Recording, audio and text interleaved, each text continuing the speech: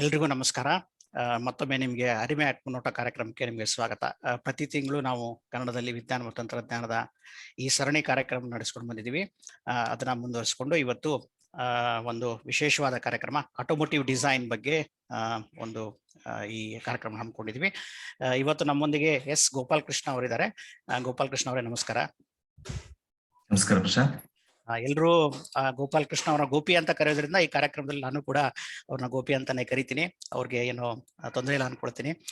So Gopi, ನಿಮ್ಗೆ ಮತ್ತೊಮ್ಮೆ ಈ ಕಾರ್ಯಕ್ರಮಕ್ಕೆ ಸ್ವಾಗತ. ಧನ್ಯವಾದಗಳು ಪ್ರಶಾಂತ್.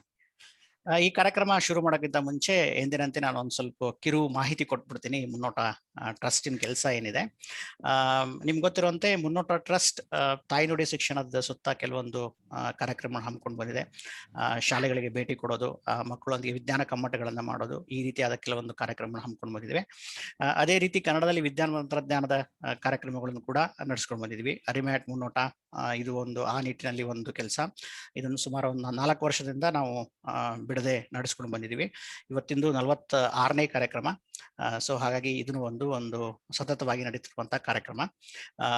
ಗೋಪಿ ಇಲ್ಲಿ 29ನೇ ಮಾತುಗಾರರಾಗಿ ಇಲ್ಲಿ ಬಂದಿದ್ದಾರೆ. ಅದಕ್ಕಿಂತ ಮುಂಚೆ ಸಾಕಷ್ಟು ಬೇರೆ ಬೇರೆ ಕ್ಷೇತ್ರಗಳಲ್ಲಿ ಕೆಲಸ ಮಾಡಿದವರು ಕೂಡ ಈ ಕಾರ್ಯಕ್ರಮದಲ್ಲಿ ಮಾತಾಡಿದ್ದಾರೆ. ಇದು ಒಂದು ಅರಿಮೆ ಆಟ್ ಮುನ್ನೋಟ ಕಾರ್ಯಕ್ರಮ ಒಂದು ಭಾಗ ಕನ್ನಡದಲ್ಲಿ ವಿಜ್ಞಾನ ಮತ್ತು ತಂತ್ರಜ್ಞಾನ ತರೋದಕ್ಕೆ.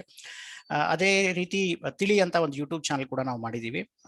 ಅದರಲ್ಲಿ ಕನ್ನಡದಲ್ಲಿ ವಿಜ್ಞಾನ ಮತ್ತು ತಂತ್ರಜ್ಞಾನದ ವಿಡಿಯೋಗಳು ಬರ್ತಾ ಇವೆ.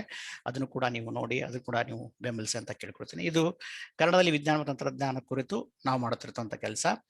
ಅದೇ ರೀತಿ ಕನ್ನಡ ಚಿಂತನೆಗಳಿಗೆ ವೇದಿಕೆಯಾಗಿ ಒಂದು ಪುಸ್ತಕದ ಅಂಗಡಿ ಕೂಡ ನಾವು ನಡೆಸ್ತಾ ಇದ್ದೀವಿ. DVG ರೋಡಲ್ಲಿರುವಂತ ಮುನ್ನೋಟ ಪುಸ್ತಕ ಮಳಿಗೆ ಅದು. ಅದರಲ್ಲಿ ಸಾಕಷ್ಟು ತರದ ಪುಸ್ತಕಗಳು, ಕನ್ನಡ ಪ್ರಚಿಂತನೆಗಳು, ಕಾದಂಬರಿಗಳು, ಕಥೆಗಳು, ಒಟ್ಟಾರೆ ಕನ್ನಡ ಓದುಗರಿಗೆ ತಲುಪಿಸುವಂತ ಕೆಲಸ ಕೂಡ ನಾವು ಇಲ್ಲಿ ಮುನ್ನೋಟ ಮಳಿಗೆ ಮೂಲಕ ಮಾಡ್ತಾ ಇದ್ದೀವಿ. ಮುನ್ನೋಟ ಮಳಿಗೆ ಶುರು ಆಗಿದೆ. ಕೊರೋನಾ ಇದರಿಂದ ಸ್ವಲ್ಪ ನಡುವೆ ಬಂದಾಗಿತ್ತು. ಇವಾಗ ಶುರು ಆಗಿದೆ. ಮತ್ತೆ ಮುನ್ನೋಟ ಮಳಿಗೆಗೆ ಬನ್ನಿ, ಅಲ್ಲಿ ಕೂಡ ನೀವು ಪುಸ್ತಕಗಳನ್ನ ಕೊಂಡ್ಕೊಳ್ಳಿ. ಅದೇ ರೀತಿ ಮುನ್ನೋಟ.com ಅಲ್ಲೂ ಕೂಡ ನೀವು ಪುಸ್ತಕಗಳನ್ನ ಕೊಂಡ್ಕೊಳ್ಬಹುದು. ಅಲ್ಲಿ ಸಾಕಷ್ಟು ಬೇರೆ ಬೇರೆ ರೀತಿಯ ಎಲ್ಲ ಪುಸ್ತಕಗಳನ್ನು ಕೂಡ ನೀವು ನೋಡ್ಬೋದು.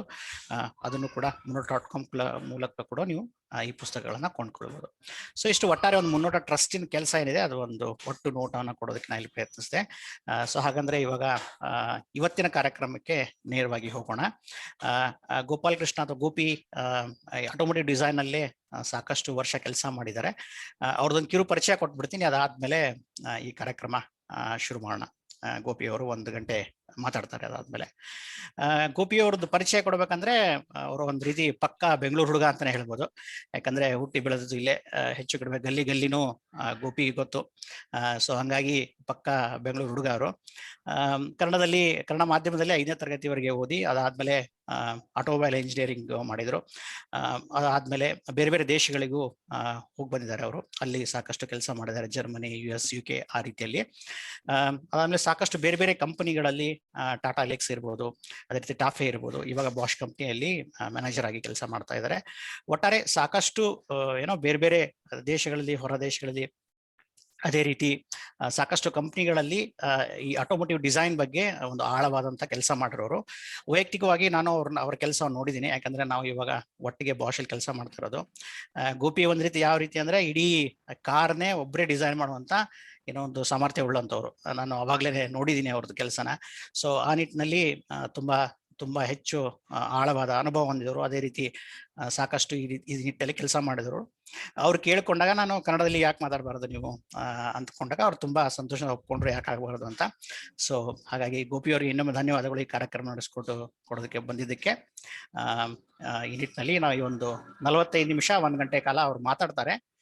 ಅದಾದ್ಮೇಲೆ ಏನಾದ್ರು ಪ್ರಶ್ನೆಗಳಿದ್ರೆ ನೀವು ಫೇಸ್ಬುಕ್ ಅಲ್ಲಿ ಕೇಳ್ಬೋದು. ನೀವು ನೋಡ್ತಾ ಇದ್ರಿ ಈಗ ಫೇಸ್ಬುಕ್ ಪುಟದಲ್ಲಿ ಇದು ಲೈವ್ ಆಗ್ತಾ ಇದೆ, ನೇರ ಪ್ರಸಾರವಾಗ್ತಾ ಇದೆ. ಅಲ್ಲಿ ನಿಮ್ ಕಮೆಂಟ್ ಸೆಕ್ಷನ್ ಅಲ್ಲಿ ನಿಮ್ ಪ್ರಶ್ನೆಗಳನ್ನ ಕೇಳಿದ್ರೆ ಈ ಗೋಪಿಯ ಮಾತುಕತೆ ಮುಗಿದ್ಮೇಲೆ ನಾನು ಅವ್ರಿಗೆ ಪ್ರಶ್ನೆಗಳನ್ನ ತಲುಪಿಸ್ತೇನೆ. ಸರಿ, ಹಾಗಾದ್ರೆ ಶುರು ಮಾಡೋಣ ಇವಾಗ. ಗೋಪಿ ನೀವು ಶುರು ಮಾಡ್ಬೋದು. ನಿಮ್ಮ ಸ್ಕ್ರೀನ್ ನ ಶೇರ್ ಮಾಡಿ ಆ ಮೂಲಕ 45 ನಿಮಿಷ 1 ಗಂಟೆ ನೀವು ಕಾರ್ಯಕ್ರಮ ನಡೆಸ್ಕೊಡ್ಬೋದು.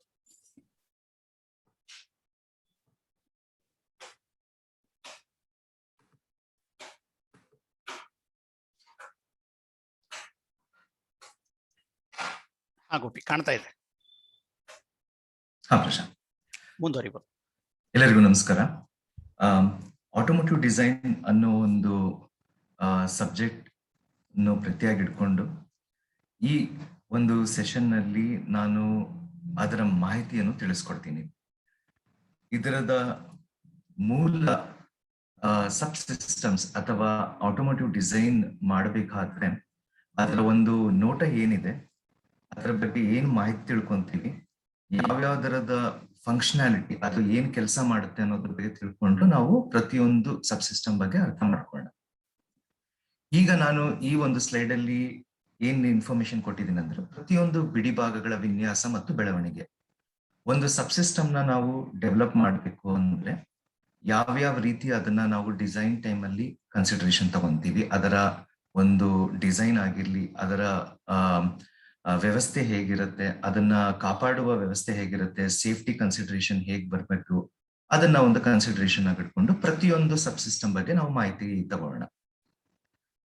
ಅಡಿಗಟ್ಟು ವಿನ್ಯಾಸ, ಸಸ್ಪೆನ್ಷನ್, ಸ್ಟೀರಿಂಗ್ ವ್ಯವಸ್ಥೆ, ಬ್ರೇಕಿಂಗ್ ವ್ಯವಸ್ಥೆ ಮತ್ತು ಕಾಪಾಡುವ ವ್ಯವಸ್ಥೆಗಳನ್ನ ನಾನು ಈ ಒಂದು ಇಂದಿನ ಸೆಷನ್ ಅಲ್ಲಿ ಮಾಹಿತಿ ಕೊಡ್ಲಿಕ್ಕೆ ಇಷ್ಟಪಡ್ತೀನಿ. ಆದ್ರೆ ಆಟೋಮೋಟಿವ್ ಡಿಸೈನ್ ಮಾಡೋದಕ್ಕೆ ಇಷ್ಟ ಅಲ್ಲದೆ ಪವರ್ ಟ್ರೈನ್ ಅಂದ್ರೆ ಏನು ನಾವು ಇಂಜಿನ್ ಅಂತ ಹೇಳ್ತೀವಿ, ಅದು ಮತ್ತೆ ಬಾಡಿ ಸಿಸ್ಟಮ್ಸ್, ಈ ಎರಡು ಮಾಹಿತಿನ ನಾನು ಈ ಸೆಷನ್ ಬಿಟ್ಟು ಮತ್ತು ಇನ್ನೂ ಒಂದು ಕಂಟಿನ್ಯೂಷನ್ ಸೆಷನ್ ಅಲ್ಲಿ ಅದನ್ನ ಕೊಡ್ತೀನಿ.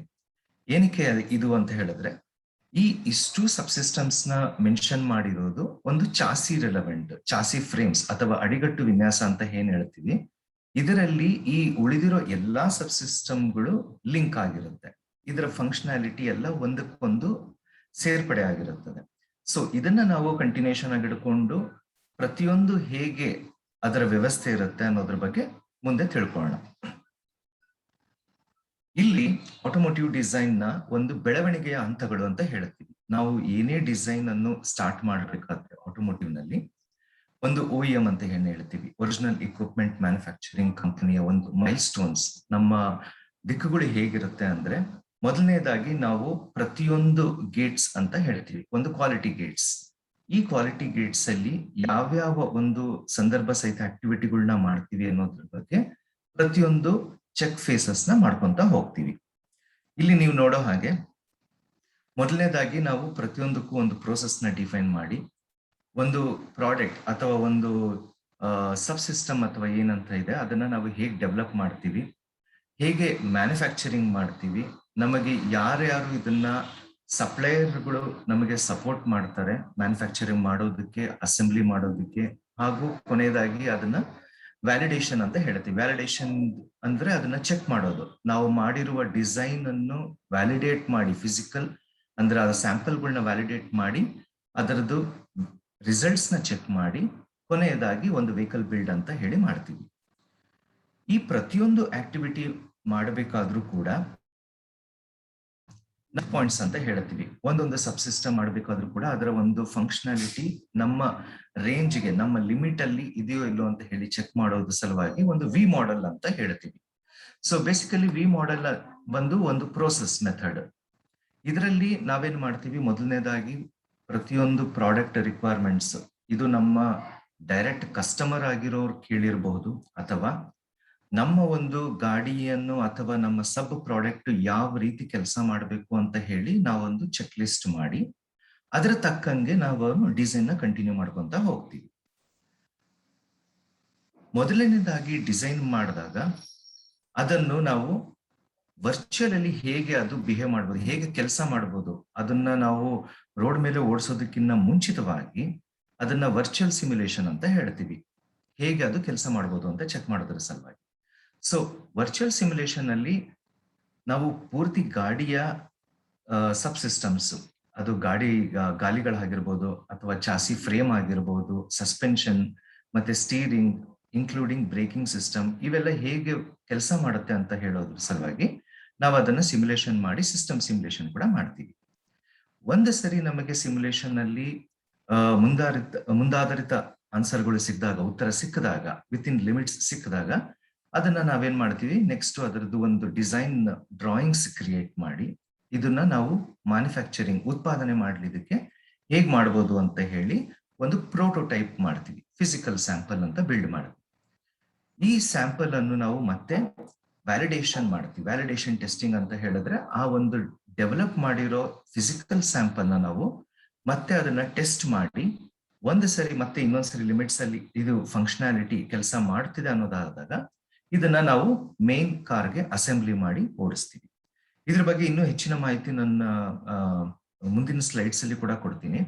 ಬಟ್ ಈ ಸ್ಲೈಡ್ ಅಲ್ಲಿ ಏನ್ ನಾವು ಇನ್ಫೋ ಶೇರ್ ಮಾಡ್ತಾ ಇದೀವಿ ಅಂದ್ರೆ, ನಾವು ಯಾವುದೇ ಸಬ್ ಸಿಸ್ಟಮ್ ನ ಡೆವಲಪ್ ಮಾಡ್ಬೇಕಾದ್ರೆ ಅದರ ಬೆಳವಣಿಗೆಯ ಹಂತಗಳು ಹೇಗೆ ಇರುತ್ತೆ, ಯಾವ್ಯಾವ ಹಂತದಲ್ಲಿ ನಾವು ಅದನ್ನ ಚೆಕ್ ಮಾಡ್ಕೊಂತ ಹೋಗ್ತೀವಿ ಅನ್ನೋದರ ಸಲುವಾಗಿ ಈ ಸ್ಲೈಡ್ ದ ಎಕ್ಸ್ಪ್ಲನೇಷನ್. ಬಿಡಿ ಭಾಗಗಳ ಒಳ ವ್ಯವಸ್ಥೆಗಳು, ಇದನ್ನು ಸಬ್ ಸಿಸ್ಟಮ್ಸ್ ಅಂತ ನಾವೇನ್ ಹೇಳ್ತಾ ಇದೀವಿ. ನೀವು ನನ್ನ ಎಡಗಡೆ ನೋಡ್ತಿರೋ ಇಮೇಜ್ ಅಲ್ಲಿ ಈ ಒಂದು ಫಂಕ್ಷನ್ಸ್ ಲೆವೆಲ್ಸ್ ಅಲ್ಲಿ ಪ್ರತಿಯೊಂದು ಸಬ್ ಸಿಸ್ಟಮ್, ಪ್ರತಿಯೊಂದು ಒಳ ವ್ಯವಸ್ಥೆಗಳದ್ದು ಇನ್ಫಾರ್ಮೇಶನ್ ಇಲ್ಲಿ ನಾವು ಕೊಟ್ಟಿದ್ದೀವಿ. ಒಂದು ಕಂಪ್ಲೀಟ್ ಆಟೋಮೋಟಿವ್ ವೆಹಿಕಲ್ ಅಂದಾಗ ಅದರಲ್ಲಿ ಪ್ರೈಮರಿ ಬಂದು ಪವರ್ ಟ್ರೈನ್, ಇಂಜಿನ್ ಅಂತ ಏನ್ ಹೇಳಿದೆ ನಾನು ಮುಂಚಿತವಾಗಿ. ಅದು ಈ ಸೆಷನ್ ಅಲ್ಲಿ ನಾನು ಪೂರ್ತಿ ಪ್ರಮಾಣವಾಗಿ ಮಾಹಿತಿ ಕೊಟ್ಟಿಲ್ಲ ಅಂದ್ರೂ ನಾನು ಅದನ್ನ ನನ್ನ ನೆಕ್ಸ್ಟ್ ಸಬ್ಸಿಕ್ವೆಂಟ್ ಇನ್ಫೋ ಅಲ್ಲಿ ಕೊಡ್ತೀನಿ. ಚಾಸಿಸ್ ಸಿಸ್ಟಮ್ ಈಸ್ ಈ ಪರ್ಟಿಕ್ಯುಲರ್ ಒಂದು ಸಿಸ್ಟಮ್ ನ ನಾವು ಇಂದಿನ ವಿಶೇಷದಲ್ಲಿ ಹೆಚ್ಚಿನ ಮಾಹಿತಿ ತಗೊಳ್ಳೋಣ. ಬಾಡಿ ಕೂಡ ಒಂದು sub system of a whole vehicle. ಇದರಲ್ಲಿ ನಾವೇನ್ ಮಾಡ್ತೀವಿ ಅಂದ್ರೆ, ಈ ಬಾಡಿಲಿ ನಾವು ಗಾಡಿಯ ಎಕ್ಸ್ಟೀರಿಯರ್ ಡಿಸೈನ್, ಹೊರಭಾಗದ ಡಿಸೈನ್ ಯಾವ ರೀತಿ ಮಾಡಬೇಕು, ಡೋರ್ ಸಿಸ್ಟಮ್ಸ್ ಹೇಗ್ ಬರುತ್ತೆ, ವಿಂಡ್ಶೀಲ್ಡ್ ಅಂದ್ರೆ ಏನು, ಫ್ರಂಟ್ ಗ್ರಿಲ್ ಅಂದ್ರೆ ಏನು, ರೇರ್ ಬಾಡಿ, ರೇರ್ ಬಂಪರ್ಸ್, ಇದನ್ನ ಲೈಟಿಂಗ್ ಸಿಸ್ಟಮ್ಸ್ ಕೂಡ ಸೇರಿಸಿ ಬಾಡಿ ಅಂತ ಹೇಳ್ತೀವಿ. ಇದು ಆದ್ಮೇಲೆ ಪ್ರತಿಯೊಂದು ಸಬ್ ಸಿಸ್ಟಮ್ ಒಳಗೂ ಕೂಡ ನಾವು ಇನ್ನೊಂದು ಮೇನ್ ಸಿಸ್ಟಮ್ಸ್ ಅಂತ ಹೇಳ್ತೀವಿ. ಅದರಲ್ಲಿ ಚಾಸಿ ಸಿಸ್ಟಮ್ ಒಳಗಾಗಿ ಚಾಸಿ ಫ್ರೇಮ್ ಅಂತ ಹೇಳ್ತೀವಿ, ಅಂದ್ರೆ ಅಡಿಗಟ್ಟು. ಅದಾದ್ಮೇಲೆ ಅದರಲ್ಲಿ ಏನ್ ಎಲೆಕ್ಟ್ರಾನಿಕ್ಸ್ ಮತ್ತೆ ಎಲೆಕ್ಟ್ರಿಕಲ್ ಕಾಂಪೊನೆಂಟ್ಸ್ ಬರುತ್ತೆ, ಫ್ರಂಟ್ ಎಂಡ್ ಮತ್ತೆ ರೇರ್ ಎಂಡ್ ಅಂದ್ರೆ ಏನು, ಇದರ ಒಂದು ಪ್ರಾಮುಖ್ಯತೆ ಏನಿದೆ ಅನ್ನೋದ್ರ ಬಗ್ಗೆ ನಾವು ಈ ಒಂದು ಸೆಷನ್ ಅಲ್ಲಿ ಹೆಚ್ಚಾಗಿ ತಿಳ್ಕೊಳ್ಳೋಣ.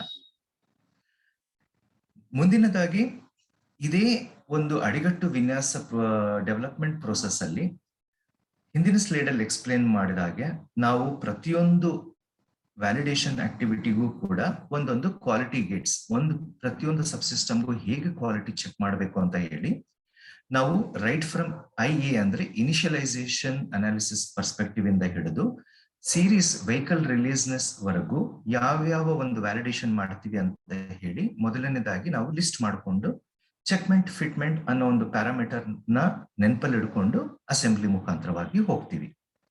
ಸೊ ಅಡಿಗಟ್ಟು ವಿನ್ಯಾಸದ ಬಗ್ಗೆ ನಾವು ಹೆಚ್ಚಾಗಿ ಮಾತಾಡೋಣ ಮುಂದೆ ಬರುವ ಒಂದು ಸ್ಲೈಡ್ಸ್ ಅಲ್ಲಿ. ಈ ಒಂದು ಸ್ಲೈಡ್ ಅಲ್ಲಿ ನಾನು ಹೆಚ್ಚಾಗಿ ಬರೀ ಒಂದು ಚಿತ್ರಗಳನ್ನ ಮಾತ್ರ ತೋರಿಸಿದ್ದೀನಿ. ಎಡಗಡೆ ಚಿತ್ರ ನಮ್ಗೆ ಏನ್ ತೋರಿಸುತ್ತೆ ಅನ್ನೋದಾದ್ರೆ, ಒಂದು ಕಂಪ್ಲೀಟ್ ಬಾಡಿ, ಇದು ಒಂದು ಪಿಕಪ್ ವೆಹಿಕಲ್ ಅಂತ ಹೇಳ್ಬೋದು. ಈ ಕಂಪ್ಲೀಟ್ ವೆಹಿಕಲ್ ನಾವು ಗಾಡಿ ಓಡಿಸ್ಬೇಕಾದ್ರೆ, ರೋಡಲ್ಲಿ ಇರುವ ಅಡ್ಡತಡ್ಡೆಗಳನ್ನು ನಾವು ಏನಾದ್ರೂ ಓಡಿಸ್ಬೇಕಾದ್ರೆ ನಮಗೆ ಈ ಒಂದು ವೀಲ್ಸ್ ಅಥವಾ ಗಾಲಿಗಳು ಹೇಗೆ ಬಿಹೇವ್ ಆಗುತ್ತೆ, ಅದರಿಂದ ನಮಗೆ ಸಸ್ಪೆನ್ಷನ್ ಹೇಗೆ ಹೊಡೆತ ಬೀಳುತ್ತೆ, ಸಸ್ಪೆನ್ಷನ್ ಇಂದ ನಮಗೆ ಸ್ಟೀರಿಂಗ್ ಸಿಸ್ಟಮ್ ಇಂದ ಒಂದು ಬರುವ ಗಟ್ಟಿತನ ಹೇಗಿರುತ್ತದೆ ಅನ್ನೋದ್ರ ಬಗ್ಗೆ ಹೆಚ್ಚಾಗಿ ತಿಳಿಯೋಣ.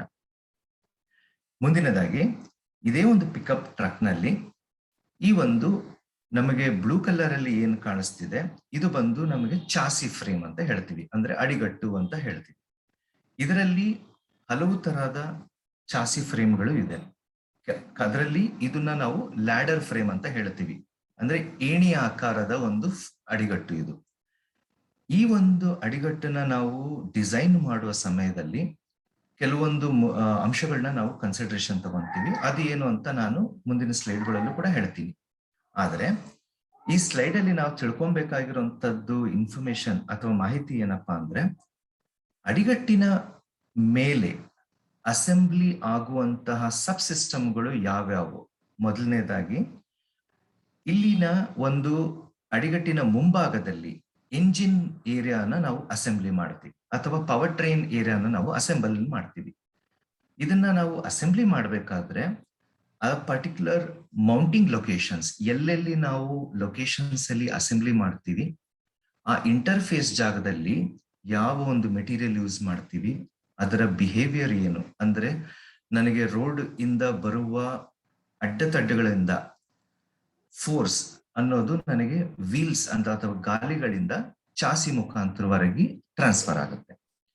ಈ ಎಲ್ಲಾ ಒಂದು ಭಾರನ ಈ ನನ್ನ ಅಡಿಗಟ್ಟು ಹೇಗೆ ಸಸ್ಟೈನ್ ಮಾಡಿ ಮತ್ತೆ ವಿತೌಟ್ ಎನಿ ಫೇಲಿಯರ್ಸ್, ಅದು ಯಾವುದೇ ಕಾರಣಕ್ಕೂ ಫೇಲ್ ಆಗದಿರಾ, ಅಂದ್ರೆ ಅದನ್ನ ಮುರಿದು ಹೋಗುವಂತದ್ದು, ಸಿಂಪಲ್ ಆಗಿ ಹೇಳ್ಬೇಕು ಅಂದ್ರೆ ಇದು ಆಗದಿರಾ ನಾವ್ ಹೇಗ್ ಡಿಸೈನ್ ಮಾಡ್ತೀವಿ ಅನ್ನೋದು ಮೊದಲನೇದಾಗಿನೇ ಇಂದನೇ ಶುರು ಮಾಡ್ತೀವಿ. ಈ ಒಂದು ಇಮೇಜ್ ಅಲ್ಲಿ, ಮೂರನೇ ಇಮೇಜ್ ಅಲ್ಲಿ ನಾವು ನೋಡುವಂತದ್ದು ಏನಪ್ಪಾ ಅಂದ್ರೆ ತುಂಬಾ ಕಲರ್ಗಳು ಇರುವಂತಹ ಒಂದು ಇಮೇಜ್. ಕೆಂಪು ಬಣ್ಣ ಇರುವಂತಹ ಈ ಅಡಿಗಟ್ಟಿನಲ್ಲಿ ತುಂಬಾನೇ ಭಾರ ಬೀಳುವಂತಹ ಜಾಗ. ಏಕಂದ್ರೆ ಈ ಚಿತ್ರದಲ್ಲಿ ಮುಂಭಾಗದ ಜಾಗ, ಅಂದ್ರೆ ನಾವು ಈ ಕೆಳಗಡೆ ಇರೋ ಈ ಜಾಗದಲ್ಲಿ ಪವರ್ ಟ್ರೈನ್ ಅಥವಾ ಎಂಜಿನ್ ಅನ್ನು ಮೌಂಟ್ ಮಾಡ್ತೀವಿ. ಆ ಒಂದು ಸಬ್ ಸಿಸ್ಟಮ್ ಏನಿಲ್ಲ, ಒಂದು 150ರಿಂದ 200 kg ತೂಕವನ್ನು ಈ ಒಂದು ಮುಂಭಾಗದಲ್ಲಿ ನಾವಿಲ್ಲಿ ಮೌಂಟ್ ಮಾಡ್ತೀವಿ. ಮೌಂಟ್ ಮಾಡಿದಾಗ ಅದರ ಒಂದು ತೂಕ ನನ್ನ ಅಡ್ಡಗಟ್ಟಿನ ಮೇಲೆ ಹೇಗೆ ಪ್ರಭಾವ ಬೀಳುತ್ತೆ, ಅದನ್ನ ನಾವು ಹೇಗೆ ತಡೆಗಟ್ಟಬೇಕು ಅಂತ ಹೇಳಿ ಮೊದಲನೇದಾಗಿ ನಾವು ಅಡಿಗಟ್ಟನ್ನ ಸಿಮ್ಯುಲೇಷನ್ ಮಾಡಿ ಅದರದ್ದು ಫೋರ್ಸಸ್ ಹೇಗೆ ಕಂಡುಹಿಡಿಬಹುದು ಅಂತ ಹೇಳಿ ಚೆಕ್ ಮಾಡ್ತೀವಿ.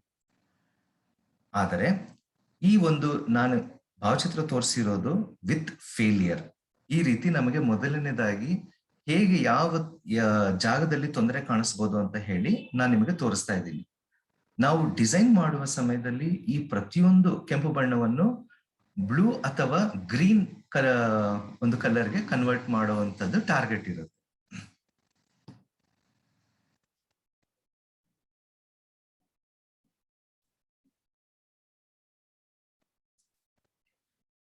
ಗಾಡಿಗಳ ಬಗೆಗಳು, ನಾವು ತುಂಬಾ ಗಾಡಿಗಳ ಬಗ್ಗೆ ಮಾತಾಡ್ತಾನೆ ಇದ್ದೀವಿ. ಗಾಡಿಯ ಅಡಿಗಟ್ಟುಗಳ ಬಗ್ಗೆ ಕೂಡ ಮಾತಾಡಿದ್ವಿ.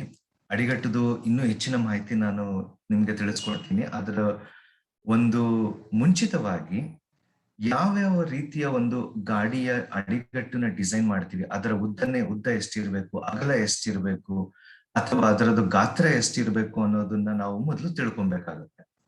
ನಾವು ನೋಡಿರೋ ಪ್ರಕಾರ ನಮ್ಮ ಭಾರತ ದೇಶದಲ್ಲಿ ಈ ಎಲ್ಲಾ ರೀತಿಯ ಗಾಡಿಗಳು ಇದೆ.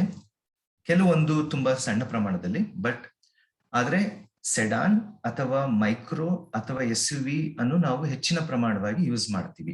ಸೊ CUV ಅಂತ ಹೇಳಿದ್ರೆ ನಾವು ಕಾಂಪ್ಯಾಕ್ಟ್ ಯುಟಿಲಿಟಿ ವೆಹಿಕಲ್, ಅಥವಾ SUV ಅಂದ್ರೆ ಸ್ಪೋರ್ಟ್ಸ್ ಯುಟಿಲಿಟಿ ವೆಹಿಕಲ್ ಅಂತ ಹೇಳ್ತೀವಿ. ಹ್ಯಾಚ್ ಬ್ಯಾಕ್, ನಮ್ಮ ಈ ಎಲ್ಲ ಸ್ವಿಫ್ಟ್ ಗಾಡಿಗಳಾಗ್ಲಿ ಇದೆಲ್ಲ ಹ್ಯಾಚ್ ಬ್ಯಾಕ್ ಅಂತ ಹೇಳ್ತೀವಿ. ಹ್ಯಾಚ್ ಬ್ಯಾಕ್ ಅಂತ ನಾವ್ ಏನಕ್ಕೆ ಹೇಳ್ತೀವಿ ಅಂದ್ರೆ, ಈ ಹಿಂದಿನ ಪ್ರಮಾಣದ ನಮ್ದು ಲಗೇಜ್ ಕಂಪಾರ್ಟ್ಮೆಂಟ್ ಏರಿಯಾನ ನಾವು ಸಪರೇಟ್ ಡೋರ್ ಸಿಸ್ಟಮ್ ಅಲ್ಲಿ ಈ ಅಡಿಗಟ್ಟಿನಲ್ಲೇ ನಾವು ಅಟ್ಯಾಚ್ ಮಾಡ್ಬಿಡ್ತೀವಿ, ಅಂದ್ರೆ ಅದನ್ನ ನಾವು ಜೋಡಿಸ್ತೀವಿ. ಸೊ ಅದರಲ್ಲಿ ನಮಗೆ ಒಂದೇ ಬಾಡಿ ಇರೋದ್ರಿಂದ ಅದನ್ನ ಹ್ಯಾಚ್ ಬ್ಯಾಕ್ ಅಂತ ಹೇಳ್ತೀವಿ. ಮತ್ತೆ ಮುಂದೆ ಹೋಗ್ಬೇಕು ಅಂದ್ರೆ ಕಾಬ್ರೋಲೆಟ್, ಕೂಪೆ, ರೋಡ್ಸ್ಟರ್, ಸೂಪರ್ ಕಾರ್, ಇವುಗಳಲ್ಲೂ ಕೂಡ ನಾವು ಬೇರೆ ರೀತಿಯ ಒಂದು ಅಡಿಗಟ್ಟನ್ನ ನಾವು ಡಿಸೈನ್ ಮಾಡ್ತೀವಿ. ಇದು ಕೂಡ ನಮ್ಮ ದೇಶದಲ್ಲಿದೆ, ಒಂದು ಸಣ್ಣ ಪ್ರಮಾಣದಲ್ಲಿ ಮಾತ್ರ ಈ ಕಾರ್ಡ್ಗಳು ಇದೆ. ಯಾಕಂದ್ರೆ ಇದನ್ನ ಡಿಸೈನ್ ಮಾಡುವ ಸಲುವಾಗಿ ಹೆಚ್ಚಿನ ಟೈಮ್, ಹೆಚ್ಚಿನ ವ್ಯಾಲಿಡೇಷನ್ ಇರೋದ್ರಿಂದ ಇದರ ಒಂದು ಕಾಸ್ಟ್ ಕೂಡ ನಮ್ಗೆ ಜಾಸ್ತಿ ಇರೋದ್ರಿಂದ ಇದರದ್ದು ಸೇಲ್ಸ್ ಕಡಿಮೆ ಬರುತ್ತೆ. ಲಿಮೋಸಿನ್ ಅಂತ ಒಂದು ಉದ್ದ ಪ್ರಮಾಣದ ವೆಹಿಕಲ್ ಅಂತಾನೆ ಹೇಳ್ಬೋದು. ಯಾಕಂದ್ರೆ ನಾವು ಒಂದು ವೀಲ್ಸ್ ಅಂತ ಹೇಳ್ತೀವಿ. ನೀವು ಈ ಒಂದು ದೃಷ್ಟಿಯಿಂದ ಒಂದು ವೀಲ್ ಇಂದ ಇನ್ನೊಂದು ವೀಲ್ಗೆ ನಾವು ಮೆಷರ್ ಮಾಡಿದ್ರೆ, ಇದರದ್ದು ಉದ್ದನೆ ಅಳತೆ ಮಾಡ್ಬೇಕಾದ್ರೆ ಇದನ್ನ ನಾವು ವೀಲ್ ಬೇಸ್ ಅಂತ ಹೇಳ್ತೀವಿ. ಈ ವೀಲ್ ಬೇಸ್ ಲಿಮೋಸಿನ್ ಗಾಡಿಗಳಲ್ಲಿ ಅತಿಯಾಗಿ ಉದ್ದ ಇರುತ್ತದೆ. ಮಿನಿಮಮ್ ಅಂತ ಹೇಳಿದ್ರು ಒಂದು 2.5 3.5 ಮೀಟರ್ ವರೆಗೂ ವೀಲ್ ಬೇಸ್ ಅನ್ನ ಹೇಳೋದು ಈ ಲಿಮೋಸಿನ್ ಗಾಡಿಗಳಲ್ಲಿ ಇರುತ್ತದೆ. ಆದ್ರೆ ನಾವು ಈ ಯಾವುದೇ ಗಾಡಿಗಳನ್ನು ಡಿಸೈನ್ ಮಾಡುವ ಮುಂಚಿತವಾಗಿ ಸರ್ಕಾರದಿಂದ ಕೆಲವೊಂದು ರೆಗ್ಯುಲೇಷನ್ಸ್ ಕೂಡ ನಮಗೆ ಬರುತ್ತದೆ. ಅದನ್ನ ವೆಹಿಕಲ್ ಕ್ಯಾಟಗರೀಸ್ ಅಂತ ಹೇಳ್ತೀವಿ. ಸೊ ನಾವು ಕಾರ್ನ ಡಿಸೈನ್ ಮಾಡಬೇಕಾದ್ರೆ ಹೆಚ್ಚಿನವಾಗಿ M ಮತ್ತೆ N ಕ್ಯಾಟಗರಿಯಲ್ಲಿ ಡಿಸೈನ್ ಮಾಡ್ತೀವಿ. ಈ ಎಲ್ಲಾ ಒಂದು ಕ್ಯಾಟಗರಿಗಳಿಗೂ ಡಿಫ್ರೆನ್ಸಿಯೇಷನ್ ಏನಪ್ಪಾ ಅಂದ್ರೆ GVW ಅನ್ನೋ ಒಂದು ಪ್ಯಾರಾಮೀಟರ್, ಒಂದು ಅಂಶನ ಗಮನದಲ್ಲಿ ಇಟ್ಕೊಂತೀವಿ. GVW ಅಂದ್ರೆ ಗ್ರಾಸ್ ವೆಹಿಕಲ್ ವೇಟ್ ಅಂತ ಹೇಳಿ, ಗಾಡಿಯ ಪೂರ್ಣ ಪ್ರಮಾಣದ ಒಂದು ಕಂಪ್ಲೀಟ್ ವೇಟ್. ಈ ಒಂದು GVW ಅಲ್ಲಿ ಎಲ್ಲಾ ಬಿಡಿ ಭಾಗಗಳು, ಬಾಡಿ, ಚಾಸಿ, ಮತ್ತೆ ಪವರ್ ಟ್ರೈನ್ ಈ ಮೂರು ಸೇರಿಸಿ ಎಲ್ಲ ಗಾಡಿಯ ಒಂದು ತೂಕನ ನಾವು ಅಳತೆ ಮಾಡ್ತೀವಿ. ಅದನ್ನ ನಾವು ಕರ್ವ್ ವೇಟ್ ಅಂತ ಹೇಳ್ತೀವಿ. ಇದರ ಜೊತೆಗೆ ಪೇಲೋಡ್ ಅಂತ ಏನ್ ಹೇಳ್ತೀವಿ ಅಂದ್ರೆ ಡ್ರೈವರ್ ಆಗಿರ್ಬೋದು, ಪ್ಯಾಸೆಂಜರ್ ಆಗಿರ್ಬೋದು, ಅಥವಾ ನಮ್ಮ ಲಗೇಜ್ ಆಗಿರ್ಬೋದು, ಇದನ್ನೆಲ್ಲ ನಾವು ಒಂದು ಅಡಿಷನ್ ಆಗಿ ತಗೊಂಡ್ರೆ ಅದನ್ನ ನಾವು ಪೇಲೋಡ್ ಅಂತ ಹೇಳ್ತೀವಿ. ಪೇಲೋಡ್ ಮತ್ತು ಕರ್ವ್ ವೇಟ್ ಈ ಎರಡನ್ನೂ ಸೇರಿಸಿದಾಗ ನಾವು GVW ಗ್ರಾಸ್ ವೆಹಿಕಲ್ ವೇಟ್ ಅಂತ ಹೇಳ್ತೀವಿ. So M1 category passenger vehicle gross weight ಅಂತ ಹೇಳಿದಾಗ ಇದು ನಮಗೆ ಸರ್ಕಾರದಿಂದ ಅಥವಾ ಒಂದು ಗವರ್ಮೆಂಟ್ ರೆಗ್ಯುಲೇಷನ್ ಪರ್ಸ್ಪೆಕ್ಟಿವ್ ಇಂದ ಒಂದು ಮೈಕ್ರೋ ಗಾಡಿ ಅಥವಾ ಒಂದು ಹ್ಯಾಚ್ ಬ್ಯಾಕ್ ಗಾಡಿ ಇಷ್ಟೇ ಗ್ರಾಸ್ ವೆಹಿಕಲ್ ವೇಟ್ ರೇಷಿಯಲ್ ಇರಬೇಕು, ಇಷ್ಟೇ ಅಗಲದ ಪ್ರಮಾಣದಲ್ಲಿ ಇರಬೇಕು ಅಂತ ನಮಗೆ ಕನ್ಸಿಡರೇಷನ್ಸ್ ಬರುತ್ತೆ.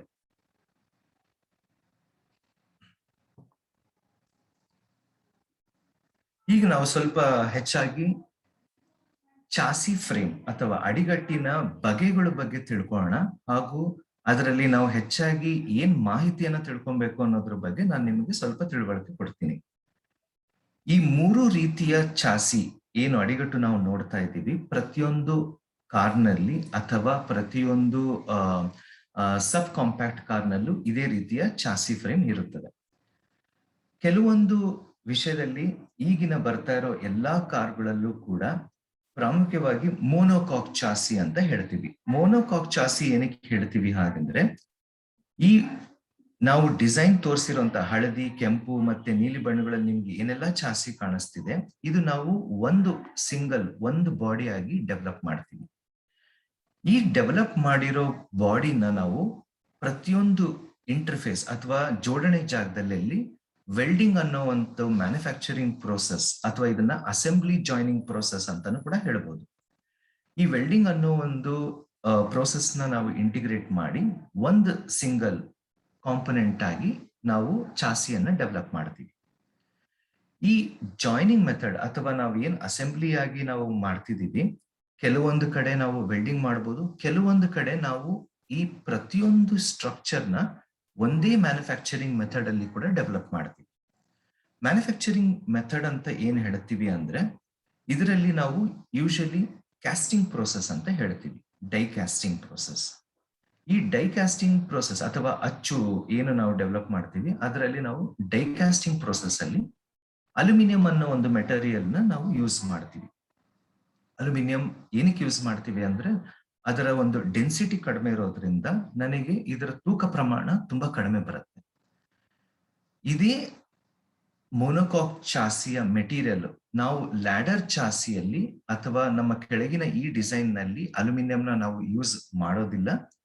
ಇದು ಮೊದಲನೇದಾಗಿ ಏನಕ್ಕೆ ಯೂಸ್ ಮಾಡೋದಿಲ್ಲ ಅಂದ್ರೆ, ಇದರಲ್ಲಿ ನಾವು ಪ್ರಮುಖವಾಗಿ MS ಯೂಸ್ ಮಾಡ್ತೀವಿ, ಮೈಲ್ಡ್ ಸ್ಟೀಲ್ ಅಂತ ಹೇಳಿ ಯೂಸ್ ಮಾಡ್ತೀವಿ.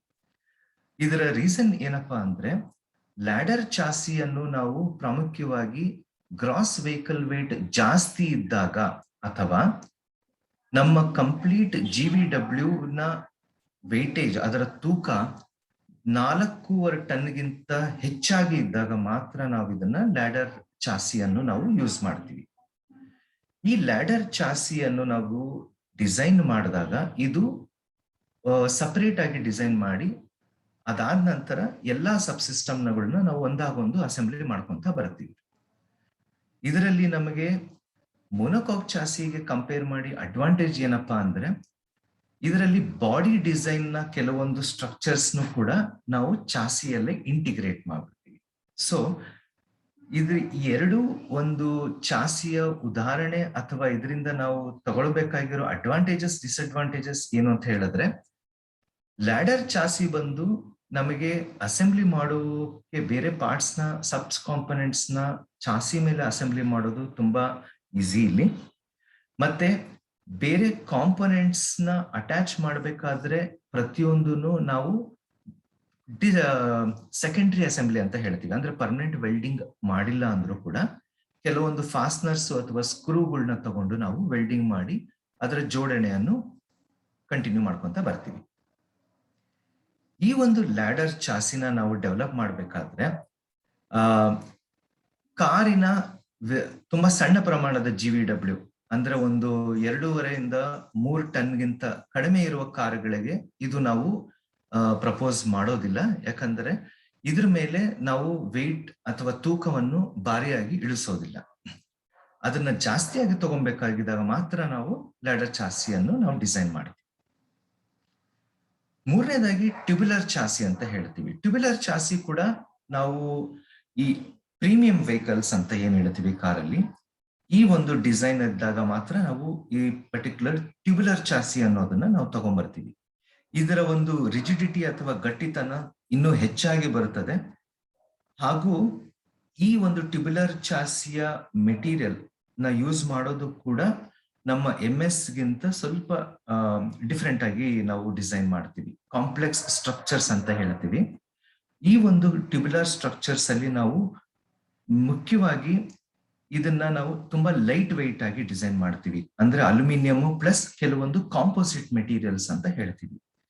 ಅಲ್ಯೂಮಿನಿಯಂಗಿಂತ ಕಡಿಮೆ ತೂಕ ಇದ್ದು ಅದರ ಗಟ್ಟಿತನನು ಹೆಚ್ಚಾಗಿರೋದ್ರ ಕಾರಣಕ್ಕೋಸ್ಕರ ಇದರ ಒಂದು ಕಾಸ್ಟ್ ಕೂಡ ತುಂಬಾನೇ ಜಾಸ್ತಿ ಇರುತ್ತೆ.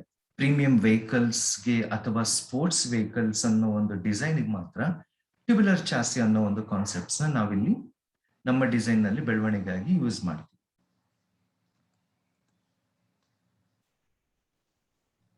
ನಾವು ಅರ್ಥ ಮಾಡಿಕೊಂಡಿದ್ದಂತಹ 3 ತರದ ಚಾಸಿ ಡಿಸೈನ್ ಆಗಿ, ಒಂದು ಲ್ಯಾಡರ್ ಚಾಸಿ ಆಗಿರ್ಬೋದು, ಮೋನೋಕಾಕ್ ಚಾಸಿ ಆಗಿರ್ಬೋದು, ಅಥವಾ ಮೂರನೇದಾಗಿ ಟ್ಯೂಬುಲರ್ ಚಾಸಿ ಆಗಿರ್ಬೋದು.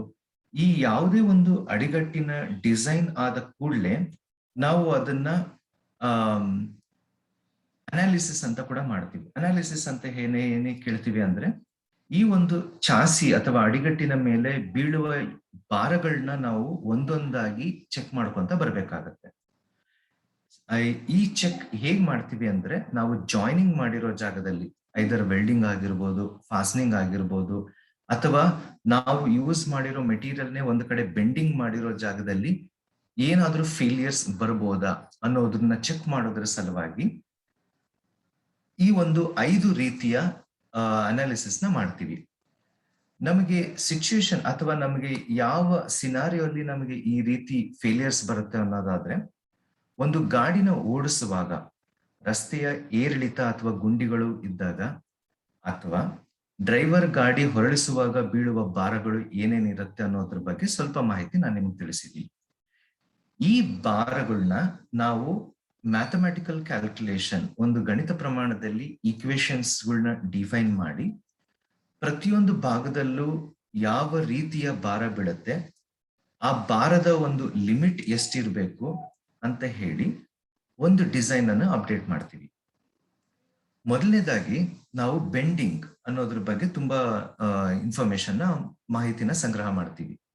ಬೆಂಡಿಂಗ್ ಏನಂತ ಹೇಳಿದ್ರೆ, ಅಥವಾ ಬಾಗುವಿಕೆ ಏನಪ್ಪಾ ಅಂತ ಹೇಳಿದ್ರೆ, ನಮ್ಮ ಒಂದು ಅಡಿಗಟ್ಟನ್ನ ನಾವು ಡಿಸೈನ್ ಮಾಡಿದಾಗ ನನ್ನ ಗಾಡಿಯ ಸ್ವತಃ ತೂಕ ಎಷ್ಟು ಬರುತ್ತದೆ ಅನ್ನೋದ್ರ ಬಗ್ಗೆ ನಾವು ಇಲ್ಲಿ ಹೆಚ್ಚಾಗಿ ಮಾಹಿತಿ ತಗೊಂತೀವಿ. ಅದರದ್ದು ಎಂಜಿನ್ ಪವರ್ ಟ್ರೈನ್ ಆಗಿರ್ಬೋದು, ಆಕ್ಯುಪೆಂಟ್ಸ್ ಅಂದ್ರೆ ಪ್ಯಾಸೆಂಜರ್ಸ್ ಅಥವಾ ಡ್ರೈವರ್ಸ್ ಆಗಿರ್ಬೋದು, ಪೇಲೋಡ್ ಅಂತ ಹೇಳಿದ್ರೆ ಗಾಡಿಯ ಸ್ವಂತಹ ತೂಕ ಆಗಿರ್ಬೋದು, ಅಂದ್ರೆ ಬಾಡಿ ಡಿಸೈನ್ ಅಂತ ಏನ್ ಮಾಡ್ತೀವಿ, ಇಂಟೀರಿಯರ್ಸ್ ಅಥವಾ ಸಸ್ಪೆನ್ಷನ್, ಸ್ಟೀರಿಂಗ್, ಈ ಎಲ್ಲಾ ಒಂದು ಸಬ್ಸಿಸ್ಟಮ್ಗಳ ಪೇಲೋಡ್ ಪ್ಲಸ್ ಫ್ಯೂಯಲ್ ಟ್ಯಾಂಕ್, ಅದರ ಜೊತೆಗೆ ಸಸ್ಪೆನ್ಷನ್ ಮತ್ತೆ ವೀಲ್ ಬ್ರೇಕಿಂಗ್, ಇದರದೇ ಒಂತಹ ಸ್ವತಃ ತೂಕನ ನಾನು ನನ್ನ ಫ್ರೇಮ್ ಮೇಲೆ ಹಾಕಿದಾಗ ಇದರ ಬೆಂಡಿಂಗ್ ಬಿಹೇವಿಯರ್ ಅಥವಾ ಬಾಗುವಿಕೆ ಯಾವ ರೀತಿ ಆಗುತ್ತದೆ ಅನ್ನೋದನ್ನು ಮೊದಲನೇದಾಗಿ ತಿಳ್ಕೊಂತೀವಿ. ಎರಡನೇದಾಗಿ ತಿರುಚುವಿಕೆ ಅಂದ್ರೆ ಟಾರ್ಷನ್ ಅಂತ ಹೇಳ್ತೀವಿ. ಟಾರ್ಷನ್ ಏನು ಅಂತ ಹೇಳಿದ್ರೆ, ನಮ್ಮ ಒಂದು ಗಾಡಿಯ ಮೂವ್ಮೆಂಟ್ ಬೇಕು ಅಂದ್ರೆ, ಚಲನೆ ಆಗ್ಬೇಕು ಅಂದಾಗ ಅದರಲ್ಲಿ ಒಂದು ಫ್ರಂಟ್ ಆಕ್ಸಲ್ ಮತ್ತೆ ರೇರ್ ಆಕ್ಸಲ್ ಅನ್ನೋ ಒಂದು ಸಬ್ ಸಿಸ್ಟಮ್ ನ ಹಾಕಿರ್ತೀವಿ. Front and rear axle functionality ಅದು ಮುಖ್ಯವಾಗಿ ಅದರ ಕಾರ್ಯನಿರ್ವಹಿಸಬೇಕಾದ್ರೆ ಎಂಜಿನ್ ಇಂದ ಅದಕ್ಕೆ ಇನ್ಪುಟ್ ಸಿಗುತ್ತದೆ. ಈ ಒಂದು ಫ್ರಂಟ್ ಮತ್ತು ರೇರ್ ಆಕ್ಸಲ್ ನ ನಾವು ಗಾಡಿಯ ಗಾಲಿಗಳು ಅಂದ್ರೆ ವೀಲ್ಸ್ ಅಂಡ್ ಟೈರ್ಸ್ ಗೆ ನಾವು ಅಸೆಂಬ್ಲಿ ಮಾಡಿದಾಗ, ಪ್ಲಸ್ ನಾವು ಒಂದು ಗಾಡಿ ಓಡಿಸಬೇಕಾದ್ರೆ ಗಾಡಿಯ ತಿರುವಿಕೆಗಳನ್ನು, ಅಂದ್ರೆ ನಾವು ಗಾಡಿನ ನಾನು ಬಲಗಡೆ ಅಥವಾ ಎಡಗಡೆ ತಿರುವಿದಾಗ ನನಗೆ ಅದನ್ನ ತಿರುಚುವಿಕೆ ಅಂದ್ರೆ ಟಾರ್ಷನ್ ಫೋರ್ಸಸ್ ಅಂತ ಹೇಳ್ತೀವಿ. ಒಂದು ಭಾರ ಒಂದು ಸಬ್ಸಿಸ್ಟಮ್ ಮೇಲೆ ಡೈರೆಕ್ಟ್ ಆಗಿ ಬೀಳೋದು ಒಂದು ಬೆಂಡಿಂಗ್ ಪ್ರೋಸೆಸ್ ಅಂತ ಹೇಳಿದ್ರೆ, ನಮ್ಗೆ ಅದನ್ನ ಟ್ವಿಸ್ಟ್ ಮಾಡ್ಬೇಕಾದ್ರೆ ಅಥವಾ ಅದನ್ನ ನಮ್ಗೆ ಫೋರ್ಸ್ ಆಂಗ್ಯುಲರ್ಸ್ ನ ಚೆಕ್ ಮಾಡ್ಬೇಕಾದ್ರೆ ಅದನ್ನ ನಾವು ಟಾರ್ಷನ್ ಅಂತ ಹೇಳ್ತೀವಿ. ಈ ಒಂದು ತಿರುಚುವಿಕೆ ಪ್ರಾಮುಖ್ಯವಾಗಿ ಆಕ್ಸಲ್ಸ್ ಇಂದ ಚಾಸಿಗೆ ಟ್ರಾನ್ಸ್ಫರ್ ಆಗೋದು ಹೆಚ್ಚು. ಅದರ ಸಲುವಾಗಿ ಈ ಒಂದು ಏರಿಯಾಲಿ ನಾವು ಹೆಚ್ಚಾಗಿ ಅದ್ರ ಬಗ್ಗೆ ಚೆಕ್ ಮಾಡ್ತೀವಿ. ಮೂರನೇದಾಗಿ ಬಾಗುವಿಕೆ ಮತ್ತೆ ತಿರುಚುವಿಕೆ, ಟಾರ್ಷನ್ ಅಂಡ್ ಬೆಂಡಿಂಗ್ ಅನಾಲಿಸಿಸ್ ನ ನಾವು ಒಟ್ಟಿಗೆ ಚೆಕ್ ಮಾಡ್ತೀವಿ.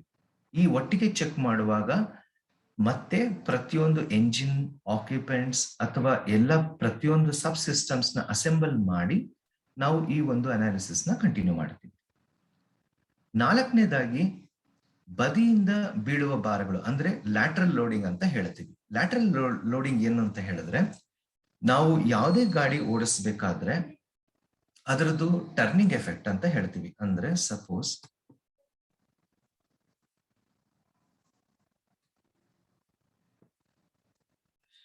ನಾನು ಈ ಕಡೆ ನನ್ನ ಬಲಗಡೆ ಇರೋ ಒಂದು ಭಾವಚಿತ್ರನ ತೋರಿಸ್ತಾ ಇದ್ದೀನಿ. ಸೊ ಪ್ರತಿಯೊಂದು ಚಾಸಿಯಲ್ಲೂ ನಾವು ಡಿಸೈನ್ ಮಾಡಿದಾಗ ಒಂದು CG ಪಾಯಿಂಟ್ ಅಂತ ಹೇಳ್ತೀವಿ. CG ಪಾಯಿಂಟ್ ಅಂದ್ರೆ ಸೆಂಟರ್ ಆಫ್ ಗ್ರಾವಿಟಿ. ಪ್ರತಿಯೊಂದು ವೆಹಿಕಲ್ ಅಲ್ಲೂ ಒಂದೊಂದು CG ಪಾಯಿಂಟ್ ಅಂತ ಇರುತ್ತೆ.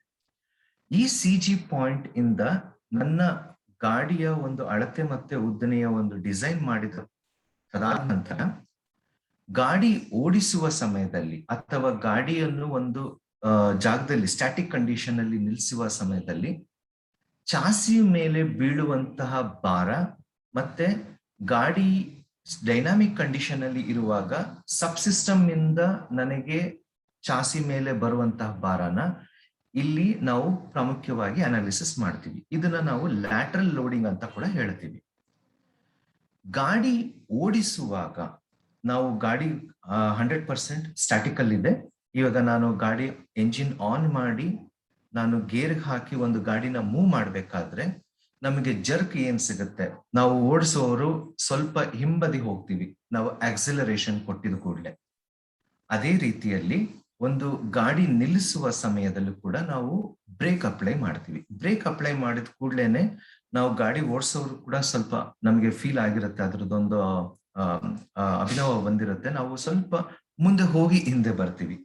ಸೊ ಇದನ್ನ ನಾವೇನ್ ಹೇಳ್ತೀವಿ, ಫೋರ್ ಅಂಡ್ ಆಫ್ಟ್ ಲೋಡಿಂಗ್ ಅಂತ ಹೇಳ್ತೀವಿ. ಅಂದ್ರೆ ಮುಂದೆ ಮತ್ತೆ ಹಿಂದೆ ಬೀಳುವ ಭಾರಗಳು. ಫೋರ್ ಲೋಡಿಂಗ್ ಅನ್ನು ನಾವು ಆಕ್ಸಿಲರೇಷನ್ ಲೋಡಿಂಗ್ ಅಂತಾನು ಕೂಡ ಹೇಳಬಹುದು. ಅಂದ್ರೆ ಒಂದು ಗಾಡಿ ಸ್ಟ್ಯಾಟಿಕ್ ಕಂಡೀಷನ್ ಇಂದ ಗಾಡಿ ಓಡಿಸುವ ಸಮಯದಲ್ಲಿ ಏನು ಲೋಡ್ ಬರುತ್ತೆ, ಅದು ನಮಗೆ ಹೊರಗಡೆಯಿಂದ ಆದ್ರೂ ಆಗಿರ್ಬೋದು ಅಥವಾ ನಾವು ಒಳಗಡೆ ಕೂರಿಂತುವ ಪ್ಯಾಸೆಂಜರ್ಸ್ ಅಥವಾ ಸಬ್ ಸಿಸ್ಟಮ್ ಇಂದ ಆದ್ರೂ ಆಗಿರ್ಬೋದು. ಆ ಒಂದು ಕಂಪ್ಲೀಟ್ ಭಾರಗಳು, ಸಂಪೂರ್ಣ ಭಾರಗಳು ನನಗೆ ಅಡಿಗಟ್ಟಿನ ಮೇಲೆ ಏನ್ ಪ್ರಮಾಣ ಬೀರುತ್ತೆ ಅನ್ನೋದ್ರ ಬಗ್ಗೆ ಇಲ್ಲಿ ನಾವು ಹೆಚ್ಚಾಗಿ ಅನಾಲಿಸಿಸ್ ಮಾಡ್ತೀವಿ. ಬ್ರೇಕಿಂಗ್ ಅಥವಾ ಆಫ್ಟ್ ಲೋಡಿಂಗ್ ಅಂತ ಹೇಳ್ತೀವಿ ಅಥವಾ ಡಿಸಿಲರೇಷನ್ ಲೋಡಿಂಗ್ ಅಂತ ಕೂಡ ಹೇಳ್ಬೋದು. ಡಿಸಿಲರೇಷನ್ ಲೋಡಿಂಗ್ ಅಂದ್ರೆ ಏನು ಅಂದ್ರೆ, ಒಂದು ಗಾಡಿ ಒಂದು ಸ್ಪೀಡ್ ಅಲ್ಲಿ ಓಡ್ಬೇಕಾದ್ರೆ, ಒಂದು 20 km/h ಅಥವಾ ಗಂಟೆ ಪ್ರಮಾಣದಲ್ಲಿ ಓಡ್ಬೇಕಾದ್ರೆ ನಾನು ಪೂರ್ಣ ಪ್ರಮಾಣದ ಬ್ರೇಕ್ ಅನ್ನು ಅಪ್ಲೈ ಮಾಡಿ ಗಾಡಿ ನಿಲ್ಲಿಸಿದಾಗ ಏರೋಡೈನಾಮಿಕ್ಸ್ ಸಲುವಾಗಿ ನನ್ನ ಗಾಡಿ ಒಂದು ಸ್ಟಾಪೇಜ್ ಅಲ್ಲಿ ನಿಂತು ಒಂದು ಜರ್ಕ್ ಅನ್ನು ಕೊಡುತ್ತೆ. ಅಂದ್ರೆ ಒಂದು ಅಟ್ಲೀಸ್ಟ್ ಒಂದು 10 mm ವರೆಗೂ ನಾವು ಮುಂದೆ ಹೋಗಿ ಹೀಗೆ ಹಿಂಭಾಗ ಬಂದಾಗ ಈ ಒಂದು ಇಮಿಡಿಯೇಟ್ ಇಂಪ್ಯಾಕ್ಟ್ ಅಂತ ಹೇಳ್ತೀವಿ. ಆ ಒಂದು ಕಂಪ್ಲೀಟ್ ಇಂಪ್ಯಾಕ್ಟ್ ಭಾರ ಚಾಸಿ ಮೇಲೆ ಬಿದ್ದಾಗ ಚಾಸಿಯ ಗಟ್ಟಿತನ ಏನಿರುತ್ತೆ ಅನ್ನೋದು ಕೂಡ ನಾವು ಈ ಒಂದು ಸಂದರ್ಭದಲ್ಲಿ ಫರ್ದರ್ ಅನಾಲಿಸಿಸ್ ಮಾಡ್ತಾ ಬರ್ತೀವಿ. ಚಾಸಿ ಒಂದು ಇಂಡಿಪೆಂಡೆಂಟ್, ಒಂದು ಸ್ವತಂತ್ರ ಸಬ್ ಸಿಸ್ಟಮ್ ಮೇಲೆ ಮಾತ್ರ ಯಾವ ರೀತಿ ಅನಾಲಿಸಿಸ್ ಮಾಡ್ತೀವಿ ಅನ್ನೋದ್ರ ಬಗ್ಗೆ ಈ ಒಂದು 5 ಪ್ರಾಮುಖ್ಯಗಳನ್ನ ನಾವು ಮುಖ್ಯವಾಗಿ ಇಟ್ಕೊಂಡು ಎಲ್ಲಾ ರೀತಿಯ ಭಾರಗಳನ್ನ ಚೆಕ್ ಮಾಡಿ ಅದು ಯಾವ ಕಂಡೀಷನ್ ಅಲ್ಲಿ ಫೇಲ್ ಆಗತ್ತೆ ಅಥವಾ ಫೇಲ್ ಆಗುವಂತಹ ಜಾಗದಲ್ಲಿ ಅದನ್ನ ಸ್ಟಿಫ್ನಿಂಗ್ ಇನ್ನು ಹೇಗ್ ಮಾಡಬಹುದು, ಅದು ಮತ್ತೆ ಸ್ಟಿಫ್ನಿಂಗ್ ಮಾಡ್ಬೇಕಾದ್ರೆ ನಾವು ವೆಲ್ಡಿಂಗ್ ಇಂದ ಆದ್ರೂ ಮಾಡಬಹುದು ಅಥವಾ ಸ್ಕ್ರೂ ಹಾಕಿ ಆದ್ರೂ ಫಿಟ್ಮೆಂಟ್ ಮಾಡಬಹುದು. ಇದನ್ನು ಹೇಗೆ ಇನ್ನು ಇಂಪ್ರೂವ್ ಮಾಡಬಹುದು ಅನ್ನೋದನ್ನ ನಾವು ಈ ಒಂದು ಸಂದರ್ಭದಲ್ಲಿ ಪೂರ್ತಿಯಾಗಿ ಮುಗಿಸ್ಕೊಂತ ಬರ್ತೀವಿ. ಚಾಸಿಯ ಮೇಲೆ ನಾನು ಎಕ್ಸ್ಪ್ಲೇನ್ ಮಾಡಿದಂತೆ ಸಸ್ಪೆನ್ಷನ್, ಸ್ಟೀರಿಂಗ್ ಅಥವಾ ಮುಂತಾದ ಕೆಲವೊಂದು ಸಬ್ಸಿಸ್ಟಮ್ಗಳನ್ನ ಕೂಡ ಎಲ್ಲ ನಾನು ಇಲ್ಲಿ ಎಕ್ಸ್ಪ್ಲೇನ್ ಮಾಡ್ಕೊಂತ ಹೋಗ್ತೀನಿ. ಅದರಲ್ಲಿ ಮೊದಲನೇದಾಗಿ ಸಸ್ಪೆನ್ಷನ್ ಬಗ್ಗೆ ಹೆಚ್ಚಾಗಿ ತಿಳ್ಕೊಳ್ಳೋಣ. ಮತ್ತೆ ಈ ಸಸ್ಪೆನ್ಷನ್ ನನ್ನ ಚಾಸಿಯ ಮೇಲೆ ಹೇಗೆ ಅಸೆಂಬ್ಲಿ ಆಗುತ್ತೆ, ಮತ್ತೆ ಇದನ್ನ ಹೇಗೆ ಅನಲೈಸ್ ಮಾಡ್ತೀವಿ ಅನ್ನೋದ್ರ ಬಗ್ಗೆ ಇಲ್ಲಿ ಸ್ವಲ್ಪ ಮಾಹಿತಿಯನ್ನು ಕಲೆಕ್ಟ್ ಮಾಡ್ಕೊಳ್ಳೋಣ. ಸೊ ಮೊದಲನೇದಾಗಿ ಇಲ್ಲಿ ನಾನು ಲೆಫ್ಟ್ ಅಥವಾ ನನ್ನ ಎಡಭಾಗದಲ್ಲಿ ಇರುವ ಚಿತ್ರದಲ್ಲಿ ಏನು ಇನ್ಫಾರ್ಮೇಶನ್ ನಾನು ಕೊಡ್ತಿದ್ದೀನಿ ಅಂದ್ರೆ, ಇದು ಒಂದು ಮ್ಯಾಕ್ಫರ್ಸನ್ ಸ್ಟ್ರಟ್ ಡಿಸೈನ್. ನಮಗೆ ಇಲ್ಲಿ ಬ್ಲೂ ಕಲರ್ ನಲ್ಲಿ ಏನು ನಾವು ಸಿಸ್ಟಮ್ ನ ಹೈಲೈಟ್ ಮಾಡಿದೀವಿ, ಇದು ಪೂರ್ತಿ ಒಂದು ಸಸ್ಪೆನ್ಷನ್ ಸಬ್ ಸಿಸ್ಟಮ್. ಅಂಡ್ ಇದು ಹೆಚ್ಚಾಗಿ ಮುಂಭಾಗದಲ್ಲಿ ಮಾತ್ರ ನಾವು ಅಸೆಂಬ್ಲಿ ಮಾಡ್ತೀವಿ. ಮುಂಭಾಗ ಅಂದ್ರೆ ಫ್ರಂಟ್ ಸಸ್ಪೆನ್ಷನ್, ಗಾಡಿಯ ಮುಂದಿನ ಸಸ್ಪೆನ್ಷನ್ ಅಲ್ಲಿ ಮಾತ್ರ ಇದನ್ನ ನಾವು ಅಸೆಂಬ್ಲಿ ಮಾಡ್ತೀವಿ. ಈ ಒಂದು ಬ್ಲೂ ಕಲರ್ ಅಲ್ಲಿ ಮೊದಲನೇದಾಗಿ ಸ್ಟಾರ್ಟ್ ಮಾಡಬೇಕು ಅಂದ್ರೆ, ಎಂಜಿನ್ ನ ಮೌಂಟ್ ಮಾಡೋದಕ್ಕಿಂತ ಮುಂಚಿತವಾಗಿ ಸಸ್ಪೆನ್ಷನ್ ನ ನಾವು ಚಾಸಿ ಮತ್ತೆ ಬಾಡಿಗೆ ಅಸೆಂಬ್ಲಿ ಮಾಡ್ತೀವಿ. ಇದರಲ್ಲಿ ಅಪ್ಪರ್ ಸ್ಟ್ರಟ್ ಮೌಂಟ್ ಅಂತ ಏನು ಹೇಳ್ತೀವಿ, ಇಲ್ಲಿ ಕೆಲವೊಂದು ಸ್ಕ್ರೂನ ನಾವು ಬಾಡಿ ಇಲ್ಲಿಗೆ ಫಿಕ್ಸ್ ಮಾಡ್ಕೊಂತೀವಿ. ಇಲ್ಲಿಂದ ನಮ್ಗೆ ಈ ಕಾಯಿಲ್ ಸ್ಪ್ರಿಂಗ್ ಏನಿದೆ, ಇದು ನಮಗೆ ಒಂದು ಶಾಕ್ ಅಬ್ಸರ್ಬರ್ ಅಲ್ಲಿ ಇಂಟಿಗ್ರೇಟ್, ಇದು ಒಂದು ಅಸೆಂಬ್ಲಿ ಆಗಿ ನಮಗೆ ಬರುತ್ತದೆ. ಮ್ಯಾಕ್ಫರ್ಸನ್ ಸ್ಟ್ರಟ್ ಅಂತ ಇಲ್ಲಿ ಏನ್ ನಾನು ಇಲ್ಲಿ ಹೆಸರು ಕೊಟ್ಟಿದ್ದೀನಿ, ಈ ಮ್ಯಾಕ್ಫರ್ಸನ್ ಸಸ್ಪೆನ್ಷನ್ ಒಂದು ಸಬ್ ಸಿಸ್ಟಮ್. ಇದರಲ್ಲಿ ಮುಖ್ಯವಾಗಿ ಒಂದು ಸ್ಪ್ರಿಂಗ್, ಒಂದು ಕಾಯಿಲ್ ಅಥವಾ ಸ್ಪ್ರಿಂಗ್ ಇಂಟಿಗ್ರೇಟೆಡ್, ಒಂದು ಶಾಕ್ ಅಬ್ಸರ್ಬರ್, ಮತ್ತೆ ಇವೆರಡನ್ನು ಕನೆಕ್ಟ್ ಮಾಡ್ಲಿಕ್ಕೆ ಒಂದು ಇಂಟಿಗ್ರೇಟೆಡ್ ಕಂಟ್ರೋಲ್ ಆರ್ಮ್ ಅಥವಾ ನಾವು ಇದನ್ನ ಸ್ವೇ ಬಾರ್ ಅಂತ ಕೂಡ ಹೇಳ್ತೀವಿ. ಈ ಸ್ವೇ ಬಾರ್ ಕೂಡ ನಮಗೆ ಹೆಚ್ಚಾಗಿ ನಮ್ಮ ವೀಲ್ಸ್ ನ ಕಂಟ್ರೋಲ್ ಮಾಡುವ ಒಂದು ಉದ್ದೇಶದಿಂದ ನಾವು ಇಲ್ಲಿ ಅಸೆಂಬ್ಲಿ ಮಾಡ್ತೀವಿ. ಇದನ್ನ ಆಂಟಿ ರೋಲ್ ಬಾರ್ ಕೂಡ ಅಂತ ಕೂಡ ಹೇಳ್ಬೋದು. ಇದರ ಮುಖ್ಯ ಉದ್ದೇಶ ಏನಪ್ಪಾ ಅಂದ್ರೆ, ನಮಗೆ ಗಾಡಿ ಓಡಿಸುವಾಗ ಕಂಟ್ರೋಲ್ ನ ಲಿಮಿಟ್ ಅಲ್ಲಿ ಇಟ್ಕೊಳ್ಳೋ ಒಂದು ಸಲುವಾಗಿ ಆಂಟಿ ರೋಲ್ ಬಾರ್ ಅಂತ ಹೇಳ್ತೀವಿ. ಅಂದ್ರೆ ನಮ್ಮ ಗಾಡಿ ರೋಲ್ ಆಗೋದನ್ನ ತಡೆಯುವುದಕ್ಕೆ ಮಾತ್ರ ಇದು. ಇದರ ಕೆಳಗಡೆ ನಮ್ಗೆ ಲೋವರ್ ಕಂಟ್ರೋಲ್ ಆರ್ಮ್ ಅಂತ ಹೇಳ್ತೀವಿ. ಇದೊಂದು ವೈ ಶೇಪ್ ಆಕಾರದಲ್ಲಿ ನಮಗೆ ಈ ಒಂದು ಕಾಂಪೊನೆಂಟ್ ಇರುತ್ತೆ. ಇದನ್ನ ನಾವು ಮತ್ತೆ ನಮ್ಮ ಸಸ್ಪೆನ್ಷನ್ ಒಂದು ನಕಲ್ಗೆ ನಾವು ಅಸೆಂಬ್ಲಿ ಮಾಡಿ, ಇದನ್ನ ನಾವು ಫೈನಲಿ ಒಂದು ನಮ್ಮ ಗಾಲಿಗೆ ಅಸೆಂಬ್ಲಿ ಮಾಡಿರ್ತೀವಿ. ಇದ್ರ ನಾನು ಇನ್ನೂ ಹೆಚ್ಚಿನ ಮಾಹಿತಿ ನಾನು ನನ್ನ ನೆಕ್ಸ್ಟ್ ಸ್ಲೈಡ್ ಅಲ್ಲಿ ಕೊಡ್ತೀನಿ. ಈ ಒಂದು ಭಾವಚಿತ್ರದಲ್ಲಿ ನಾವು ಅರ್ಥ ಮಾಡ್ಕೊಳ್ಳೋದು ಏನು ಇದೆ ಅಂದ್ರೆ, ಒಂದು ಮ್ಯಾಕ್ಫರ್ಸನ್ ಅನ್ನೋದು ಒಂದು ರೀತಿಯ ಸಸ್ಪೆನ್ಷನ್. ಅದೇ ರೀತಿ ಒಂದು 8 ರೀತಿಯ ಸಸ್ಪೆನ್ಷನ್ಗಳನ್ನ ನಾವು ನಮ್ಮ ಒಂದು ಆಟೋಮೋಟಿವ್ ಗಾಡಿಯಲ್ಲಿ ಯೂಸ್ ಮಾಡ್ತೀವಿ. ಇಲ್ಲಿ ನಾನು multi link, rigid axle, McPherson, double wishbone, independent, rigid suspension, trailing arm ಮತ್ತೆ ಏರ್ ಸಸ್ಪೆನ್ಷನ್ ಅನ್ನೋ ಒಂದು 8 ರೀತಿಯ ಸಸ್ಪೆನ್ಷನ್ಗಳನ್ನ ನಾವು ನಮ್ಮ ಗಾಡಿಯಲ್ಲಿ ಯೂಸ್ ಮಾಡ್ಕೊಂತೀವಿ. ನನ್ನ ಬಲಗಡೆ ಇರುವಂತ ಇಮೇಜ್ ಅಲ್ಲಿ ನಾನು ಇನ್ನೊಂದು ಸಸ್ಪೆನ್ಷನ್ ನ ಇಲ್ಲಿ ಎಕ್ಸ್ಪ್ಲೇನ್ ಮಾಡ್ತಿದ್ದೀನಿ. ಇದು ನಾವು ಗಾಡಿಯ ಹಿಂಭಾಗದ ಸಸ್ಪೆನ್ಷನ್ ಅಲ್ಲಿ ಹೆಚ್ಚಾಗಿ ಯೂಸ್ ಮಾಡ್ತೀವಿ. ಇದನ್ನ ನಾವು ಇಂಡಿಪೆಂಡೆಂಟ್ ಸಸ್ಪೆನ್ಷನ್ ಅಂತ ಹೇಳ್ತೀವಿ. ಇದರ ಇಂಡಿಪೆಂಡೆಂಟ್ ಸಸ್ಪೆನ್ಷನ್ ನ ಏನ್ ಉದ್ದೇಶ ಅನ್ನೋದಾದ್ರೆ, ಈ ಎರಡು ಎಡಭಾಗ ಮತ್ತು ಬಲಭಾಗದ ಹಿಂಬದಿಯ ಸಸ್ಪೆನ್ಷನ್ಗೆ ನಾವು ಕನೆಕ್ಟಿವಿಟಿ ಅಥವಾ ಇದರದ್ದು ಏನು ಕನೆಕ್ಷನ್ ಇರುವುದಿಲ್ಲ. ನಮಗೆ ಸೆಂಟ್ರಲ್ಲಿ ಎಲ್ಲ ಹೆಚ್ಚಿನ ಗಾಡಿಗಳಲ್ಲಿ ನಮ್ಮ ಗಾಡಿಯ ಎಂಜಿನ್ ನ ಡ್ರೈವ್ ಪೋರ್ಷನ್ ಅಂದ್ರೆ ಪ್ರೊಪೆಲ್ಲರ್ ಶಾಫ್ಟ್ ಕನೆಕ್ಷನ್ಸ್ ಅನ್ನೋದನ್ನ ನಾವು ಡಿಸೈನ್ ಮಾಡಿ ಹಿಂಭಾಗದ ಗಾಲಿಗಳಿಗೆ ಕನೆಕ್ಷನ್ ಕೊಟ್ಟಿರ್ತೀವಿ. ಇಲ್ಲಿ ಡ್ರೈವ್ ಶಾಫ್ಟ್ಸ್ ಅನ್ನೋ ಒಂದು ಶಾಫ್ಟ್ ಮುಖಾಂತರ ಪ್ರೊಪೆಲ್ಲರ್ ಇಂದ ಹಿಡಿದು ನಾವು ಗಾಲಿಗಳಿಗೆ ಕನೆಕ್ಷನ್ ಇಲ್ಲಿ ಕೊಟ್ಟಿದ್ದೀವಿ. ಮುಂದೆ ಈ ಒಂದು ಚಾಸಿ ಅಥವಾ ಅಡಿಗಟ್ಟಿನಿಂದನೇ ಒಂದು ಕಾಯಿಲ್ ಸ್ಪ್ರಿಂಗ್ ನ ಕನೆಕ್ಷನ್ ಕೊಟ್ಟು ಇಲ್ಲಿಂದ ನಾವು ಬಾಡಿಗೆ ಸಸ್ಪೆನ್ಷನ್ ಲಿಂಕ್ ಅನ್ನು ಡಿಫೈನ್ ಮಾಡ್ತೀವಿ. ಅದರ ಸಲುವಾಗಿ ಇದನ್ನ ನಾವು ಇಂಡಿಪೆಂಡೆಂಟ್ ಸಸ್ಪೆನ್ಷನ್ ಅಂತ ಹೇಳ್ತೀವಿ. ಇದೇ ರೀತಿ ಕೆಲವೊಂದು ಬೇರೆ ಸಸ್ಪೆನ್ಷನ್ಗಳ ಚಿತ್ರಗಳ ಕೂಡ ನೋಡೋಣ. ಫ್ರಂಟ್ ಅಂಡ್ ರೇರ್ ಸಸ್ಪೆನ್ಷನ್ ಅಲ್ಲಿ ಇದು ಇನ್ನ ಒಂದು ಬೇರೆ ರೀತಿಯ ಸಸ್ಪೆನ್ಷನ್. ನನ್ನ ಎಡಭಾಗದ ಚಿತ್ರದಲ್ಲಿ ನಾನು ಇಲ್ಲಿ ನಿಮ್ಗೆ ಒಂದು ಮಲ್ಟಿ ಲಿಂಕ್ ಸಸ್ಪೆನ್ಷನ್ ತೋರಿಸ್ತಿದ್ದೀನಿ. ಇದರಲ್ಲಿ ಏನಾಗುತ್ತೆ ಅಂದ್ರೆ, ನಾವು ಒಂದು ಕಂಟ್ರೋಲಿಂಗ್ ಫೀಚರ್ ಅಥವಾ ಕಂಟ್ರೋಲಿಂಗ್ ಲಿಂಕ್ ಆರ್ಮ್ ಫೀಚರ್ ಅನ್ನೋದು ನಮ್ಗೆ ಇಲ್ಲಿ ಕೆಂಪು ಭಾಗದಲ್ಲಿ ಏನ್ ಕಾಣಿಸ್ತಿದೆ, ಇದನ್ನ ನಾವು ಅಡಿಗಟ್ಟಿನಲ್ಲೇನೆ ಅಸೆಂಬ್ಲಿ ಮಾಡ್ಕೊಂತ ನಾವು ಆಮೇಲೆ ಶಾಕ್ ಅಬ್ಸರ್ಬರ್ಗೆ ಒಂದೇ ಒಂದು ಲಿಂಕ್ ಅನ್ನು ಕೊಡ್ತೀವಿ. ಇದನ್ನ ನಾವು ಲಿಂಕ್ ಸಸ್ಪೆನ್ಷನ್ ಅಂತ ಹೇಳ್ತೀವಿ. ಇದು ಫ್ರಂಟ್ ಅಥವಾ ಮುಂದಿನ ಸಸ್ಪೆನ್ಷನ್ ಅಲ್ಲಿ ಎಕ್ಸ್ಪ್ಲೇನ್ ಮಾಡಿದೆ. ಆದ್ರೆ ಹಿಂಭಾಗದ ಸಸ್ಪೆನ್ಷನ್ ಇದೇ ಒಂದು ಗಾಡಿಯಲ್ಲಿ ಲೀಫ್ ಸ್ಪ್ರಿಂಗ್ ಅಂತ ಹೇಳ್ತೀವಿ. ಲೀಫ್ ಸ್ಪ್ರಿಂಗ್ ನಾವು ಅರ್ಥ ಮಾಡ್ಕೊಂಡಿರೋ ಒಂದು ಬೇರೆ ರೀತಿಯಲ್ಲಿ, ಅದು ಒಂದು ಲೀಫ್ ಆಕಾರದಲ್ಲಿ, ಒಂದು ಎಲೆ ಆಕಾರದಲ್ಲಿ ನಾವು ತುಂಬಾ ಜಾಸ್ತಿ GVW ಇರೋ ಗಾಡಿಗಳಿಗೆ ಅದನ್ನ ಅಸೆಂಬ್ಲಿ ಮಾಡ್ತೀವಿ. ಆದ್ರೆ ಪ್ಯಾಸೆಂಜರ್ ಸೆಗ್ಮೆಂಟ್ ಅಲ್ಲೂ ಕೂಡ ನಾವು ಲೀಫ್ ಸ್ಪ್ರಿಂಗ್ ಅಂತ ಕೂಡ ಹೇಳ್ತೀವಿ. ಆ ಲೀಫ್ ಸ್ಪ್ರಿಂಗ್ ನ ನಾವು ಹೆವಿ ಅಥವಾ GVW 8 ಟನ್ಗಿಂತ ಜಾಸ್ತಿ ಇರೋದಕ್ಕಿಂತ ಬಿಟ್ಟು 4 ಟನ್ ಗಾಡಿಗಳಿಗೂ ಕೂಡ ನಾವು ಲೀಫ್ ಸ್ಪ್ರಿಂಗ್ ನ ನಾವು ಚಾಸಿಲೆ ಇಂಟಿಗ್ರೇಟ್ ಅಥವಾ ಅಂದ್ರೆ ಅದರಲ್ಲೇ ಅಸೆಂಬ್ಲಿ ಮಾಡಿ ಸಸ್ಪೆನ್ಷನ್ಗೆ ಲಿಂಕ್ ಮಾಡ್ತೀವಿ. ನನ್ನ ಬಲಗಡೆ ಇರೋ ಭಾವಚಿತ್ರದಲ್ಲಿ ಒಂದು ಬಿಡಿ ಭಾಗಗಳದ ಒಂದು ಇನ್ಫಾರ್ಮೇಶನ್ ನಾನು ನಿಮ್ಗೆ ತಿಳ್ಕೊಡ್ಬೋದು. ಮೊದಲನೇದಾಗಿ ಇಲ್ಲಿ ಬಲಭಾಗದಲ್ಲಿರುವ ಇಮೇಜ್ ನ ಉತ್ತರದಲ್ಲಿ ಏನಿದೆ, ಅಂದ್ರೆ ತುದಿಯಲ್ಲಿ ಏನಿದೆ, ಬಲ ತುದಿಯಲ್ಲಿ, ಇದನ್ನ ನಾವು ಎಂಜಿನ್ ಮೌಂಟ್ ಬ್ರಾಕೆಟ್ ಅಂತ ಹೇಳ್ತೀವಿ. ಈ ಎಂಜಿನ್ ಮೌಂಟ್ ಬ್ರಾಕೆಟ್ ಅಲ್ಲಿ ಒಂದು ಕಾಯಿಲ್ ಸ್ಪ್ರಿಂಗ್ ನ ನಾವು ಒಂದು ಸ್ಪ್ರಿಂಗ್ ನ ಅಟ್ಯಾಚ್ ಮಾಡಿ ಇದರೊಳಗಡೆ ಒಂದು ಶಾಕ್ ಅಬ್ಸಾರ್ಬರ್ದು ರಾಡ್ ನ ಒಂದು ಇಂಟಿಗ್ರೇಟ್ ಮಾಡ್ತೀವಿ. ಈ ಶಾಕ್ ಅಬ್ಸಾರ್ಬರ್ ರಾಡ್ದು ಫಂಕ್ಷನ್ ಹೇಗಾಗುತ್ತೆ ಅಂದ್ರೆ ಇದರಲ್ಲಿ ಒಂದು ಹೈಡ್ರಾಲಿಕ್ ಮೀಡಿಯಾ ಇರುತ್ತೆ.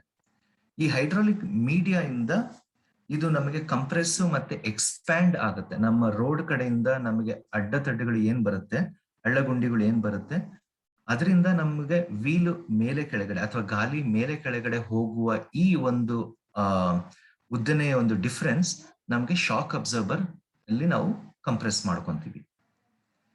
ಈ ಒಂದು ಶಾಕ್ ಅಬ್ಸರ್ಬರ್, ಸ್ಪ್ರಿಂಗ್ ಮತ್ತೆ ಎಂಜಿನ್ ಮೌಂಟಿಂಗ್ ಬ್ರಾಕೆಟ್ ಈ ಮೂರು ಒಂದು ಸಬ್ ಅಸೆಂಬ್ಲಿ ಆಗಿ ನಾವು ಇನ್ನೂ ಒಂದು ಕಾಂಪೊನೆಂಟ್ ನಕ್ಕಲ್ ಅಂತ ಹೇಳ್ತೀವಿ.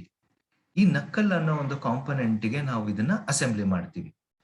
ಈ ಒಂದು 2 ಮೌಂಟಿಂಗ್ ಬ್ರಾಕೆಟ್ ಜಾಗ ಏನಿದೆ, ಫಾಸ್ಟ್ನರ್ಸ್ ಅಥವಾ ಸ್ಕ್ರೂ ಹಾಕೋ ಜಾಗ, ಈ 2 ಜಾಗದಲ್ಲಿ ಈ ಪೂರ್ಣ ಪ್ರಮಾಣದ ಒಂದು ಶಾಕ್ ಅಬ್ಸರ್ಬರ್ ವಿತ್ ಕಾಯಿಲ್ ನಾವನ್ನು ಅಸೆಂಬ್ಲಿ ಮಾಡ್ತೀವಿ.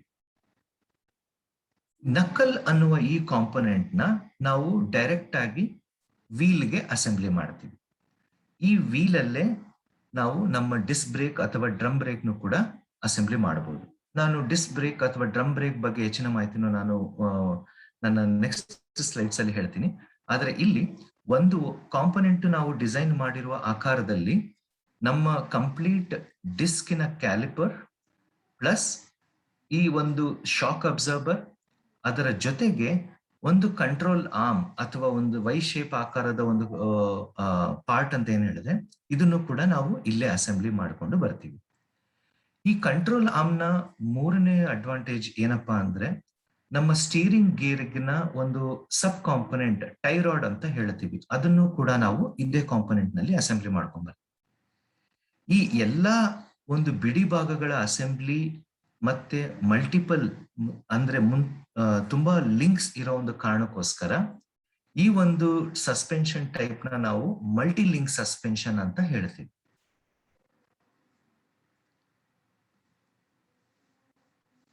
ಇನ್ನೂ 2 ಕೆಲವು ಭಾವಚಿತ್ರಗಳನ್ನ ಇಲ್ಲಿ ನಾನು ತೋರಿಸ್ತಾ ಇದ್ದೀನಿ. ಇದು ಮುಖ್ಯವಾಗಿ ಒಂದು ಗಾಡಿಯ ಒಂದು ಫೋಟೋ ಆಧಾರಿತ ಚಿತ್ರ ಇದು.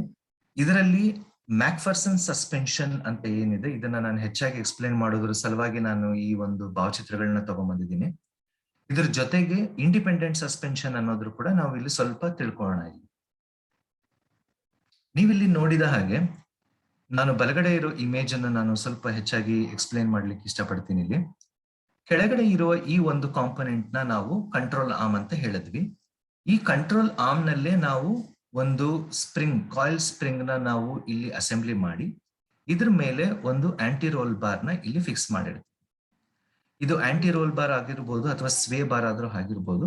ನಮ್ಮ ಡಿಸೈನ್ ಪ್ರಕಾರ ಅಥವಾ ಇದ್ರ ಮೇಲೆ ಬೀಳುವಂತಹ ಬಾರ್ಗಳು ನಮಗೆ ರೋಡ್ ಇಂದ ಬರುವಂತಹ ಅಡ್ಡಗಳು ಅಥವಾ ಅದ್ರ ಮೇಲೆ ಇರೋ ಗುಡ್ಡೆಗಳನ್ನ ನಾವು ದಾಟಬೇಕಾದ್ರೆ ನಮ್ಮ ಸ್ಪ್ರಿಂಗ್ ಎಷ್ಟು ಕಂಪ್ರೆಸ್ ಆಗಿ ಮತ್ತೆ ಅದರ ಒಂದು ಲೆಂತ್ಗೆ ವಾಪಸ್ ಬರಬೇಕು ಅನ್ನೋದ್ರದ ಆಧಾರಿತದ ಮೇಲೆ ನಾವು ಈ ಸ್ವೇ ಬಾರ್ ನ ಕೂಡ ನಾವು ಡಿಸೈನ್ ಮಾಡ್ಕೊಂತ ಬರ್ತೀವಿ.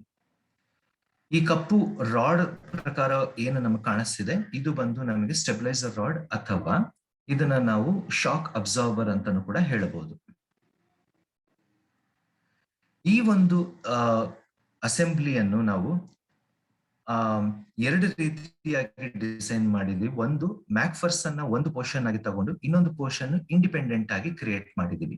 ಅಂದ್ರೆ ಈ ಎಡಭಾಗದ ಸಸ್ಪೆನ್ಷನ್ಗೂ ಬಲಭಾಗದ ಸಸ್ಪೆನ್ಷನ್ಗೂ ಯಾವುದೇ ಸಂಬಂಧ ಇಲ್ಲದಿರುವ ಹಾಗೆ ಇವನ್ನು ನಾವು ಕ್ರಿಯೇಟ್ ಮಾಡಿದೀವಿ. ಎಡಭಾಗದಲ್ಲಿ ನೀವು ನೋಡೋದಾದ್ರೆ ಇಲ್ಲಿ ಕೂಡ ನೀವು ಕಂಟ್ರೋಲ್ ಆರ್ಮ್ ಅಂತ ಇಲ್ಲಿ ಏನಿದೆ ವೈ ಶೇಪ್ ಆಕಾರದಲ್ಲಿ, ಇದರ ಮೇಲೆ ನಾವು ಡೈರೆಕ್ಟ್ ಆಗಿ ಒಂದು ಶಾಕ್ ಅಬ್ಸರ್ವರ್ ನ ಅಸೆಂಬ್ಲಿ ಮಾಡಿರ್ತೀವಿ. ಇದು ಒಂದು ಡಿಪೆಂಡೆಂಟ್ ಟೈಪ್ ತರ ಸಸ್ಪೆನ್ಷನ್ ಅಂಡ್ ಇದನ್ನ ನಾವು ಮ್ಯಾಕ್ಫರ್ಸನ್ ಸ್ಟ್ರಟ್ ಡಿಸೈನ್ ಅಂತ ಕೂಡ ಇದರಲ್ಲಿ ನಾವು ಕಂಟಿನ್ಯೂಷನ್ ಆಗಿ ಎಕ್ಸ್ಪ್ಲೇನ್ ಮಾಡಬಹುದು.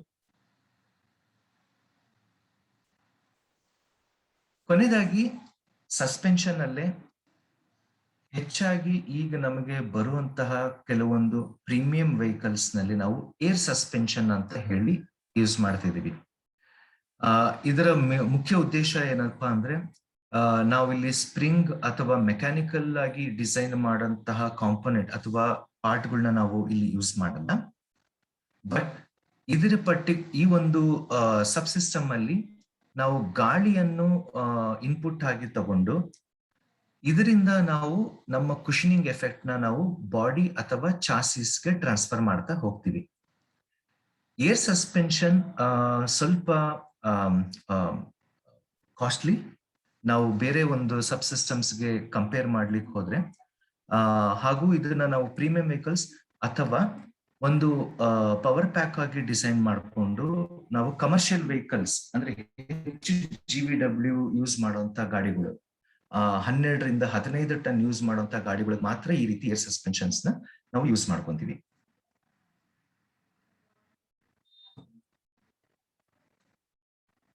ನಾನು ಸಸ್ಪೆನ್ಷನ್ ಬಗ್ಗೆ ಹೆಚ್ಚಾಗಿ ಮಾಹಿತಿ ಕೊಡ್ತಾ ಹೋದಾಗ ನಾವು ಡಿಫ್ರೆಂಟ್ ಟೈಪ್ಸ್ ಅಥವಾ ಬೇರೆ ಬೇರೆ ರೀತಿಯ ಒಂದು ಸಸ್ಪೆನ್ಷನ್ ನ ಅರ್ಥ ಮಾಡ್ಕೊಂಡ್ವಿ.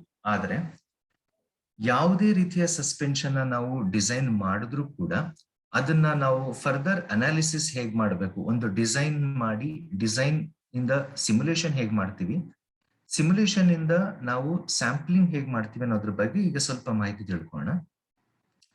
ನನ್ನ ಎಡಗಡೆ ಇರೋ ಭಾವಚಿತ್ರದಲ್ಲಿ ನಾನು ಮತ್ತೆ ಒಂದು ಮೆಕ್ಫರ್ಸನ್ ಸ್ಟ್ರಟ್ ಡಿಸೈನ್ ಟೈಪ್ ನೇ ರೆಫರೆನ್ಸ್ ಆಗಿ ತಗೊಂಡ್ಬಂದಿದ್ದೀನಿ. ಇದರಲ್ಲಿ ನಾನು ಎಕ್ಸ್ಪ್ಲೇನ್ ಮಾಡಿದಾಗೆ ಇದು ಒಂದು ಸ್ಪ್ರಿಂಗ್ ಕಾಯಿಲ್, ಇದು ನನ್ನ ಡ್ಯಾಂಪ್ನರ್, ನಕ್ಕಲ್ ಅಂತ ನಾನು ಏನ್ ಎಕ್ಸ್ಪ್ಲೇನ್ ಮಾಡಿದೆ. ಈ ನಕ್ಕಲ್ಗೆ ನಾವು ನಮ್ಮ ಡ್ಯಾಂಪ್ನರ್ ಅಥವಾ ನಮ್ಮ ಸ್ಪ್ರಿಂಗ್ ಕಾಯಿಲ್ ನ ನಾವು ಅಸೆಂಬ್ಲಿ ಮಾಡಿರ್ತೀವಿ. ಇದೇ ನಕ್ಕಲ್ಗೆ ನಾವು ನಮ್ಮ ಡಿಸ್ಕ್ ನ ಕೂಡ ಅಸೆಂಬ್ಲಿ ಮಾಡಿರ್ತೀವಿ. ಡಿಸ್ಕ್ ಮತ್ತೆ ನಮಗೆ ವೀಲ್ ಎಲ್ಲ ನಮ್ಗೆ ಇಲ್ಲೇ ಅಸೆಂಬ್ಲಿ ಆಗುತ್ತೆ. ಇದಾದ ನಂತರ ನಮ್ಮ ಡ್ಯಾಂಪ್ನರ್ ಇಂದ ಸ್ಟೆಬಿಲೈಸರ್ ರಾಡ್ಗೆ ಒಂದು ಲಿಂಕ್ ಅಥವಾ ಲಿಂಕ್ ರಾಡ್ ಅಂತ ಹೇಳಿ ಒಂದು ಅಸೆಂಬ್ಲಿ ಕೊಡ್ತೀವಿ. ಇದು ಕೆಲವೊಂದು ಗಾಡಿಗಳಲ್ಲಿ ನಾವು ಈ ಲಿಂಕ್ ರಾಡ್ ನ ಹಾಕ್ತಿವಿ, ಕೆಲವೊಂದಕ್ಕೆ ನಾವು ಹಾಕ್ಲಿಕ್ಕೆ ಹೋಗೋದಿಲ್ಲ. ಇದರದ್ದು ಮುಖ್ಯ ಉದ್ದೇಶ ಏನು ಅಂತ ಹೇಳಿ ನಾನು ಈ ಸಿಮ್ಯುಲೇಷನ್ ಮಾಡ್ಬೇಕಾದ್ರೆ ಎಕ್ಸ್ಪ್ಲೇನ್ ಮಾಡ್ತೀನಿ. ಈ ಪ್ರತಿಯೊಂದು ಸಸ್ಪೆನ್ಷನ್ ಇಂದ ನನಗೆ ಬಾಡಿ ಕನೆಕ್ಟ್ ಮಾಡುವ ಜಾಗದಲ್ಲಿ ಒಂದೊಂದು ರಬ್ಬರ್ ಬುಷಿಂಗ್ಸ್ ಅಂತ ಹಾಕ್ತಿವಿ. ರಬ್ಬರ್ ಬುಷಿಂಗ್ ಹಾಕುವ ಮುಖ್ಯ ಉದ್ದೇಶ ಏನಂದ್ರೆ ನಮ್ಗೆ ಗಾಡಿ ಓಡಿಸುವಾಗ ರೋಡ್ ಸೈಡ್ ಹೊರಗಡೆಯಿಂದ ಬರುವಂತಹ ವೈಬ್ರೇಷನ್ಸ್ ಅಂತ ಏನಿರುತ್ತೆ ಇದನ್ನ ನಾವು ಎಲ್ಲಾ ಸಬ್ ಸಿಸ್ಟಮ್ಗೂ ಟ್ರಾನ್ಸ್ಫರ್ ಮಾಡೋದನ್ನ ಕಡಿಮೆ ಮಾಡುವ ಉದ್ದೇಶವಾಗಿ ರಬ್ಬರ್ ಬುಷಿಂಗ್ಸ್ ನ ಯೂಸ್ ಮಾಡ್ತೀವಿ. ಇದು ರಬ್ಬರ್ ಮೆಟೀರಿಯಲ್ ಇದನ್ನ ಡ್ಯಾಂಪನ್ ಮಾಡುತ್ತೆ ಅಥವಾ ಐಸೋಲೇಟ್ ಮಾಡುತ್ತೆ ಅಂತ ನಾವು ಹೇಳ್ತೀವಿ. ನನ್ನ ಬಲಗಡೆ ಇರೋ ಇಮೇಜ್ ನ ನಾವು ಕ್ಯಾಡ್ ಮಾಡೆಲ್ ಅಂತ ಹೇಳ, ಅಂದ್ರೆ ಡಿಸೈನ್ ಮಾಡೆಲ್ ಅಂತ ಹೇಳಲ್ಲ, ನಾವಿದೊಂಥರ ಮಲ್ಟಿ ಬಾಡಿ ಡೈನಾಮಿಕ್ಸ್ ಮಾಡಿ ಅಂತ ಹೇಳ್ತೀವಿ. ಅಂದ್ರೆ ಪ್ರತಿಯೊಂದು ಕಾಂಪೊನೆಂಟ್ ಇನ್ನೊಂದು ಪಾರ್ಟಿಗೆ ಅಸೆಂಬ್ಲಿ ಆಗುವ ಜಾಗ ನಾವು ಅದನ್ನ ಹಾರ್ಡ್ ಪಾಯಿಂಟ್ಸ್ ಅಂತ ಹೇಳ್ತೀವಿ. H points, hard points. ಈ ಒಂದು ಇಂಡಿಪೆಂಡೆಂಟ್ ಪ್ರತಿಯೊಂದು ಪಾಯಿಂಟ್ ಮೇಲೂ ನಮಗೆ ಎಷ್ಟು ಭಾರ ಬಿದ್ದಿದೆ, ಇದರ ಪ್ರೈಮರಿ ಪೊಸಿಷನ್ ಒಂದು XYZ ಜಾಗದಿಂದ ಇನ್ನೊಂದು XYZ ಜಾಗಕ್ಕೆ ಹೇಗೆ ಹೋಗುತ್ತೆ ನಮ್ಮ ತೂಕದ ಒಂದು ವತಿಯಿಂದ, ಹಾಗೂ ಆ ಲಿಮಿಟ್ಸ್ ನಮ್ಮ ಕಂಡೀಷನ್ ಅಲ್ಲಿ ಇದೆಯೋ ಇಲ್ಲೋ ಅಂತ ಹೇಳಿ ಚೆಕ್ ಮಾಡೋದಕ್ಕೆ ನಾವು ಮಲ್ಟಿ ಬಾಡಿ ಡೈನಾಮಿಕ್ಸ್ ಟೂಲ್ ಅಂತ ಯೂಸ್ ಮಾಡ್ತೀವಿ. ಇದನ್ನ ನಾವು ಕೆಲವೊಂದು ಅಪ್ಲಿಕೇಶನ್ಸ್ ನೇಮ್ಸ್ ಆಡಮ್ಸ್ ಅಂತ ಕೂಡ ಹೇಳ್ಬೋದು. ಮತ್ತೆ ಇಲ್ಲಿ ಈ ಒಂದು ನಕಲ್ ಪಾರ್ಟ್ ಅಂತ ನಾನು ಏನ್ ಹೇಳಿದೆ ಇದನ್ನ ನಾವು ಇಲ್ಲಿ ಆಪ್ಟಿಮೈಸ್ ಮಾಡ್ಕೊಂತೀವಿ. ಇಲ್ಲಿ ಜಸ್ಟ್ ಒಂದು ರಾಡ್ ಆಗಿ ನಾವಿಲ್ಲಿ ಡಿಸೈನ್ ಮಾಡಿದೀವಿ. ಬಟ್ ಆದ್ರೆ ಇಲ್ಲಿ ಇದು ಇಂಟರ್ಫೇಸ್ ಆಗಿರುವಂತಹ ಜಾಗದಲ್ಲಿ XYZ ಲೊಕೇಶನ್ಸ್ ನಾವು ಪೂರ್ತಿ ಹೆಚ್ಚಾಗಿ ಗಮನದಲ್ಲಿ ಇಟ್ಕೊಂಡು ಯಾವ ಭಾರಕ್ಕೆ ಅನುಗುಣವಾಗಿ ಇದೊಂದು ಪೊಸಿಷನ್ ಚೇಂಜ್ ಆಗ್ತಿದೆ ಅಂತ ಹೇಳಿ ಚೆಕ್ ಮಾಡ್ಕೊಂತ ಬರ್ತೀವಿ. ನಮ್ಮ ಈ ಒಂದು ರೆಡ್ ಕಲರ್ ರಾಡ್ ಏನ್ ಕಾಣಿಸ್ತಿದೆ, ಕೆಂಪು ಬಣ್ಣದ ಒಂದು ರಾಡ್ ಏನಿದೆ, ಇದು ಒಂದು ಸ್ಟೆಬಿಲೈಸರ್ ರಾಡ್ ಅಂತ ನಾನು ಏನ್ ಹೇಳಿದೆ ಆಗ್ಲೇ ನಿಮ್ಗೆ. ಈ ಒಂದು ಸ್ಟೆಬಿಲೈಸರ್ ರಾಡ್ ಮೇಲೆ ಹೆಚ್ಚಾಗಿ ನನಗೆ ತೂಕ ಬೀಳುತ್ತಿದೆ ಅನ್ನುವ ಗಮನ ಬಂದಾಗ ನಾವು ಆ ಒಂದು ಸಂದರ್ಭದಲ್ಲಿ ಸ್ಟೆಬಿಲೈಸರ್ ಲಿಂಕ್ ಅಂತ ಒಂದು ಕನೆಕ್ಟಿಂಗ್ ರಾಡ್ ಕೊಟ್ಟು ನಮ್ಮ ತೂಕ ಬಿದ್ದಿರುವುದನ್ನ ಈಕ್ವಲ್ ಆಗಿ ಅಥವಾ ಸಮಾನ ಪ್ರಪೋರ್ಷನ್ ಅಲ್ಲಿ ನಾವು ತೂಕವನ್ನು ಡಿಸ್ಟ್ರಿಬ್ಯೂಟ್ ಮಾಡ್ಕೊಂತ ಬರ್ತೀವಿ. ಈಕ್ವಲ್ ಡಿಸ್ಟ್ರಿಬ್ಯೂಷನ್ ಆಫ್ ಮಾಸಸ್ ಅನ್ನೋ ಒಂದು ಉದ್ದೇಶ ಈ ಒಂದು ಕಾರ್ಯದಲ್ಲಿ ಇರುತ್ತದೆ. ಈ ಸಸ್ಪೆನ್ಷನ್ ಇಂದ ನನಗೆ ಎಷ್ಟು ತೂಕ ಬೇರೆ ಒಂದು ಸ್ಟೆಬಿಲೈಸರ್ ಲಿಂಕ್ ಮೇಲೆ ಬೀಳ್ತಿದೆ ಅನ್ನೋದನ್ನ ಚೆಕ್ ಮಾಡಿ ಇದನ್ನ ನನ್ನ ಸ್ಟೀರಿಂಗ್ ವೀಲ್ಗೆ ಏನಾದ್ರೂ ಎಫೆಕ್ಟ್ ಇದೆಯಾ ಅನ್ನೋದ್ರ ಮೇಲೆ ನಾವು ಚೆಕ್ ಮಾಡ್ತೀವಿ. ಇದು ಏನಕ್ಕೆ ಈ ಒಂದು ಸಸ್ಪೆನ್ಷನ್ ಅಲ್ಲಿ ಇದನ್ನ ಚೆಕ್ ಮಾಡ್ತೀವಿ ಅಂದ್ರೆ, ಒಂದು ಗಾಡಿ ಓಡಿಸ್ಬೇಕಾದ್ರೆ ಗಾಡಿ ಒಂದು ಹಳ್ಳದಲ್ಲಿ ಇಳಿದಾಗ ನನ್ನ ಸಸ್ಪೆನ್ಷನ್ ಹೌದು ನನ್ನ ಚಾಸಿಯನ್ನು ಒಂದು ಕಂಟ್ರೋಲ್ ತಗೊಂಡ್ಬರುತ್ತೆ. ಅಂದ್ರೆ ಒಂದೇ ಕಡೆ ಬೆಂಡ್ ಆಗೋದನ್ನ ತಡೆದು ನನ್ನ ನಾರ್ಮಲ್ ಕಂಡೀಷನ್ಸ್ಗೆ ಸಸ್ಪೆನ್ಷನ್ ತಗೊಂಡ್ಬರೋದಕ್ಕೆ ಹೆಲ್ಪ್ ಮಾಡುತ್ತೆ. ಅದರ ಜೊತೆಗೆ ನಮ್ಮ ಸ್ಟೀರಿಂಗ್ ವೀಲ್ ಮೇಲೂ ಕೂಡ ನಮಗೆ ಸ್ವಲ್ಪ ಆಘಾತ ಉಂಟಾಗಿರುತ್ತೆ.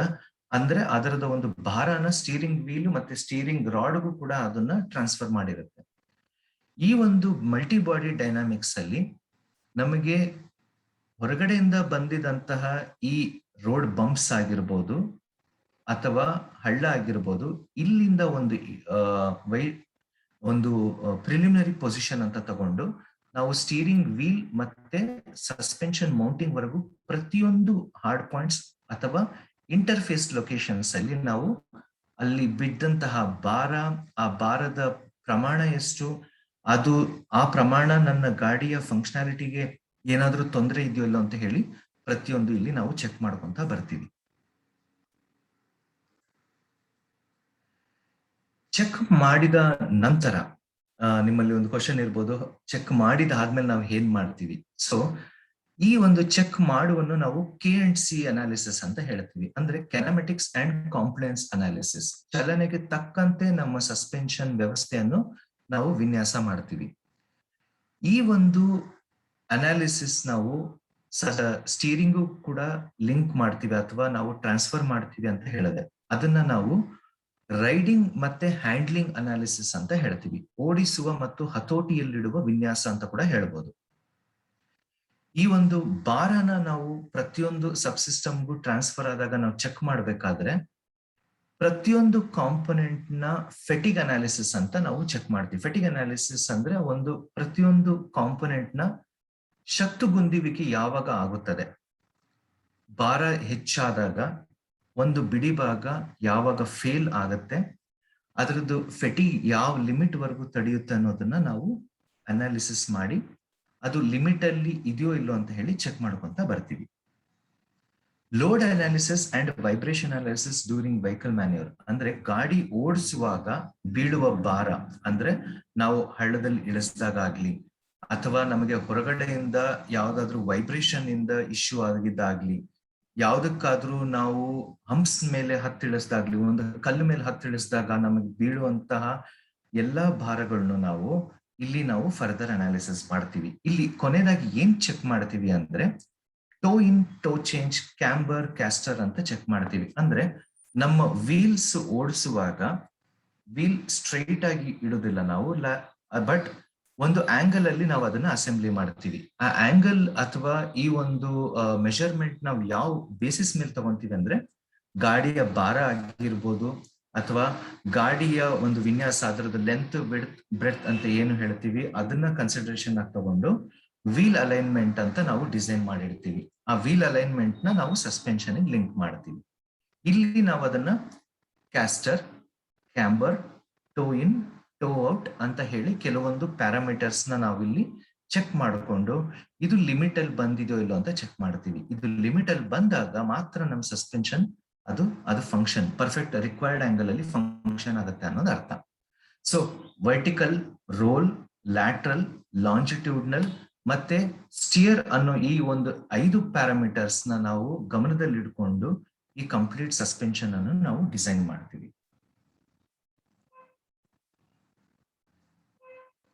ಇದೇ ಸಸ್ಪೆನ್ಷನ್ ನಲ್ಲಿ ಸ್ವಲ್ಪ ಮ್ಯಾಕ್ಫರ್ಸನ್ ಸ್ಟ್ರಟ್ ಅಂತ ನಾನು ಏನ್ ಹೇಳಿದೆ, ಅಥವಾ ನಾನು ಸ್ಪ್ರಿಂಗ್ ಅಥವಾ ನಾನು ಡ್ಯಾಂಪ್ನರ್ ಬಗ್ಗೆ ಏನ್ ಹೇಳಿದೆ, ಈ ಒಂದು ಇಂಡಿಪೆಂಡೆಂಟ್ ಪಾರ್ಟ್ ನಾವು ಹೇಗ್ ಡಿಸೈನ್ ಮಾಡ್ತೀವಿ ಅನ್ನೋದ್ರ ಬಗ್ಗೆ ಸ್ವಲ್ಪ ಮಾಹಿತಿ ಕೊಡೋದಕ್ಕೆ ನಾನು ಈ ಒಂದು ಸ್ಲೈಡ್ ನ ತೋರಿಸ್ತಾ ಇದ್ದೀನಿ. ಸೊ ಇಲ್ಲಿ ಹೆಚ್ಚಾಗಿ ಏನಾಗುತ್ತೆ ಅಂದ್ರೆ, ನಾನು ಮೊದಲನೇದಾಗಿ ಬಲಭಾಗದಲ್ಲಿರೋ ಈ ಭಾವಚಿತ್ರದ ಬಗ್ಗೆ ಅರ್ಥ ಮಾಡ್ಕೊಳ್ಳೋಣ. ಈ ಒಂದು ಮೇಲಿರುವಂತಹ ಈ ಕಾಂಪೊನೆಂಟ್ ಬಗ್ಗೆ, ಈ ಭಾಗದ ಬಗ್ಗೆ ನಾನು ಹೇಳಿದಾಗೆ, ಇದು ನಮ್ಮ ಬಾಡಿಗೆ ನಾವು ಅಸೆಂಬ್ಲಿ ಮಾಡ್ತೀವಿ. 4-5 ಕಡೆ ಸ್ಕ್ರೂ ಲೊಕೇಶನ್ಸ್ ನ ತಗೊಂಡು ಅಸೆಂಬಲ್ ಮಾಡಿ, ಈ ಒಂದು ಸ್ಪ್ರಿಂಗ್ ನ ಇಂಟಿಗ್ರೇಟ್ ಮಾಡಿ, ಪ್ಲಸ್ ಇದ್ರ ಜೊತೆಗೆ ಒಂದು ಶಾಕ್ ಅಬ್ಸರ್ಬರ್ ನ ಅಸೆಂಬ್ಲಿ ಮಾಡಿರ್ತೀವಿ. ನಾನು ನಕ್ಕಲ್ ಅಂತ ಏನ್ ಹೇಳಿದ ಆಗ್ಲೇ, ಆ ಒಂದು ತುಂಬಾ ಸಿಂಪ್ಲಿಫೈಡ್ ವರ್ಷನ್ ಆಫ್ ಡಿಸೈನ್ ಅಲ್ಲಿ ನಾನು ನಿಮ್ಗೆ ಈ ಒಂದು ನಕ್ಕಲ್ ಪಾರ್ಟ್ ನ ಇಲ್ಲಿ ತೋರಿಸ್ತಾ ಇದ್ದೀನಿ. ಇದರ ಜೊತೆಗೆ ವೈ ಡಿಸೈನ್ ಪ್ರಮಾಣದ ಒಂದು ಕಂಟ್ರೋಲ್ ಆರ್ಮ್ ಪಾರ್ಟ್ ಕೂಡ ನಾನು ನಿಮ್ಗೆ ಇಲ್ಲಿ ತೋರಿಸ್ತಿದ್ದೀನಿ. ಈ ಒಂದು ಸ್ಪ್ರಿಂಗ್ ನನಗೆ ರೋಡ್ ಇಂದ ಬರುವಂತಹ ಭಾರಗಳಾಗಿರ್ಬೋದು, ನಾವು ಅದನ್ನ ರಿಬೌಂಡ್ ಫೋರ್ಸಸ್ ಅಂತ ಹೇಳ್ತೀವಿ. ಅಂದ್ರೆ ನನಗೆ ರೋಡ್ ಇಂದ ಗಾಡಿಗೆ ಬೀಳುವಂತಹ ಫೋರ್ಸಸ್, ಅದರಿಂದ ನನಗೆ ಸಸ್ಪೆನ್ಷನ್ ಎಷ್ಟು ಕಂಪ್ರೆಸ್ ಆಗ್ಬೇಕು ಅನ್ನೋದನ್ನ ನಾವು ಡಿಸೈನ್ ಮಾಡ್ತೀವಿ. ರಿಬೌಂಡ್ ಫೋರ್ಸಸ್, ರೀಜಾಯ್ನಿಂಗ್ ಫೋರ್ಸಸ್, ಇದೊಂದು ಕೆಲವೊಂದು ನಾವು ಫೋರ್ಸಸ್ ಅಂತ ನಾವು ಇಂಜಿನಿಯರಿಂಗ್ ಲ್ಯಾಂಗ್ವೇಜ್ ಅಲ್ಲಿ ಹೇಳ್ತೀವಿ. ಈ ಪ್ರಮಾಣನ ನಾವು ಈ ಒಂದು ಎಕ್ಸೆಲ್ ಶೀಟ್ ಅಲ್ಲಿ ನೀವೇನ್ ನೋಡ್ತಿದ್ದೀರಾ, ಇದರಲ್ಲಿ ನಾನು ಪ್ರತಿಯೊಂದು ಇನ್ಫಾರ್ಮೇಶನ್ ನಾನು ನಿಮ್ಗೆ ಇಲ್ಲಿ ಕೊಟ್ಟಿದ್ದೀನಿ. ಇಲ್ಲಿಂದ ನಾವು ಏನ್ ಚೆಕ್ ಮಾಡ್ತೀವಿ ಅಂತ ಹೇಳಿದ್ರೆ, ಪ್ರತಿಯೊಂದು ಲೋಡ್ ಹಾಕಿದ ಆದ್ಮೇಲೆ ಅದರದ್ದು ಒಂದು ರಿಬೌಂಡ್ ಕಂಡೀಷನ್, ಈ XYZ ಲೊಕೇಶನ್ ಎಷ್ಟು ಚೇಂಜ್ ಆಗಿದೆ, ಈವೆಂಟ್ 1, ಸನ್ನಿವೇಶ 1, ಸನ್ನಿವೇಶ 2, ಈ ಒಂದೊಂದು ಸನ್ನಿವೇಶದಲ್ಲೂ ಕೆಲವೊಂದರಲ್ಲಿ 75ರಿಂದ 80 mm, ಇನ್ನೊಂದರಲ್ಲಿ 85ರಿಂದ 110 mm ಇದನ್ನ ಕಂಪ್ರೆಸ್ ಮಾಡಿ ಇದು ಸ್ಟಿಲ್ ಫಂಕ್ಷನ್ ಆಗ್ತಿದೆಯೋ ಇಲ್ಲೋ ಅಂತ ಹೇಳಿ ನಾವು ಚೆಕ್ ಮಾಡ್ತೀವಿ. ಈ ಎರಡು ವ್ಯಾಲ್ಯೂ ಏನ್ ಹೇಳಿದೆ, ಲೈಕ್ ಒಂದು 75ರಿಂದ 110 mm ನಾನೇನ್ ಹೇಳಿದೆ, ಇದು ನಮ್ಮ ಒಂದು ಹೋಮೋಲಗೇಷನ್ ಅಥವಾ ವ್ಯಾಲಿಡೇಷನ್ ಪ್ಯಾರಾಮೀಟರ್ ಕೂಡ ಹೌದು. ಈಗ ನಾವು ಸ್ವಲ್ಪ ಸ್ಟೀರಿಂಗ್ ಸಿಸ್ಟಮ್ ಬಗ್ಗೆ ಮಾಹಿತಿ ತಗೋಣ. ಸಸ್ಪೆನ್ಷನ್ ಅಲ್ಲಿ ನಾವು ಹೊರಗಡೆಯಿಂದ ಬಂದಂತಹ ಭಾರಗಳು ಅಥವಾ ಫೋರ್ಸಸ್ ನ ಹೇಗೆ ಕಂಟ್ರೋಲ್ ತಗೊಂತೀವಿ ಅದನ್ನ ನಾವು ಅರ್ಥ ಮಾಡ್ಕೊಂಡು, ಅದೇ ಫೋರ್ಸಸ್ ನು ಕೂಡ ಸ್ಟೀರಿಂಗ್ ಗೆ ಟ್ರಾನ್ಸ್ಫರ್ ಮಾಡ್ತಿದ್ವಿ. ಈಗ ಸ್ಟೀರಿಂಗ್ ಅಲ್ಲಿ ಆ ಫೋರ್ಸಸ್ ಹೇಗೆ ಕಂಟ್ರೋಲ್ ಆಗುತ್ತೆ ಅನ್ನೋದ್ರ ಬಗ್ಗೆ ಸ್ವಲ್ಪ ಮಾಹಿತಿ ತಿಳ್ಕೊಳ್ಳೋಣ. ಈಗ ಇಲ್ಲಿ ಒಂದು ಬಲಗಡೆ ಇರೋ, ಮೊದಲನೇದಾಗಿ ನಾನು ಎಡಗಡೆ ಇರೋ ಇಮೇಜ್ ಹೋಗಕ್ಕಿಂತ ಮುಂಚಿತವಾಗಿ ಸ್ಟೀರಿಂಗ್ ಸಿಸ್ಟಮ್ ಅಲ್ಲಿ ಏನೇನ್ ಬರುತ್ತೆ ಅನ್ನೋದ್ರ ಬಗ್ಗೆ ಸ್ವಲ್ಪ ಅರ್ಥ ಮಾಡ್ಕೊಳ್ಳೋಣ. ನನ್ನ ಬಲಗಡೆ ಇರೋ ಇಮೇಜ್ ಅಲ್ಲಿ ಸ್ಟೀರಿಂಗ್ ಸಿಸ್ಟಮ್ ನ ಒಂದು ಚಿತ್ರನ ಎಕ್ಸ್ಪ್ಲೇನ್ ಮಾಡಿದ್ದೀನಿ. ಇದರಲ್ಲಿ ಮೊದಲನೇದಾಗಿ ಕೆಳಗಡೆ ಇರುವ MSG ಬಗ್ಗೆ ಅರ್ಥ ಮಾಡ್ಕೊಂಡು, MSG ಅಂದ್ರೆ ಮೆಕ್ಯಾನಿಕಲ್ ಸ್ಟೀರಿಂಗ್ ಗೇರ್ ಅಂತ ಹೇಳ್ತೀವಿ. ಇಲ್ಲಿ ನಮ್ಮ ಒಂದು ಗೇರಿಂಗ್ ಸಿಸ್ಟಮ್ಸ್ ನ ನಾವು ಇಲ್ಲಿ ಅಸೆಂಬ್ಲಿ ಮಾಡಿರ್ತೀವಿ. ಈ ಗೇರಿಂಗ್ ಸಿಸ್ಟಮ್ ಇಂದ ನಾವು ಇಲ್ಲಿ ಕೊನೆಗೆ ಒಂದು ಟೈರಾಯ್ಡ್ ಅಂತ ಹೇಳ್ತೀವಿ. ಈ ಟೈರಾಯ್ಡ್ ಬಂದು ನಮ್ಮ ಸಸ್ಪೆನ್ಷನ್ ನ ಒಂದು ನಕಲ್ ಕಾಂಪೊನೆಂಟ್ ಅಂತ ಏನ್ ಹೇಳಿದೆ ಅಲ್ಲಿ ನಾವು ಅಸೆಂಬ್ಲಿ ಮಾಡ್ತೀವಿ. ಮೆಕ್ಯಾನಿಕಲ್ ಸ್ಟೀರಿಂಗ್ ಗೇರ್ ನ ಡ್ರೈವ್ ಮಾಡೋದಕ್ಕೆ ನಮಗೆ ಇಲ್ಲಿ ಕನೆಕ್ಟಿಂಗ್ ರಾಡ್ಸ್ ಅಂತ ಬರುತ್ತೆ. ಕನೆಕ್ಟಿಂಗ್ ರಾಡ್ಸ್ಗೆ ನಾವು ಐ ಶಾಫ್ಟ್ ಅಥವಾ ಇಂಟರ್ಮೀಡಿಯೇಟ್ ಶಾಫ್ಟ್ ಅಂತ ಹೇಳಿ ಕೂಡ ನಾವು ಒಂದು ರಾಡ್ಗೆ ಅಸೆಂಬ್ಲಿ ಮಾಡ್ತೀವಿ. ಈ ಒಂದು ಐ ಶಾಫ್ಟ್ ಮತ್ತೆ ಕಂಪ್ಲೀಟ್ ಸ್ಟೀರಿಂಗ್ ಸಿಸ್ಟಮ್ ನ ಅಸೆಂಬ್ಲಿಯನ್ನು ನಾವು ಡೈರೆಕ್ಟ್ ಆಗಿ CCB ಗೆ ಅಸೆಂಬ್ಲಿ ಮಾಡ್ತೀವಿ. CCB ಅಂತ ಹೇಳಿದ್ರೆ ಚಾಸಿ ಕಂಟ್ರೋಲ್ ಬೋರ್ಡ್ ಅಂತ ಹೇಳ್ತೀವಿ. ಅಂದ್ರೆ ನಾವು ಸ್ಟೀರಿಂಗ್ ವೀಲ್ ಮಾತ್ರ, ನಾವು ಒಂದು ಡ್ರೈವರ್ ಗಾಡಿಯಲ್ಲಿ ಕುತ್ಕೊಂಡಾಗ ಸ್ಟೀರಿಂಗ್ ವೀಲ್ ಮಾತ್ರ ನೋಡ್ತೀವಿ, ಬಟ್ ಆದ್ರೆ ಸ್ಟೀರಿಂಗ್ ಹಿಂಭಾಗ ಇರುವಂತಹ ಡ್ರೈವಿಂಗ್ ಮೆಕ್ಯಾನಿಸಮ್ ನ ಒಂದು ಚಾಸಿ ಬೋರ್ಡ್ ಗೆ ನಾವು ಅಸೆಂಬ್ಲಿ ಮಾಡಿರ್ತೀವಿ. ಸ್ಟೀರಿಂಗ್ ಸಿಸ್ಟಮ್ ಅಲ್ಲಿ ಕೂಡ ನಮ್ಮ ಕೆಲವೊಂದು ಕಾರ್ಗಳಲ್ಲಿ ನೀವು ನೋಡಿರ್ಬೋದು, ಸ್ಟೀರಿಂಗ್ ನ ನಾವು ಮೇಲೆ ಕೆಳಗಡೆ ನಾವು ಮಾಡ್ಕೊಬಹುದು, ಅಂದ್ರೆ ಅದನ್ನ ಅಡ್ಜಸ್ಟ್ ಮಾಡ್ಕೊಬಹುದು ಡ್ರೈವರ್ಗೆ ಒಂದು ಓಡಿಸುವ ಅನುದಾನಿತವಾಗಿ. ಅದನ್ನ ನಾವು ಮಾಡಿಫೈ ಮಾಡ್ಕೊಳ್ಳಿದ್ದಕ್ಕೆ ನಾವು ಒಂದು ಅಡಿಷನಲ್ ಬ್ರಾಕೆಟ್ಸ್ ಅಂತ ಹೇಳಿ ಕೊಟ್ಟಿರ್ತೀವಿ. ಸ್ಲೈಡಿಂಗ್ ಬ್ರಾಕೆಟ್ ಮೆಕ್ಯಾನಿಸಮ್ ಅಂತ ಹೇಳ್ತೀವಿ ಅದನ್ನ. ಅದು ಇದೇ ಒಂದು ನಮ್ಗೆ ಇಲ್ಲಿ ಬ್ಲೂ ಕಲರ್ ಪಾರ್ಟ್ ಅಲ್ಲಿ ಏನ್ ನಮ್ಗೆ ಇಲ್ಲಿ ಸ್ಲೀವ್ ಕಾಣುತ್ತಿದೆ, ಇದು ನಮಗೆ ಅಡ್ಜಸ್ಟ್ ಮಾಡ್ಕೊಳ್ಳಿಕ್ಕೆ ಹೆಲ್ಪ್ ಮಾಡ್ತದೆ. ಅದ್ರ ಜೊತೆಗೆ ಈ ಐ ಶಾಫ್ಟ್ ಮತ್ತೆ ಈ ಒಂದು ಮೋಟಾರ್ ಮೆಕ್ಯಾನಿಸಮ್ ಪ್ಲಸ್ ಸ್ಟೀರಿಂಗ್ ನ ರಾಡ್, ಈ ಮೂರನ್ನು ನಾವು ಸಿಸಿಬಿಗೆ ಅಸೆಂಬ್ಲಿ ಮಾಡಿರ್ತೀವಿ. ನಾನ್ ನಿಮಗೆ ತೋರಿಸ್ತಿರುವಂತಹ ಭಾವಚಿತ್ರ ಬಂದು ಒಂದು EPSC ಅಂದ್ರೆ electric power assisted steering system ಅಂತ ಹೇಳ್ತೀವಿ. ಈಗ ಎಲ್ಲಾ ಒಂದು ಗಾಡಿಗಳಲ್ಲೂ ನಾವು ಮ್ಯಾನ್ಯುಯಲ್ ಸ್ಟೀರಿಂಗ್ ಅಂತ ಯಾವ್ದ್ರಲ್ಲೂ ನಾವು ಕಂಟಿನ್ಯೂಷನ್ ಮಾಡ್ತಿಲ್ಲ. ಎಲ್ಲ ಪವರ್ ಅಸಿಸ್ಟೆಡ್ ಸ್ಟೀರಿಂಗ್ಗಳು. ಪವರ್ ಅಸಿಸ್ಟೆಡ್ ಅಲ್ಲಿ ಎರಡು ರೀತಿ ಬರುತ್ತೆ. ಒಂದು hydraulic assisted power steering system, ಇನ್ನೊಂದು electric assisted power steering system. ಈ ಒಂದು ಸಿಸ್ಟಮ್ ಅಲ್ಲಿ ನಾನು ನಿಮಗೆ ತೋರಿಸ್ತಿರೋದು electric assisted power steering system ಅಲ್ಲಿ ಮತ್ತೆ 3 ರೀತಿಯ ಸ್ಟೀರಿಂಗ್ ಸಿಸ್ಟಮ್ಸ್ ಬರುತ್ತೆ. ಅದನ್ನ ನಾನು ನಿಮಗೆ ಇಲ್ಲಿ ಎಡಗಡೆ ಇರುವಂತಹ ಭಾವಚಿತ್ರದಲ್ಲಿ ನಾನು ಸ್ವಲ್ಪ ಎಕ್ಸ್ಪ್ಲನೇಷನ್ ಕೊಡ್ತೀನಿ. EPSC ಅಂದ್ರೆ electric power assisted steering system. But ಇದರಲ್ಲಿ ಸಿ ಅಂದ್ರೆ ಕಾಲಮ್ ವೇರಿಯಂಟ್ ಅಂತ ಹೇಳ್ತೀವಿ. ಅಂದ್ರೆ ನಾನು ನಿಮಗೆ ಇಲ್ಲಿ ಏನ್ ಕಾಲಮ್ ತೋರಿಸ್ತಾ ಇದ್ದೀನಿ, ಇಂಟರ್ಮೀಡಿಯೇಟ್ ಶಾಫ್ಟ್ ಮತ್ತೆ ಇಂಟರ್ಮೀಡಿಯೇಟ್ ಶಾಫ್ಟ್ ಕೆಳಗಡೆ ಇರುವಂತಹ ಗ್ರೇ ಕಲರ್ ಇರೋ ಒಂದು ರಾಡ್, ಇದು ಪೂರ್ತಿ ಒಂಥರ ಕಾಲಮ್ ವೇರಿಯಂಟ್. ಅದರ ಜೊತೆಗೆ ಎಲೆಕ್ಟ್ರಿಕ್ ಸಿಸ್ಟಮ್ ಕೂಡ ನಾವು ಕಾಲಮ್ ಮೇಲೆನೆ ಮೌಂಟ್ ಮಾಡಿರ್ತೀವಿ. ಅದರ ಸಲುವಾಗಿ ಇದನ್ನ ನಾವು EPSC ಅಂತ ಹೇಳ್ತೀವಿ. ಈ ಒಂದು EPSC ಸಿಸ್ಟಮ್ ಇಂದ ನಾವು ಕಡಿಮೆ ರ್ಯಾಕ್ ಫೋರ್ಸ್ ನ ಮಾತ್ರ ಎಕ್ಸ್ಪೆಕ್ಟ್ ಮಾಡಬಹುದು. ರ್ಯಾಕ್ ಫೋರ್ಸ್ ಅಂದ್ರೆ ಏನು ಅಂತ ನಾನು ನಿಮಗೆ ಸ್ವಲ್ಪ ಮಾಹಿತಿ ತಿಳಿಸ್ಕೊಡ್ತೀನಿ. ಬಟ್ ಈ ಒಂದು EPSC ಅನ್ನೋ ಒಂದು ಸಿಸ್ಟಮ್ ನಾವು ಸಣ್ಣ ಕಾರುಗಳಲ್ಲಿ ಯೂಸ್ ಮಾಡ್ಕೊಂತೀವಿ. ಅಂದ್ರೆ ಒಂದು 7 ರಿಂದ 8 ಕಿಲೋ ನ್ಯೂಟನ್ ಫೋರ್ಸ್ ಬೇಕಾಗಿರುವಂತದ್ದು. ಈ 8 ಕಿಲೋ ನ್ಯೂಟನ್ ಫೋರ್ಸ್ ಏನಪ್ಪಾ ಅಂದ್ರೆ ಈ ಒಂದು ಎಂಟೈರ್ ಸಿಸ್ಟಮ್ ನಾವು ಏನು ಯೂಸರ್ ಸ್ಟೀರಿಂಗ್ ವೀಲ್ ನ ತಿರುಗಿಸ್ತೀವಿ, ಅದು ತಿರುಗಿಸಿದಾಗ ಈ ಸ್ಟೀರಿಂಗ್ ವೀಲ್ ರೊಟೇಷನ್ಗೂ ನನ್ನ ಗಾಡಿಯ ವೀಲ್ಸ್ ರೊಟೇಟ್ ಆಗೋವರೆಗೂ ಏನ್ ಫೋರ್ಸ್ ಡಿಸ್ಟ್ರಿಬ್ಯೂಟ್ ಆಗ್ಬೇಕು, ಆ ಫೋರ್ಸ್ ನ ನಾವು ರ್ಯಾಕ್ ಫೋರ್ಸ್ ಅಂತ ಹೇಳ್ತೀವಿ. ಅದರದ ಅನುದಾನಿತವಾಗಿ ಇದನ್ನ EPSC ನ ನಾವು ಡಿಸೈನ್ ಮಾಡಿರ್ತೀವಿ. EPSC DP ಅಂದ್ರೆ electric power assisted dual pinion ಅಂತ ಹೇಳ್ತೀವಿ. ಕೆಲವೊಂದು ಪ್ರೀಮಿಯಂ ಗಾಡಿಗಳಲ್ಲಿ ನಮಗೆ ಹೆಚ್ಚಿನ ರ್ಯಾಕ್ ಫೋರ್ಸ್ ಬೇಕಾಗುತ್ತೆ. ಅಂದ್ರೆ ಕಂಟ್ರೋಲಿಂಗ್ ಫ್ಯಾಕ್ಟರ್ಸ್ ತುಂಬಾ ಇದರಲ್ಲಿ ಸ್ಮೂತ್ ಆಗಿ ಬರುತ್ತದೆ. ಆದಾಗ ನಾವು ಡ್ಯುಯಲ್ ಪಿನಿಯನ್ ಕಾನ್ಸೆಪ್ಟ್ ಅಂತ ಹೇಳ್ತೀವಿ. ಡ್ಯುಯಲ್ ಪಿನಿಯನ್ ಅಲ್ಲಿ ಒಂದು ಪಿನಿಯನ್ ಜೊತೆಗೆ ನಾವು ಇನ್ನ ಒಂದು ಕನೆಕ್ಟಿಂಗ್ ರಾಡ್ ಕೊಟ್ಟು ನಾವು ಫೋರ್ಸ್ ಜಾಸ್ತಿ ಕ್ರಿಯೇಟ್ ಮಾಡ್ತೀವಿ. ತುಂಬಾ heavy vehicles like pickup trucks ಮತ್ತೆ ಲಿಮೋಸಿನ್ ಅಂತ ವೆಹಿಕಲ್ಸ್ ಅಥವಾ ಕ್ರಾಸ್ ವೆಹಿಕಲ್ ವೇಟ್ 12 ಅಥವಾ 10 ರಿಂದ 12 ಟನ್ಗಿಂತ ಜಾಸ್ತಿ ಇದ್ದಾಗ ನಾವು EPS APA ಅಂತ ಹೇಳಿ ಯೂಸ್ ಮಾಡ್ತೀವಿ. EPS APA ಅಂದ್ರೆ electric power assisted para axial steering system ಅಂತ ಹೇಳ್ತೀವಿ. ಸೊ ಈ 3 ರೀತಿಯ electric power assisted steering system ನ ನಾವು ಒಂದು ರ್ಯಾಕ್ ಫೋರ್ಸ್ ಆಧಾರಿತದ ಮೇಲೆ ಸೆಲೆಕ್ಟ್ ಮಾಡಿ ಅದಾದ ನಂತರ ಫರ್ದರ್ ಡಿಸೈನ್ ನಾವು ಕ್ಯಾಲ್ಕುಲೇಟ್ ಮಾಡ್ಕೊಂತ ಹೋಗ್ತೀವಿ. ಈ ರ್ಯಾಕ್ ಫೋರ್ಸ್ ಏನು ಅಂತ ನಾನು ನಿಮಗೆ ಇನ್ನೂ ಒಂದು ಸಿಂಪಲ್ ಆಗಿ ಎಕ್ಸ್ಪ್ಲೇನ್ ಮಾಡ್ತೀನಿ. ಈಗ ಒಂದು ಗಾಡಿನ ನಾವು ಓಡಿಸ್ಬೇಕು ಅಂತ ಹೇಳಿದಾಗ ಒಂದು ಗಾಡಿಯ ವೆಯ್ಟ್ ಕ್ಯಾಲ್ಕುಲೇಷನ್ಸ್ ಏನಿದೆ ಅಂತ ನಾವು ಇಲ್ಲಿ ಚೆಕ್ ಮಾಡಬಹುದು. ಕರ್ಬ್ ವೆಯ್ಟ್ ಅಂದ್ರೆ ಗಾಡಿಯ ತೂಕ ಮಾತ್ರ, ಇದರಲ್ಲಿ ಯಾವುದೇ ರೀತಿಯ ಪ್ಯಾಸೆಂಜರ್ಸ್ ಬರೋದಿಲ್ಲ. GVW ಅಂದ್ರೆ ಗ್ರಾಸ್ ವೆಹಿಕಲ್ ವೇಟ್. ಈ ಒಂದು GVW ಅಲ್ಲಿ ಕರ್ಬ್ ವೇಟ್ ಪ್ಲಸ್ ನಮ್ದು ಪೇಲೋಡ್ ಅಂದ್ರೆ occupants load, driver, passengers plus luggage compartment ಅಲ್ಲಿ ಎಷ್ಟು ತೂಕ ಹಾಕ್ಬೋದು, ಇದನ್ನೆಲ್ಲ ಸೇರಿಸಿ ನಾವು ಪೇಲೋಡ್ ಅಂತ ಹೇಳ್ತೀವಿ. ಪೇಲೋಡ್ ಮತ್ತೆ ಕರ್ಬ್ ವೇಟ್ ನ GVW ಅಂತ ಹೇಳ್ತೀವಿ. FAW ಅಂದ್ರೆ ಫ್ರಂಟ್ ಆಕ್ಸಲ್ ವೇಟ್. ಅಂದ್ರೆ ನಮ್ಮ ಗಾಡಿಯನ್ನ 2 ವಿಭಾಗದಾಗ ತಗೊಂಡಾಗ, ಒಂದು ಫ್ರಂಟ್ ಆಕ್ಸಲ್ ಒಂದು ರೇರ್ ಆಕ್ಸಲ್ ಅಂತ ತಗೊಂಡಾಗ ಫ್ರಂಟ್ ಆಕ್ಸಲ್ ಎಷ್ಟು ತೂಕ ಇದೆ, ರೇರ್ ಆಕ್ಸಲ್ ಎಷ್ಟು ತೂಕ ಇದೆ, ಮತ್ತೆ ಫ್ರಂಟ್ ಆಕ್ಸಲ್ ವೀಲ್ ಕಾರ್ನರ್ ಅಂದ್ರೆ ಒಂದು ಗಾಡಿಯ ಮುಂಭಾಗದ ಕಾರ್ನರ್ ಸೈಡ್ ಒಂದು ಮೂಲೆಯಲ್ಲಿ ಎಷ್ಟು ತೂಕ ಬರುತ್ತೆ ಅಂತ ಹೇಳಿ ನಾವು ಈ ಎಲ್ಲಾ ಪ್ರತಿಯೊಂದು ರೀಡಿಂಗ್ ನ ತಗೊಂತೀವಿ.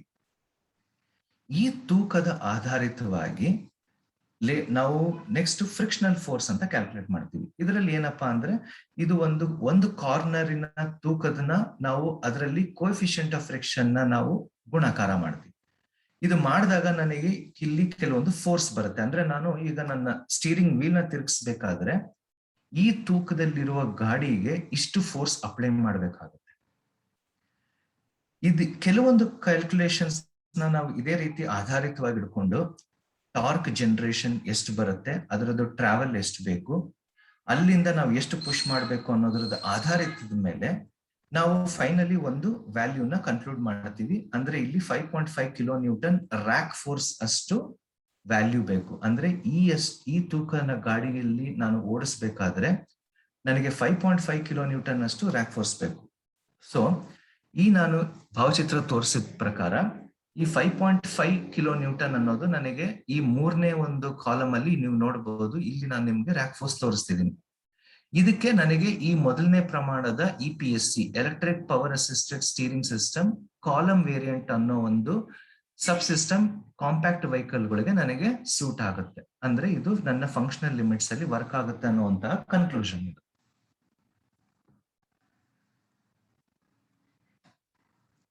ಸ್ಟೀರಿಂಗ್ ಸಿಸ್ಟಮ್ ಬಗ್ಗೆ ತಿಳ್ಕೊಂಡಿದ್ ಆದ್ಮೇಲೆ, ಸ್ಟೀರಿಂಗ್ ವೀಲ್ ಬಗ್ಗೆನೂ ಕೂಡ ತಿಳ್ಕೊಂಡಿದ್ದ ಆದ್ಮೇಲೆ, ಸ್ಟೀರಿಂಗ್ ತಿರುಗಿಸಿದ ಮೇಲೆ ಕೆಲವೊಂದು ಕಡೆ ನಮಗೆ ಹಂಪ್ಸ್ ಬಂದಾಗ, ಕೆಲವೊಂದು ಕಡೆ ನಮಗೆ ಹಳ್ಳ ದಿಣ್ಣೆ ಬಂದಾಗ, ಗಾಡಿ ನಿಲ್ಲಿಸಬೇಕು ಅಂದಾಗ ಬ್ರೇಕಿಂಗ್ ಸಿಸ್ಟಮ್ ಬಗ್ಗೆ ನಾವು ಸ್ವಲ್ಪ ತಿಳ್ಕೊಳ್ಳೋಣ. ಬ್ರೇಕಿಂಗ್ ಸಿಸ್ಟಮ್ ನಲ್ಲಿ ನಾವು ಹೆಚ್ಚಾಗಿ ತುಂಬಾ ಮಾಹಿತಿಯನ್ನು ನಾವಿಲ್ಲಿ ಕಲೆಕ್ಟ್ ಮಾಡ್ಬೋದು. ಮೊದಲನೇದಾಗಿ ನಾನು ಬ್ರೇಕ್ ವಿನ್ಯಾಸವನ್ನು ಹೇಗೆ ಅನಾಲಿಸಿಸ್ ಮಾಡ್ತೀವಿ ಅಥವಾ ಹೇಗೆ ಹೊರಗೆ ಹಚ್ಚುವುದು ಅನ್ನೋದ್ರ ಬಗ್ಗೆ ನಾನು ನಿಮ್ಗೆ ತಿಳಿದುಕೊಡ್ತೀನಿ. ಇದರಲ್ಲಿ ಟೈಪ್ಸ್ ಆಫ್ ಬ್ರೇಕ್ಸ್, ಲೈಕ್ ನಾವು ಬ್ರೇಕ್ ಬಗೆಗಳು ಮತ್ತು ಅವುಗಳ ಗುಣಗಳ ಬಗ್ಗೆ ತಿಳ್ಕೋಣ. ಬ್ರೇಕ್ ಹೇಗೆ ಚುರುಕುಗೊಳಿಸೋದು ಅಂದ್ರೆ ಅದರದ್ದು ಬ್ರೇಕ್ ಆಕ್ಚುಯೇಷನ್ ಎಲ್ಲಿಂದ ಆಗುತ್ತೆ, ಬ್ರೇಕ್ ಕೆಲಸದ ಗುಣಮಟ್ಟ ಅಂದ್ರೆ ಬ್ರೇಕ್ ಪರ್ಫಾರ್ಮೆನ್ಸ್ ಯಾವ್ಯಾವ ರೀತಿ ಬಿಹೇವ್ ಆಗುತ್ತೆ, ಬ್ರೇಕ್ ಟಾರ್ಕ್ ಮತ್ತೆ ಫೋರ್ಸ್ ಅಂತ ಹೇಳ್ತೀವಿ. ಇದೊಂಥರ ನಮ್ದು ಇಂಜಿನಿಯರಿಂಗ್ ಅಥವಾ ಮ್ಯಾಥಮೆಟಿಕಲ್ ಕ್ಯಾಲ್ಕುಲೇಷನ್ಸ್ ನಾವು ಡಿಫೈನ್ ಮಾಡಿ ಬ್ರೇಕ್ ಸೈಜ್ ಎಷ್ಟು ಬರಬೇಕು ಅಂತ ಹೇಳಿ ನಾವು ಇದನ್ನ ಡಿಫೈನ್ ಮಾಡ್ತೀವಿ. ಅದರ ಜೊತೆಗೆ ಕೊನೆಯದಾಗಿ ಬ್ರೇಕ್ ಪವರ್ ಎಷ್ಟಿರ್ಬೇಕು ಅನ್ನೋದನ್ನು ಕೂಡ ನಾವು ಇದರಲ್ಲಿ ತಿಳ್ಕೊಳ್ಳೋಣ. ನಾನು ನಿಮ್ಗೆ ಬಲಗಡೆ ಒಂದು ಇಮೇಜ್ ಅನ್ನು ತೋರಿಸ್ತಿದ್ದೀನಿ. ಇಲ್ಲಿ ಈ ಒಂದು ಇಮೇಜ್ ಒಂದು ಪ್ರಿಲಿಮಿನರಿ ಲೇಔಟ್. ಇದಾದ್ಮೇಲೆ ನಾವು ಸಬ್ ಸಿಸ್ಟಮ್ ಬಗ್ಗೆ ತಿಳ್ಕೊಳ್ಳೋಣ. ಬ್ರೇಕ್ ಸಿಸ್ಟಮ್ ಅಂದಾಗ ನೀವು ಮೊದಲನೇದಾಗಿ ಅರ್ಥ ಮಾಡ್ಕೊಬೇಕಾಗಿರೋದು ಎಷ್ಟು ಫೋರ್ಸ್ ನನಗೆ ಬೇಕಾಗತ್ತೆ ಅಂತ ಹೇಳಿ. ಇಲ್ಲಿ ನನ್ನ ತುದಿ ಬಲಭಾಗದಿಂದ ಬಂದಾಗ ಪೆಡಲ್ ಫೋರ್ಸ್ ಅಂತ ಹೇಳ್ತೀವಿ. ಅಂದ್ರೆ ನೀವು ಬ್ರೇಕ್ ಪೆಡಲ್ ಮೇಲೆ ಎಷ್ಟು ಫೋರ್ಸ್ ಹಾಕ್ತಿದ್ದೀರಾ ಅನ್ನೋದ್ರಿಂದ ಸ್ಟಾರ್ಟ್ ಮಾಡಿ ಈ ಬ್ರೇಕ್ ಪೆಡಲ್ ನಾವು ನಮ್ಮ ಬೂಸ್ಟರ್ಗೆ ಅಸೆಂಬ್ಲಿ ಮಾಡಿರ್ತೀವಿ. RP ಅಂತ ಹೇಳ್ತೀವಿ. ಅಂದ್ರೆ ನಾವು ಪೆಡಲ್ ರೇಷಿಯೋ ಡಿಫೈನ್ ಮಾಡಿರ್ತೀವಿ. ಇಲ್ಲಿ ನಾವು ಒಂದು 10 ನ್ಯೂಟನ್ ಅಷ್ಟು ಪೆಡಲ್ ಫೋರ್ಸ್ ಹಾಕಿ ಪೆಡಲ್ ರೇಷಿಯೋ ಒಂದು 1:4 ಅಂತ ಹೇಳಿದ್ರೆ ಇದು 40 ನ್ಯೂಟನ್ ಅಷ್ಟು ಇಲ್ಲಿ ನಮಗೆ ಬೂಸ್ಟರ್ ಅಲ್ಲಿ ಪ್ರೆಷರ್ ಕ್ರಿಯೇಟ್ ಆಗಿರುತ್ತೆ. ಸೊ ಬೂಸ್ಟರ್ ಇಂದ ಹಿಡಿದು ನಾವು TMC ಅಂತ ಇನ್ನೊಂದು ಜಾಗ ಹೇಳ್ತೀವಿ, ಟ್ಯಾಂಡಮ್ ಮಾಸ್ಟರ್ ಸಿಲಿಂಡರ್. ಅದ್ರ ಮೇಲೆ ಒಂದು ಬ್ರೇಕ್ ರಿಸರ್ವಾಯರ್, ಬ್ರೇಕ್ ಫ್ಲೂಯಿಡ್ ಇರುವಂತಹ ರಿಸರ್ವಾಯರ್ ಒಂದು ಟ್ಯಾಂಡಮ್ ಮಾಸ್ಟರ್ ಸಿಲಿಂಡರ್ಗೆ ಫಿಕ್ಸ್ ಮಾಡಿರ್ತೀವಿ. ನಾವು ಪೆಡಲ್ ಮೇಲೆ ಅಪ್ಲೈ ಮಾಡಿದಂತಹ ಫೋರ್ಸ್ ನಮಗೆ ಬೂಸ್ಟರ್ ಅಲ್ಲಿ ಅದು ಗುಣಾಕಾರವಾಗಿ ಮಲ್ಟಿಪ್ಲೈ ಆಗಿ ಆ ಫೋರ್ಸ್ ಅನ್ನು ನಾವು TMC ಇಂದ ಎಲ್ಲಾ ಬ್ರೇಕ್ ಲೈನ್ಸ್ಗೂ ಟ್ರಾನ್ಸ್ಫರ್ ಮಾಡ್ತೀವಿ. ಒಂದು TMC ಅಲ್ಲಿ 2 ಪೋರ್ಟ್ ಮಾತ್ರ ಬರುತ್ತದೆ, ಅದು ಪ್ರೈಮರಿ ಪೋರ್ಟ್ ಮತ್ತೆ ಸೆಕೆಂಡರಿ ಪೋರ್ಟ್. ಕೆಲವೊಂದರಲ್ಲಿ ಈಗ ಲೇಟೆಸ್ಟ್ TMCಗಳಲ್ಲಿ 4 ಪೋರ್ಟ್ ಬರುತ್ತೆ. ಬಟ್ ನಾನೊಂದು ಕನ್ವೆನ್ಷನಲ್ ಟ್ಯಾಂಡಮ್ ಮಾಸ್ಟರ್ ಸಿಲಿಂಡರ್ ಬಗ್ಗೆ ಹೇಳ್ತಿದ್ದೀನಿ. ಸೊ ಈ 2 ಫಸ್ಟ್ ಅಂಡ್ ಸೆಕೆಂಡ್ ಪ್ರೈಮರಿ ಅಥವಾ ಸೆಕೆಂಡರಿ ಪೋರ್ಟ್ ಇಂದ ನಮಗೆ ಬ್ರೇಕ್ ಫ್ಲೂಯಿಡ್ 4 ವೀಲ್ಸ್ ಗಳಿಗೆ ಟ್ರಾನ್ಸ್ಫರ್ ಆಗುತ್ತೆ. ಈ ಒಂದು ರೆಪ್ರೆಸೆಂಟೇಷನ್ ಅಲ್ಲಿ ನಾನು ನಿಮಗೆ ಕ್ಯಾಲಿಪರ್ ಬ್ರೇಕಿಂಗ್ ಸಿಸ್ಟಮ್ ಮಾತ್ರ ತೋರಿಸ್ತಿದ್ದೀನಿ. ಸೊ ನಮ್ಮ ಬ್ರೇಕ್ ಫ್ಲೂಯಿಡ್ ಆಯಿಲ್ ಬಂದು ವಿತ್ ಆ ಪ್ರೆಷರ್ ಜೊತೆ ನಮಗೆ ಕ್ಯಾಲಿಪರ್ಗೆ ಟ್ರಾನ್ಸ್ಫರ್ ಆಗಿ ಕ್ಯಾಲಿಪರ್ ಆಕ್ಚುಯೇಷನ್ ಆಗಿ ನಮಗೆ ಪ್ಯಾಡ್ಸ್ ನ ಡಿಸ್ಕ್ ಮೇಲೆ ರಬ್ ಮಾಡಿ ಗಾಡಿನ ನಿಲ್ಲಿಸುತ್ತೆ. ಈ ಒಂದು ಕಂಪ್ಲೀಟ್ ಕ್ಯಾಲ್ಕುಲೇಷನ್ ಮಾಡಬೇಕಾದ್ರೆ ನಮಗೆ ಪೆಡಲ್ ಫೋರ್ಸ್ ಇಂದ ಹಿಡಿದು ಗಾಡಿಯ ವೀಲ್ ಅಂದ್ರೆ ಗಾಲಿ ಭಾಗದ ರೇಡಿಯಸ್ ಎಷ್ಟಿದೆ, ಅದರದ್ದು ಎಫೆಕ್ಟಿವ್ ರೇಡಿಯಸ್ ಅಥವಾ ಕೋಎಫಿಷಿಯಂಟ್ ಆಫ್ ಫ್ರಿಕ್ಷನ್ ಏನಿದೆ, ಇದನ್ನೆಲ್ಲ ಅನುದಾನಿತವಾಗಿ ಇಟ್ಕೊಂಡು ನಾವು ಒಂದು ಬ್ರೇಕ್ ಸಿಸ್ಟಮ್ ನ ಡಿಫೈನ್ ಮಾಡ್ತೀವಿ. ಇದೇ ಬಲಗಡೆ ಇರುವಂತಹ ಇನ್ನೊಂದು ಇಮೇಜ್ ಅಲ್ಲಿ ನಾನು ನಿಮ್ಗೆ ಏನ್ ತೋರಿಸ್ತಾ ಇದ್ದೀನಿ ಅಂದ್ರೆ F ಅಂದ್ರೆ ಒಂದು ಆ ಬ್ರೇಕ್ ಪೆಡಲ್ ಫೋರ್ಸ್ ಇಂದ ಹಿಡಿದು ಬ್ರೇಕಿಂಗ್ ಫೋರ್ಸ್ ಕ್ಯಾಲ್ಕುಲೇಟ್ ಮಾಡೋವರೆಗೂ ಯಾವ್ಯಾವ ನಾವು ಮ್ಯಾಥಮೆಟಿಕಲ್ ಕ್ಯಾಲ್ಕುಲೇಷನ್ಸ್ ಯೂಸ್ ಮಾಡ್ತೀವಿ ಅನ್ನೋದ್ರ ಬಗ್ಗೆ ನಾನು ನಿಮಗೆ ಇಲ್ಲಿ ಎಕ್ಸ್ಪ್ಲೇನ್ ಮಾಡಿದ್ದೀನಿ. ಬ್ರೇಕಿಂಗ್ ಫೋರ್ಸ್ ಡಿಫೈನ್ ಮಾಡೋದಕ್ಕಿಂತ ಮುಂಚಿತವಾಗಿ ನಾವಿಲ್ಲಿ ಪ್ರೋಸೆಸ್ ಅಂತ ಹೇಳ್ತೀವಿ. Process for defining breaking system sizing ಅಂದರೆ ಒಂದು ಟ್ಯಾಂಡಮ್ ಮಾಸ್ಟರ್ ಸಿಲಿಂಡರ್ ಆಗಿರ್ಬೋದು, ಅಥವಾ ನಮ್ದು ಬೂಸ್ಟರ್ ಆಗಿರ್ಬೋದು, ಅಥವಾ ನಮ್ದು ಕ್ಯಾಲಿಪರ್ ಸೈಜಿಂಗ್ ಆಗಿರ್ಬೋದು, ಅಥವಾ ನಾವು ಯಾವ ಸೈಜ್ ವೀಲ್ ಯೂಸ್ ಮಾಡ್ತಾ ಇದೀವಿ, ಇದರದ್ದು ಒಂದು ಸೈಜಿಂಗ್ ಆಧಾರಿತದ ಮೇಲೆ ಒಂದೊಂದು ಬ್ರೇಕಿಂಗ್ ನ ಕಾಂಪೊನೆಂಟ್ಸ್ ನಾವು ಎಕ್ಸ್ಪ್ಲೇನ್ ಮಾಡ್ಕೊಂತ ಹೋಗೋಣ. ಈ ಒಂದು ಇಮೇಜ್ ಅಲ್ಲಿ ನಾವು ಇನ್ನೊಂದು ಏನ್ ಅರ್ಥ ಮಾಡ್ಕೊಬೇಕು ಅಂದ್ರೆ, ಒಂದು ಬ್ರೇಕಿಂಗ್ ಸಿಸ್ಟಮ್ ನಾವು 3 ತರ ವಿಭಾಗವಾಗಿ ತಗೊಂತೀವಿ. ಒಂದು ಬ್ರೇಕ್ ಆಕ್ಚುಯೇಷನ್, ಎರಡನೇದು ಬ್ರೇಕ್ ಮಾಡ್ಯುಲೇಷನ್, ಮೂರನೇದು ಬ್ರೇಕ್ ಫೌಂಡೇಶನ್. ಅಂದ್ರೆ actuation braking system, modulation braking system, ಮೂರನೇದಾಗಿ ಫೌಂಡೇಶನ್ ಬ್ರೇಕಿಂಗ್ ಸಿಸ್ಟಮ್. ನಾವು ಈ ಪೆಡಲ್ ಅಪ್ಲೈ ಮಾಡೋದು ಅಂದ್ರೆ ಬ್ರೇಕ್ ಪೆಡಲ್ ನಿಂದ ಈ ಫಲ್ಕ್ರಮ್ ಪಾಯಿಂಟ್, ಇದೆಲ್ಲ ಆಕ್ಚುಯೇಟರ್ಸ್. ಬ್ರೇಕ್ ಬೂಸ್ಟರ್ ಅಥವಾ ಇಲ್ಲಿ ಯೂಸ್ ಮಾಡಿರುವಂತಹ TMC ಅಥವಾ ಮೇಲಿರುವಂತಹ ಬ್ರೇಕ್ ರಿಸರ್ವಾರ್, ನಾನು ABS ಬಗ್ಗೆ ಇಲ್ಲಿ ಇನ್ನೂ ಎಕ್ಸ್ಪ್ಲೇನ್ ಮಾಡಿಲ್ಲ. ಈವನ್ ABS ಅದನ್ನು ಸೇರಿಸಿ ನಾವು ಅದನ್ನೆಲ್ಲ ಮಾಡ್ಯುಲೇಷನ್ ಬ್ರೇಕಿಂಗ್ ಸಿಸ್ಟಮ್ ಅಂತ ಹೇಳ್ತೀವಿ. ಮೂರನೇದಾಗಿ ಡಿಸ್ಕ್ ಬ್ರೇಕ್ ಅಥವಾ ಡ್ರಮ್ ಬ್ರೇಕ್, ಇದರದ್ದು ಡಿಫರೆನ್ಸಿಯೇಷನ್ಸ್ ನಾವು ಫೌಂಡೇಶನ್ ಬ್ರೇಕಿಂಗ್ ಸಿಸ್ಟಮ್ ಅಂತ ಹೇಳ್ತೀವಿ. ಸೊ ಇದನ್ನ ಈ 3 ಸಬ್ ಸಿಸ್ಟಮ್ಸ್ ನಾವು ಒಂದು ಟೋಟಲ್ ಆಗಿ ಕ್ಯುಮ್ಯುಲೇಟಿವ್ ಬ್ರೇಕ್ ಸಿಸ್ಟಮ್ ಲೇಔಟ್ ಅಂತ ಡಿಫೈನ್ ಮಾಡ್ತೀವಿ. ಈ ಒಂದೊಂದು ಸಬ್ ಸಿಸ್ಟಮ್ ಅಲ್ಲೂ ಕಾಂಪೊನೆಂಟ್ ನಾವು ಡೆವಲಪ್ ಮಾಡಬೇಕಾದ್ರೆ ಈ ಒಂದು 5 to 6 ಸ್ಟೆಪ್ಸ್ ನಾವು ಅನುದಾನಿತವಾಗಿ ಇಟ್ಕೊಂಡು ಒಂದು ಬ್ರೇಕಿಂಗ್ ಸಿಸ್ಟಮ್ಸ್ ನಾವು ಡಿಫೈನ್ ಮಾಡ್ತೀವಿ. ಇದರದ್ದು ಇನ್ನೂ ಹೆಚ್ಚಿನ ಮಾಹಿತಿ ನಾವು ಇನ್ನು ನೆಕ್ಸ್ಟ್ ಸ್ಲೈಡ್ ಅಲ್ಲಿ ನೋಡೋಣ. ಇದು ಒಂದು ಟಿಪಿಕಲ್ ಲೇಔಟ್, ಒಂದು ಬ್ರೇಕಿಂಗ್ ಸಿಸ್ಟಮ್ ನ ಲೇಔಟ್ ನಾನು ನಿಮಗೆ ಹೇಳಿದಾಗೆ. ಸೊ ಇದರಲ್ಲಿ ನಮಗೆ ಏನಾಗುತ್ತೆ ಅಂದ್ರೆ, ಮೊದಲನೇದಾಗಿ ನಾನು ನಿಮಗೆ ಬ್ರೇಕ್ ಪೆಡಲ್ ಬಗ್ಗೆ ನಾನು ಇನ್ಫಾರ್ಮೇಶನ್ ಕೊಡ್ತಿದ್ದೆ. ಅಂದ್ರೆ ಇದು ಒಂದು ಪೆಡಲ್ ಫೋರ್ಸ್ ನೀವು ಅಪ್ಲೈ ಮಾಡ್ತಿದ್ದೀರಾ. ಇದು ನಾನು ಒಂದು ಎಕ್ಸಾಂಪಲ್ ಆಗಿ ನಾನು ನಿಮಗೆ ತೋರಿಸ್ತಿದ್ದೀನಿ. 100 ನ್ಯೂಟನ್ ಅಂದ್ರೆ 10 kg ಫೋರ್ಸ್ ಅಷ್ಟು ನೀವು ಫೋರ್ಸ್ ನ ಬ್ರೇಕ್ ಪೆಡಲ್ ಮೇಲೆ ಅಪ್ಲೈ ಮಾಡಿದಾಗ ಬ್ರೇಕ್ ಪೆಡಲ್ ನಿಮಗೆ ಮಾಸ್ಟರ್ ಸಿಲಿಂಡರ್ಗೆ ಹೇಗೆ ಅಸೆಂಬ್ಲಿ ಆಗಿದೆ, ಒಂದು ಫಲ್ಕ್ರಮ್ ಪಾಯಿಂಟ್ ಅಂತ ಹೇಳ್ತೀವಿ. ಇಲ್ಲಿ ನಮಗೆ ಈ ಆಕ್ಚುಯೇಷನ್ ಇಲ್ಲಿ ಅಪ್ಡೇಟ್ ಆಗುತ್ತೆ. ಅಂದ್ರೆ ಮಾಸ್ಟರ್ ಸಿಲಿಂಡರ್ ಅಲ್ಲಿ ಪ್ರೈಮರಿ ಮತ್ತೆ ಸೆಕೆಂಡರಿ ಪೋರ್ಟ್ ಇಂದ ಬ್ರೇಕ್ ಫ್ಲೂಯಿಡ್ ಯಾವ ಪ್ರೆಷರ್ ಅಲ್ಲಿ ಆಚೆ ಬರಬೇಕು ಅಂತ ಹೇಳಿ ನಾವಿಲ್ಲಿ ಕ್ಯಾಲ್ಕುಲೇಷನ್ ಮಾಡ್ತಿದೀವಿ. ಈ ಒಂದು ಬ್ರೇಕ್ ಪೈಪ್ಸ್ ಇಂದ ನಮಗೆ ಬ್ರೇಕ್ ಫ್ಲೂಯಿಡ್ ಟ್ರಾನ್ಸ್ಫರ್ ಆಗ್ಬೇಕಾದ್ರೆ ಕೆಲವೊಂದು ಇಂಟರ್ಫೇಸಸ್ ಅಂತ ಹೇಳ್ತೀವಿ. ಈ ಇಂಟರ್ಫೇಸಸ್ ನ ನಾವು ರೆಗ್ಯುಲೇಟಿಂಗ್ ವ್ಯಾಲ್ವ್ಸ್ ಅಂತ ಕೂಡ ಹೇಳ್ತೀವಿ. ಅಂದ್ರೆ PCRV ಅಥವಾ ಡಿಫರೆಂಟ್ ಮಾಡೆಲ್ಸ್ ಇದೆ, pressure compensation regulating valves, distribution valves, ಆ ರೀತಿ ಕೆಲವೊಂದು ರೆಗ್ಯುಲೇಟಿಂಗ್ ವ್ಯಾಲ್ವ್ಸ್ ಅಂತ ಹೇಳ್ತೀವಿ. ಇಲ್ಲಿಂದ ಮತ್ತೆ ನಮಗೆ front left and right wheels, ಹಿಂಭಾಗ ಬಂದಾಗ rear left and right wheels, ಯಾವ ಪ್ರೆಷರ್ ಲೈನ್ ಯಾವ ರೀತಿ ಡಿಸ್ಟ್ರಿಬ್ಯೂಟ್ ಆಗಬೇಕು, ಯಾವ ಪ್ರಮಾಣದಲ್ಲಿ ಡಿಸ್ಟ್ರಿಬ್ಯೂಟ್ ಆಗಬೇಕು ಅಂತ ಹೇಳಿ ನಾವು ಈ ವ್ಯಾಲ್ವ್ಸ್ ಅಲ್ಲಿ ಸೆನ್ಸರ್ ಮುಖಾಂತರ ಕಂಟ್ರೋಲ್ ಮಾಡ್ಕೊಂತೀವಿ. ಈ ಒಂದು ಮಾಡ್ಯುಲೇಟಿಂಗ್ ವ್ಯಾಲ್ವ್ಸ್ ನ ಕಂಟ್ರೋಲ್ ಮಾಡಿದ ಆದ್ಮೇಲೆ ನಮಗೆ ಬ್ರೇಕ್ ಫ್ಲೂಯಿಡ್ ಫೌಂಡೇಶನ್ ಬ್ರೇಕಿಂಗ್ ಸಿಸ್ಟಮ್ಸ್ಗೆ ಬರುತ್ತೆ. ಸೊ ಫೌಂಡೇಶನ್ ಬ್ರೇಕಿಂಗ್ ಸಿಸ್ಟಮ್ ನಾನು ಮುಂಚೆ ಹೇಳಿದಾಗೆ ಇದು ಒಂದು ಡ್ರಮ್ ಬ್ರೇಕ್ ಕೂಡ ಆಗಿರ್ಬೋದು ಅಥವಾ ಡಿಸ್ಕ್ ಬ್ರೇಕ್ ಕೂಡ ಆಗಿರ್ಬೋದು. ಡ್ರಮ್ ಬ್ರೇಕ್ ಆಗಿದ್ದಾಗ ನನಗೆ ಬ್ರೇಕ್ ಫ್ಲೂಯಿಡ್ ಇಲ್ಲಿವರೆಗೂ ಬಂದಾಗ ಇದ್ರ ಒಳಗಡೆ ಇರುವಂತಹ ಬ್ರೇಕ್ ಶೂಸ್ ಏನಿದೆ, ಈ ಶೂಸ್ ನಾವು ಡ್ರಮ್ ಮುಖಾಂತರ ರಬ್ ಮಾಡ್ತೀವಿ. ಅಂದ್ರೆ ಶೂಸ್ ನಾವು ಡ್ರಮ್ ರೊಟೇಟ್ ಆಗ್ತಾ ಇರುತ್ತೆ, ಬ್ರೇಕ್ ಡ್ರಮ್ ನಾವು ವೀಲ್ ಫಿಕ್ಸ್ ಮಾಡಿರ್ತೀವಿ. ಸೊ ವೀಲ್ ನ ನಿಲ್ಲಿಸಬೇಕು ಅಂದ್ರೆ ಡ್ರಮ್ದು ರೊಟೇಷನ್ ಸ್ಟಾಪ್ ಮಾಡಬೇಕು. ಡ್ರಮ್ ರೊಟೇಷನ್ ಸ್ಟಾಪ್ ಮಾಡಬೇಕು ಅಂದ್ರೆ ನಾವು ಬ್ರೇಕ್ ಪ್ಯಾಡ್ಸ್ ಅಥವಾ ಇಲ್ಲಿ ನಾವು ಬ್ರೇಕ್ ಶೂಸ್ ಅಂತ ಹೇಳ್ತೀವಿ. ಈ ಶೂಸ್ ನಾವು ಡ್ರಮ್ ಮೇಲೆ ಫ್ರಿಕ್ಷನ್ ಕ್ರಿಯೇಟ್ ಮಾಡಿ ನಿಲ್ಲಿಸ್ತೀವಿ. ಆದ್ರೆ ಇದೇ ಡಿಸ್ಕ್ ಬ್ರೇಕಿಂಗ್ ಕಾನ್ಸೆಪ್ಟ್ ಅಲ್ಲಿ ಈ ಒಂದು ಬ್ರೇಕ್ ಫ್ಲೂಯಿಡ್ ಪ್ರೆಷರ್ ನಾವು ಕ್ಯಾಲಿಪರ್ಸ್ ಅಂತ ಹೇಳಿ ಒಂದು ಕಾಂಪೊನೆಂಟ್ ಗೆ ಟ್ರಾನ್ಸ್ಫರ್ ಮಾಡ್ತೀವಿ. ಈ ಕ್ಯಾಲಿಪರ್ಸ್ ಅಲ್ಲಿ ಪಿಸ್ಟನ್ ಅಸೆಂಬ್ಲಿ ಆಗಿರುತ್ತೆ.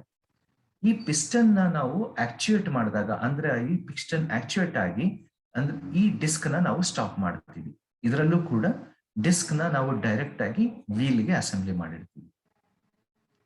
ಸೊ ನಮ್ಮ ಪೆಡಲ್ ಇಂದ ಹಿಡಿದು ಮಾಸ್ಟರ್ ಸಿಲಿಂಡರ್ ಮತ್ತೆ brake pipes with distribution valves, ಅಲ್ಲಿಂದ ಫೌಂಡೇಶನ್ ಬ್ರೇಕಿಂಗ್ ಸಿಸ್ಟಮ್ ಹೋಗೋವರೆಗೂ ಪ್ರತಿಯೊಂದು ಸಬ್ ಸಿಸ್ಟಮ್ ನಲ್ಲೂ ನಾವು ಕ್ಯಾಲ್ಕುಲೇಷನ್ ಮಾಡ್ಕೊಂತ ಬರ್ತೀವಿ.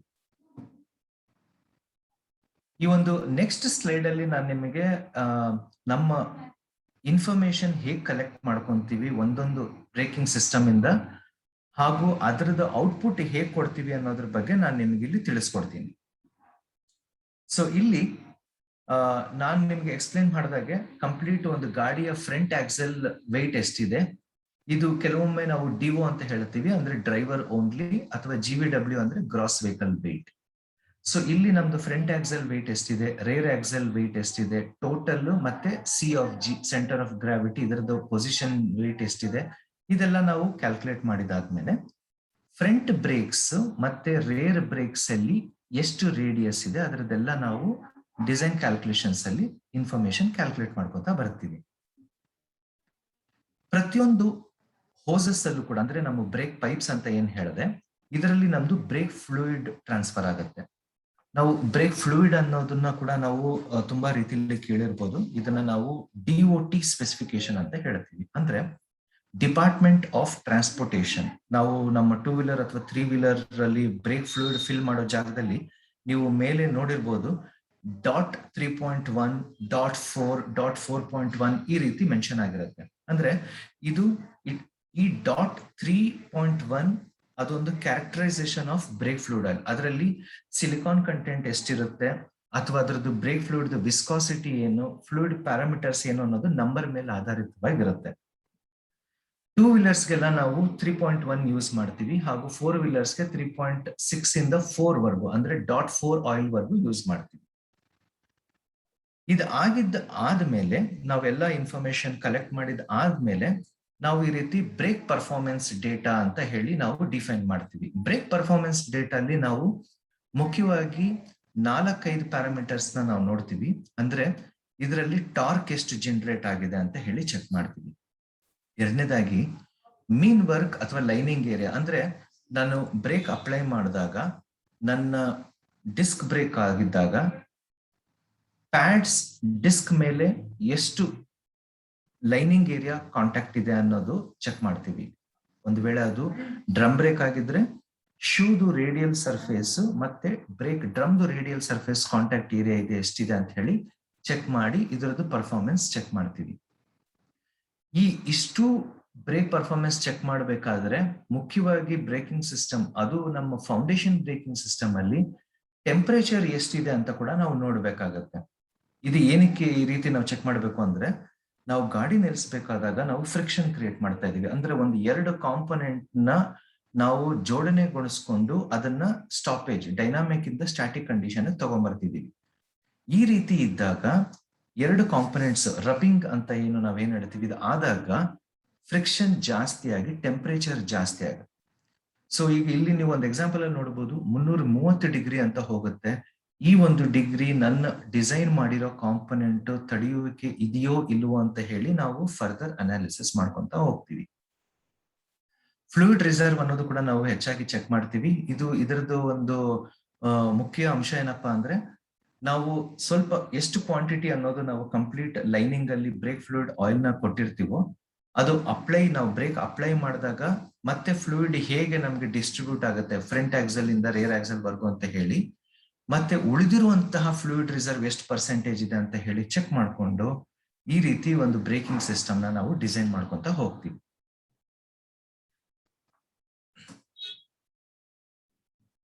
ಒಂದು ಬ್ರೇಕಿಂಗ್ ಸಿಸ್ಟಮ್ ನಲ್ಲಿ ನಾವು ಅರ್ಥ ಮಾಡ್ಕೊಂಡಿದ್ದ ಏನಪ್ಪಾ ಅಂದ್ರೆ, ಮೊದಲನೇದಾಗಿ ನಾವು ಪೆಡಲ್ ಅಪ್ಲೈ ಮಾಡಿ ಅದ್ರ ಮೇಲೆ ಫೋರ್ಸ್ ಅಪ್ಲೈ ಮಾಡಿದಾಗ ಬ್ರೇಕ್ ಫೋರ್ಸ್ ಹೆಂಗ್ ಕ್ರಿಯೇಟ್ ಆಯ್ತು, ಬ್ರೇಕ್ ಬೂಸ್ಟರ್ ಇಂದ ಅಲ್ಲಿಂದ ಬ್ರೇಕ್ ಲೈನ್ಸ್ ಮತ್ತೆ ನಮಗೆ ಹೇಗೆ ಫೌಂಡೇಶನ್ ಬ್ರೇಕ್ಸ್ ಸ್ಟಾಪ್ ಆಯ್ತೋ ಅದೇ ರೀತಿ ಪಾರ್ಕಿಂಗ್ ಬ್ರೇಕ್ ಕೂಡ ಸ್ವಲ್ಪ ಅರ್ಥ ಮಾಡ್ಕೊಳ್ಳೋಣ. ಪಾರ್ಕಿಂಗ್ ಬ್ರೇಕ್ ನಾವು ಯೂಶಲಿ ಯೂಸ್ ಮಾಡೋದು ಒಂದು ಗಾಡಿ ನಿಂತಾಗ ಫರ್ದರ್ ಮೂವ್ಮೆಂಟ್ ಅಂದ್ರೆ ಮತ್ತೆ ಮುಂದಿನ ಚಲಾವಣೆ ಆಗಬಾರದು ಅನ್ನೋ ಒಂದು ಉದ್ದೇಶಕ್ಕೆ ಒಂದು ಪಾರ್ಕಿಂಗ್ ಬ್ರೇಕ್ ಯೂಸ್ ಮಾಡ್ತೀವಿ. ಇದನ್ನ ಕೆಲವೊಬ್ರು ಏನ್ ಮಾಡ್ತಾರೆ, ಪಾರ್ಕಿಂಗ್ ಬ್ರೇಕ್ ಯೂಸ್ ಮಾಡಿಲ್ಲ ಅಂದ್ರೂ ಗಾಡಿನ ಗೇರ್ ಅಲ್ಲಿ ನಿಲ್ಸಿ ಪಾರ್ಕಿಂಗ್ ಬ್ರೇಕ್ ಕೆಲವೊಬ್ರು ಹಾಕೋದಿಲ್ಲ. ಅಥವಾ ಒಂದು ಗಾಡಿನ ನಾವು ಒಂದು ಸ್ಲೋಪ್ ರೀಜನ್, ಇನ್ಕ್ಲೈನ್ಡ್ ರೀಜನ್ ಅಥವಾ ಹಿಲ್ಲಿ ರೀಜನ್ ಅಲ್ಲಿ ನಿಲ್ಲಿಸಿದಾಗ ಕೂಡ ನಮಗೆ ವೀಲ್ಸ್ ನ ಲಾಕ್ ಮಾಡೋ ಅವಶ್ಯಕತೆ ಬರುತ್ತೆ. ಈ ಟೈಮ್ ಅಲ್ಲಿ ನಾವೇನ್ ಮಾಡ್ತೀವಿ, ಪಾರ್ಕಿಂಗ್ ಬ್ರೇಕ್ ಅನ್ನೋ ಒಂದು ಕಾನ್ಸೆಪ್ಟ್ ನ ಯೂಸ್ ಮಾಡ್ತೀವಿ. ಹೆಚ್ಚಾಗಿ ಕೆಲವೊಂದು ಗಾಡಿಗಳಲ್ಲಿ ಮುಂಚೆ ಮೆಕ್ಯಾನಿಕಲ್ ಪಾರ್ಕಿಂಗ್ ಬ್ರೇಕ್ ಸಿಸ್ಟಮ್ ಅಂತ ಬರ್ತಿತ್ತು. ಅಂದ್ರೆ ಒಂದು ಹ್ಯಾಂಡ್ ಲಿವರ್, ಡ್ರೈವರ್ ಪಕ್ಕನೆ ಒಂದು ಹ್ಯಾಂಡ್ ಲಿವರ್ ಕಂಪಾರ್ಟ್ಮೆಂಟ್ ಕೊಟ್ಟು ಅದನ್ನ ವಿತ್ ಕೇಬಲ್ ಕಾನ್ಸೆಪ್ಟ್ ಅಲ್ಲಿ ನಾವು ಡ್ರಮ್ ಅಥವಾ ಡಿಸ್ಕ್ ಬ್ರೇಕ್ ಗೆ ಕನೆಕ್ಷನ್ ಕೊಡ್ತಿದ್ವಿ. ಕೆಲವೊಂದು ಅಡ್ವಾನ್ಸ್ಮೆಂಟ್ ಆಗಿದ್ದಾಗ, ಅಂದ್ರೆ ಫ್ಯೂಚರ್ ವೆಹಿಕಲ್ ಅಪ್ಡೇಷನ್ ಆದಾಗ ನಾವು ಇದನ್ನ EPB ಅಂತ ಕೂಡ ನಾವು ಅಪ್ಡೇಟ್ ಮಾಡಿದ್ವಿ. ಅಂದ್ರೆ ಎಲೆಕ್ಟ್ರಾನಿಕ್ ಪಾರ್ಕಿಂಗ್ ಬ್ರೇಕ್ ಅಸಿಸ್ಟ್ ಅಂತ ಹೇಳಿ. ಈ ಒಂದು ಎಲೆಕ್ಟ್ರಾನಿಕ್ ಪಾರ್ಕಿಂಗ್ ಬ್ರೇಕ್ ನಾನು ನಿಮಗೆ ತೋರಿಸ್ತಾ ಇರೋ ಈ ಭಾವಚಿತ್ರದಲ್ಲಿ ಇದು ಒಂದು ಆಕ್ಚುಯೇಟರ್ ಇಲ್ಲಿ. ಸೊ ಈ ಒಂದು ಆಕ್ಚುಯೇಟರ್ ನ ನಾವು EPB ECU ಕನೆಕ್ಟ್ ಮಾಡಿರ್ತೀವಿ. ಅಂದ್ರೆ electronic parking brake electronic control unit ಅಂತ ಹೇಳ್ತೀವಿ. ಈ ಒಂದು ಯೂನಿಟ್ ಅನ್ನ ನಾವು ಸಬ್ ಲಿಂಕ್ ಆಗಿ, ನೀವು ಇಲ್ಲಿ ಈ ಕಡೆ ಬಲಗಡೆ ಇರುವಂತಹ ಹೋಸ್ ಚೆಕ್ ಮಾಡಿದ್ರೆ ಈ ಹೋಸಸ್ ನ ನಾವು ಮತ್ತೆ ಇದೇ ರೇರ್ ವೀಲ್ ಅಂದ್ರೆ ಒಂದು ರೇರ್ ಸಬ್ ಫ್ರೇಮ್ ನ ಡಿಸ್ಕ್ ಬ್ರೇಕ್ ಸಿಸ್ಟಮ್ಗೂ ಕೂಡ ಕನೆಕ್ಟ್ ಮಾಡಿದೀವಿ. ಅಂದ್ರೆ ನಾನೊಂದು ಗಾಡಿನ ಪಾರ್ಕ್ ಮಾಡಿ ಅದರದ್ದು ಬ್ರೇಕಿಂಗ್ ಸಿಸ್ಟಮ್ ಆಕ್ಟಿವೇಟ್ ಮಾಡಬೇಕು ಅಂದ್ರೆ ನನ್ನ ECU ನ ಆಕ್ಟಿವೇಟ್ ಮಾಡಿದಾಗ ಇದು ಆಟೋಮ್ಯಾಟಿಕಲಿ ನಮ್ಮ ಒಂದು ಮೆಕ್ಯಾನಿಕಲ್ ಸಿಸ್ಟಮ್ ಇಂದ ವಿತ್ ವೈರ್ ಸಿಸ್ಟಮ್ ಒಂದು ಕೇಬಲ್ ನ ನಾವು ಎರಡು ಫೌಂಡೇಶನ್ ಬ್ರೇಕಿಂಗ್ ಸಿಸ್ಟಮ್ಗೆ ಲಿಂಕ್ ಕೊಟ್ಟಿರ್ತೀವಿ. ಅದಾದಾಗ ಏನಾಗುತ್ತೆ, ನಮ್ಮ ಒಂದು ಪ್ಯಾಡ್ಸ್ ಏನಿದೆ ಇಲ್ಲಿ ಕ್ಯಾಲಿಪರ್ ಅಲ್ಲಿ ಇವೆರಡು ಆಕ್ಚುಯೇಟ್ ಆಗಿ ನಮ್ಮ ಡಿಸ್ಕ್ ನ ಕಂಟ್ರೋಲ್ ತಗೊಂಡು ಹಿಡಿತದಲ್ಲಿ ಇಟ್ಟಿರುತ್ತೆ. ಇದನ್ನ ಮತ್ತೆ ರಿಲೀಸ್ ಮಾಡಬೇಕು ಅಂದ್ರೆ ನಾವು ಇಲ್ಲಿ ಒಂದು ECU ನ ಡಿಸ್ಕನೆಕ್ಟ್ ಮಾಡಿದಾಗ, ಅಂದ್ರೆ ನಾವು ಇದನ್ನ ಸ್ವಿಚ್ ಆಫ್ ಮಾಡಿದಾಗ ನಮಗೆ ಈ ಮೆಕ್ಯಾನಿಕಲ್ ಲೀವರ್ ಆಕ್ಚುಯೇಷನ್ ರಿವರ್ಸ್ ತಗೊಂಡು ನನಗೆ ಈ ಪ್ಯಾಡ್ ಡಿಸ್ಕ್ ಗೆ ಏನ್ ಲಾಕ್ ಆಗಿರುತ್ತೆ ಇದು ಡಿಸ್ಕ್ ಲಾಕ್ ಆಗುತ್ತೆ. ಇದು ಒಂದು simple parking brake system.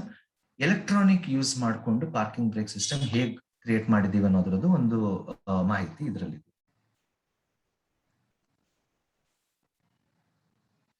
Breaking system ಬಗ್ಗೆ ನಾವು ಮಾತಾಡಬೇಕಾದ್ರೆ ಆಂಟಿಲಾಕ್ ಬ್ರೇಕಿಂಗ್ ಸಿಸ್ಟಮ್ ಬಗ್ಗೆ ನಾನು ನಿಮಗೆ ಟ್ರೆಡಿಷನಲ್ ಕಾನ್ಸೆಪ್ಟ್ ಅಲ್ಲಿ ಮಾಹಿತಿ ಕೊಡ್ಲಿಲ್ಲ, ಆದ್ರೆ ಇಲ್ಲಿ ಸ್ವಲ್ಪ ಹೆಚ್ಚಾಗಿ ಅದ್ರ ಬಗ್ಗೆ ಮಾಹಿತಿ ಕೊಡ್ತೀನಿ.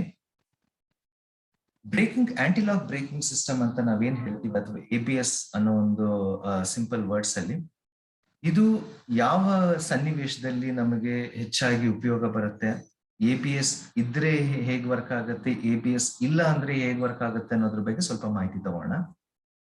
ನಾವು ಗಾಡಿ ಓಡಿಸುವಾಗ ಒಮ್ಮೆಲೆ ಏನಾದ್ರೂ ಅಡ್ಡಿ ಬಂದ್ರೆ, ಯಾವ್ದಾದ್ರು ಹಳ್ಳ ದಿಣ್ಣೆ ಬಂದ್ರೆ ನಾವು ಬ್ರೇಕ್ ಅಪ್ಲೈ ಮಾಡ್ತೀವಿ, ಅಥವಾ ಗಾಡಿ ಯಾವ್ದಾದ್ರು ಒಂದು ಪ್ರಾಣಿ ಅಡ್ಡ ಬಂತು, ಅಥವಾ ನಾವು ಯಾರಾದ್ರೂ ಜನರು ಓಡೋಡ್ ಬಂದ್ರು, ಈ ರೀತಿ ಯಾವ್ದಾದ್ರು ಒಂದು ಸನ್ನಿವೇಶ ಇದ್ದಾಗ ನಾವೇನ್ ಮಾಡ್ತೀವಿ, ಹಠಾತ್ ಆಗಿ ಅದ್ರ ಮೇಲೆ ಬ್ರೇಕ್ ಅಪ್ಲೈ ಮಾಡ್ತೀವಿ.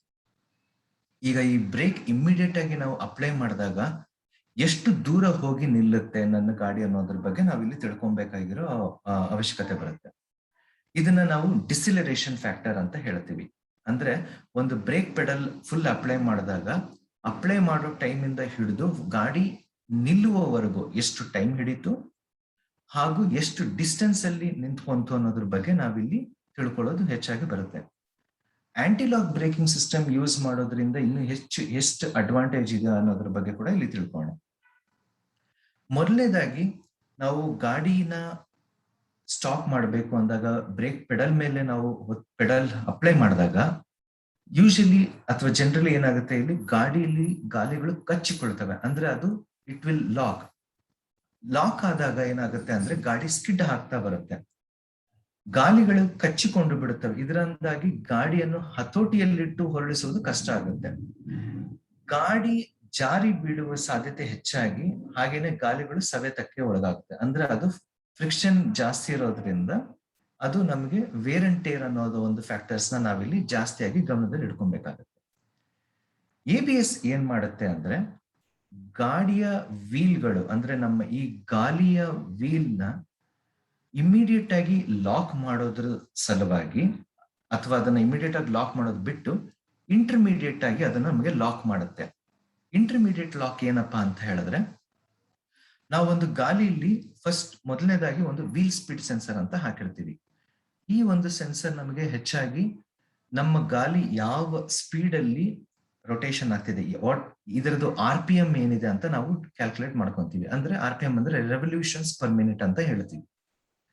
ಈ ಒಂದು ವೀಲ್ ಸ್ಪೀಡ್ ಸೆನ್ಸರ್ ನನಗೆ ABS ಕಂಟ್ರೋಲ್ಗೆ ನಾವು ಒಂದು ಲಿಂಕ್ ಕೊಟ್ಟಿರ್ತೀವಿ. ಅಂದ್ರೆ ನಾವು ಈ ಎರಡು ವೀಲ್ ಸ್ಪೀಡ್ ಸೆನ್ಸರ್ ಮತ್ತೆ ಕಂಟ್ರೋಲರ್ಗೆ ಒಂದು ಲಿಂಕ್ ಕೊಡ್ತೀವಿ.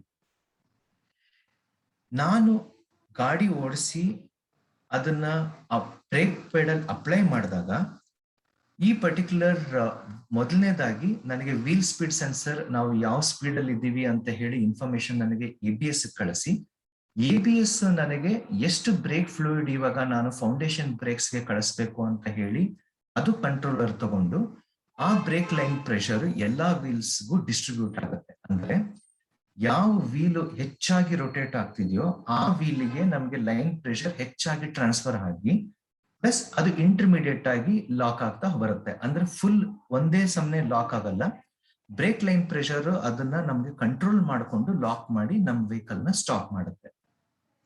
ಸೊ ಇದು ನಮ್ಮ ಮುಖ್ಯ ಉದ್ದೇಶ ABS ಇಂದ ಆಗಿರುತ್ತೆ. ಅದರ ಸಲುವಾಗಿ ನಾವು ಈ ABS ನಾವು ಯಾವ್ದಕ್ಕೆ ಯೂಸ್ ಮಾಡ್ತೀವಿ ಅಂದ್ರೆ ಇದ್ರದ್ದು ಅಡ್ವಾಂಟೇಜಸ್ ಕೆಲವೊಂದು ನಾನು ನಿಮ್ಗೆ ಇಲ್ಲಿ ಎಕ್ಸ್ಪ್ಲೇನ್ ಮಾಡ್ತಾ ಇದ್ದೀನಿ. ಈ ಒಂದು ತೋರಿಸ್ತಾ ಇರೋ ಒಂದು ಭಾವಚಿತ್ರದಲ್ಲಿ ನೀವು ನೋಡಬಹುದು, ಎಡಗಡೆ ಇರುವಂತಹ ಇಮೇಜ್ ಅಲ್ಲಿ ನಾನು ಒಂದು ಗಾಡಿನ ಟರ್ನ್ ಮಾಡ್ಬೇಕಾದ್ರೆ ನನ್ನ ಗಾಡಿಲಿ ABS ಇರೋ ಒಂದು ಕಾರಣಕ್ಕೋಸ್ಕರ ನಾನು ನನ್ನ ಸ್ಟೀರಿಂಗ್ ಕಂಟ್ರೋಲ್ ಅಲ್ಲಿ ಇರೋ ಒಂದು ಕಾರಣಕ್ಕೋಸ್ಕರ ನಾನು ಇಲ್ಲಿ ನೀಟಾಗಿ ಒಂದು ಟರ್ನಿಂಗ್ ತಗೊಂಡಿದ್ದೀನಿ. ನನ್ನ ಗಾಡಿಲಿ ABS ಫಂಕ್ಷನಾಲಿಟಿ ಇಲ್ಲ ಅನ್ನೋದಾದ್ರೆ ನನಗಿಲ್ಲಿ ಕಂಟ್ರೋಲ್ ಸಿಗದೆ ವೀಲ್ ಲಾಕ್ ಆಗಿ ನಾನು ನನ್ನ ರೋಡ್ ಕಂಟ್ರೋಲ್ ಅನ್ನು ತಪ್ಪಬಹುದು. ಇದನ್ನ ನಾವು ರೈಡ್ ಮತ್ತೆ ಹ್ಯಾಂಡ್ಲಿಂಗ್ ಬಿಹೇವಿಯರ್ ಅಂತ ಹೇಳ್ತೀವಿ. ಈ ಬಿಹೇವಿಯರ್ನ ನಾವು ಸ್ಟೀರಿಂಗ್ ಮತ್ತೆ ಬ್ರೇಕಿಂಗ್ ಸಿಸ್ಟಮ್ ಎರಡಕ್ಕೂ ಲಿಂಕ್ ಮಾಡ್ತೀವಿ. ಸೊ ABS ನ ಮುಖ್ಯ ಉದ್ದೇಶ ಏನಪ್ಪಾ ಅಂದ್ರೆ ಅದು ನಮ್ಮ ವೀಲ್ ಸ್ಪೀಡ್ ನ ಮಾನಿಟರ್ ಮಾಡಿ ವೆಹಿಕಲ್ ಸ್ಪೀಡ್ ನ ಕಂಟ್ರೋಲ್ ಅಲ್ಲಿ ತಗೊಂಡ್ ಬರುತ್ತೆ. ಅಂಡ್ ಎರಡನೇದಾಗಿ ಇದು ವೀಲ್ ಲಾಕ್ ಆಗೋದನ್ನ ಡಿಟೆಕ್ಟ್ ಮಾಡಿ ಮತ್ತೆ ಆ ಲಾಕ್ ಆಗಿರುವಂತಹ ವೀಲ್ಗೆ line pressure, brake line pressure ನ ಟ್ರಾನ್ಸ್ಫರ್ ಮಾಡಿ ಅನ್ಲಾಕ್ ಮಾಡಿ ಮೂವ್ಮೆಂಟ್ ತಗೊಂಡ್ಬರುತ್ತೆ.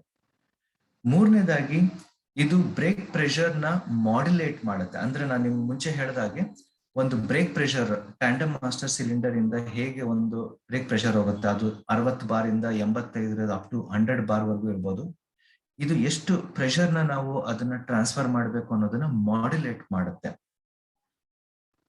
ವೀಲ್ ಲಾಕಿಂಗ್ ಮಾಡೋದನ್ನ ತಡೆಯುತ್ತೆ ಹಾಗೂ ನಮ್ಮ ಗಾಡಿನ ಕಂಪ್ಲೀಟ್ ಸ್ಟೀರಬಲ್ ಕಂಟ್ರೋಲ್ ಅಂದ್ರೆ ಸ್ಟೀರಿಂಗ್ ಕಂಟ್ರೋಲ್ ತರುವಂತದ್ದು ಅಡ್ವಾಂಟೇಜ್ ಕೂಡ ನಮಗೆ ABS ಸಪೋರ್ಟ್ ಮಾಡುತ್ತೆ. ಒಂದು ವೇಳೆ ABS ಏನಾದ್ರೂ ಕೆಲಸ ಮಾಡಿಲ್ಲ ಅನ್ನೋದಾದ್ರೆ, ಅಂದ್ರೆ ಯಾಕಂದ್ರೆ ABS ಕೆಲಸ ಮಾಡ್ಬೇಕು ಅಂದ್ರೆ ನನಗೆ ವೀಲ್ ಸ್ಪೀಡ್ ಸೆನ್ಸರ್ ನನಗೆ ಮಾಹಿತಿ ಕೊಡಬೇಕು. ವೀಲ್ ಸ್ಪೀಡ್ ಸೆನ್ಸರ್ ನಮಗೆ ಮಾಹಿತಿ ಕೊಟ್ಟಿಲ್ಲ ಅನ್ನೋದಾದ್ರೆ ನಮಗೆ ಕನ್ವೆನ್ಷನಲ್ ಬ್ರೇಕಿಂಗ್ ಸಿಸ್ಟಮ್ ಮತ್ತೆ ಆಪರೇಷನಲ್ ಆಗಿ ವರ್ಕ್ ಆಗುತ್ತೆ. ಸೊ ಇದು ನಮಗೆ ಸ್ಟಿಲ್ ಫಂಕ್ಷನಲ್ ಆಗುತ್ತೆ. ಬಟ್ ABS ವರ್ಕ್ ಆಗ್ತಿಲ್ಲ ಅಂತ ಹೇಳಿ ನಮಗೆ ಡ್ರೈವರ್ಗೂ ಒಂದು ಮಾಹಿತಿ ಕೂಡ, ಒಂದು ವಾರ್ನಿಂಗ್ ಲ್ಯಾಂಪ್ ಅಥವಾ ಡ್ಯಾಶ್ ಬೋರ್ಡ್ ಅಂತ ನಾವ್ ಏನ್ ಹೇಳ್ತೀವಿ ಅಲ್ಲೂ ಕೂಡ ಒಂದು ಮಾಹಿತಿ ಹೋಗುವಂತ ಆಪ್ಷನ್ ನಮ್ಗೆ ಈ ಕಂಟ್ರೋಲಿಂಗ್ ಸಿಸ್ಟಮ್ ಅಲ್ಲಿ ತಗೊಂಡ್ಬರ್ಬೋದು. ಸೊ ಇಲ್ಲಿ ನಾನು ನಿಮಗೆ ಒಂದು ವಿಡಿಯೋ ತೋರಿಸಬೇಕಾಗತ್ತೆ, ಒಂದು ABS ಸಲುವಾಗಿ.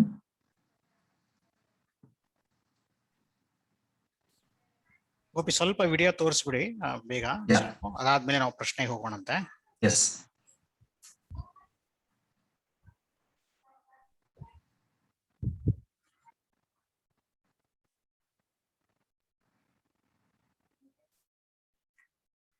ವಿಡಿಯೋ ಕಾಣ್ತಾ ಇದೆ ಗೋಪಿ. Okay sir.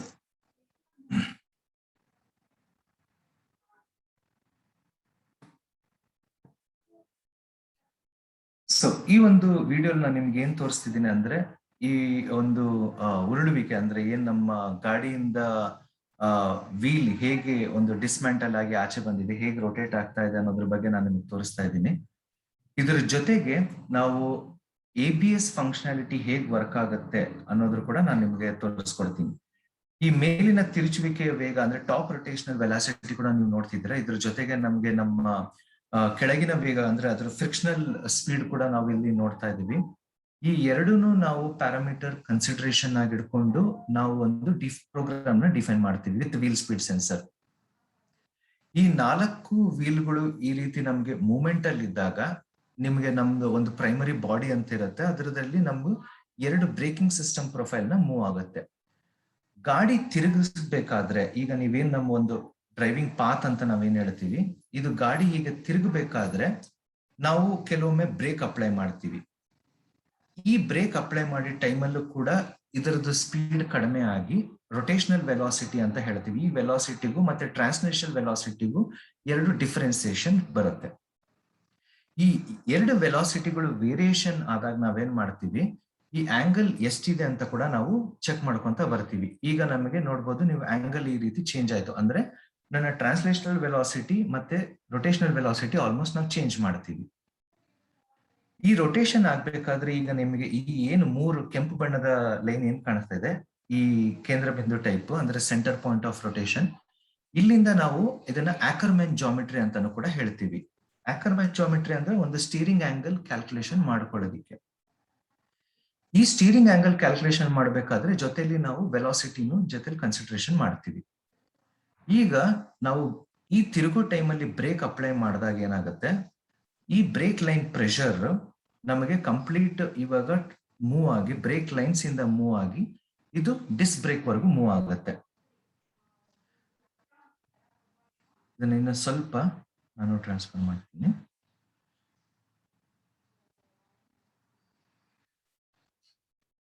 ಸೊ ಇಲ್ಲಿ ನಿಮ್ಗೆ ಕಾಣ್ತಿರೋ ಹಾಗೆ ಈ ಒಂದು ಮಾಡ್ಯುಲರ್ ಯೂನಿಟ್ ಅಂದ್ರೆ ಮಾಡ್ಯುಲೇಷನ್ ಯೂನಿಟ್ ಅಂತ ಮುಂಚೆ ನಾನು ಏನು ಹೇಳಿದ್ದೆ, ಇದರಲ್ಲಿ ABS ಕೂಡ ಒಂದು ಮಾಡ್ಯುಲೇಷನ್ ಯೂನಿಟ್. ಈ ಮಾಡ್ಯುಲೇಷನ್ ಯೂನಿಟ್ ಇಂದ ನೀವು ಇಲ್ಲಿ ನೋಡಬಹುದು ಕ್ಯಾಲಿಪರ್ಗೆ ಡೈರೆಕ್ಟ್ ಆಗಿ ಬ್ರೇಕ್ ಲೈನ್ ಪ್ರೆಷರ್ ಟ್ರಾನ್ಸ್ಫರ್ ಆಗ್ತಿದೆ. ಸೊ ಆ ಪ್ರತಿಯೊಂದು ವೀಲಿನ ಒಂದು RPM ನ ವೀಲ್ ಸ್ಪೀಡ್ ಸೆನ್ಸರ್ ಕ್ಯಾಲ್ಕುಲೇಟ್ ಮಾಡಿ ಮಾಡ್ಯುಲೇಷನ್ ಯೂನಿಟ್ ಗೆ ವಾಪಸ್ ಕಳಿಸಿ ಎಷ್ಟು ಲೈನ್ ಪ್ರೆಷರ್ ಬೇಕೋ ಅಷ್ಟು ಮಾತ್ರ ಕಳಿಸಿ ಈ ರೀತಿ ತಿರುಗುವಿಕೆಯಲ್ಲಿ ನಮಗೆ ಅದು ಸಪೋರ್ಟ್ ಮಾಡ್ತಾ ಬರುತ್ತೆ. ಸೊ ABS ಇದ್ದಾಗ ಇಲ್ಲದಿದ್ದಾಗ ನೀವು ಇಲ್ಲಿ ಒಂದು ಡಿಫ್ರೆನ್ಸಿಯೇಷನ್ ಕಾಣಬಹುದು, ಎಷ್ಟು ಬೇಗ ನಾನು ನನ್ನ ಗಾಡಿನ ಸ್ಟಾಪ್ ಮಾಡಿದ್ದೀನಿ ಅಂತ ಹೇಳಿ. ನಾನು ಮತ್ತೆ ನನ್ನ ಪ್ರೆಸೆಂಟೇಷನ್ಗೆ ವಾಪಸ್ ಬರ್ತೀನಿ. ಇಲ್ಲಿ ಏರ್ ಬ್ಯಾಗ್ ಅನ್ನೋ ಒಂದು ಮಾಹಿತಿನ ನಾವಿಲ್ಲಿ ತಿಳ್ಕೊಳ್ಳೋಣ. ಏರ್ ಬ್ಯಾಗ್ ಒಂದು 3 ಕ್ಯಾಟಗರಿಯಲ್ಲಿ ಬರುತ್ತೆ.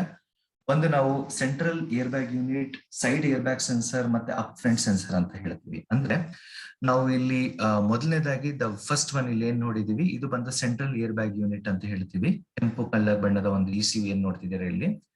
ಎರಡನೇದು ಸೈಡ್ ಏರ್ ಬ್ಯಾಗ್ ಸೆನ್ಸರ್, ಅಂದ್ರೆ ಇಲ್ಲಿ ಸೈಡ್ ಫೆರಿಫೆರಲ್ ಸೆನ್ಸರ್ಸ್ ಅಂತ ಹೇಳ್ತೀವಿ. ಮೂರನೇದಾಗಿ ಅಪ್ ಫ್ರಂಟ್ ಸೆನ್ಸರ್ ಅಥವಾ ಅದನ್ನ ಕ್ರಾಶ್ ಸೆನ್ಸರ್ ಅಂತ ಕೂಡ ನಾವು ಹೇಳ್ಬೋದು.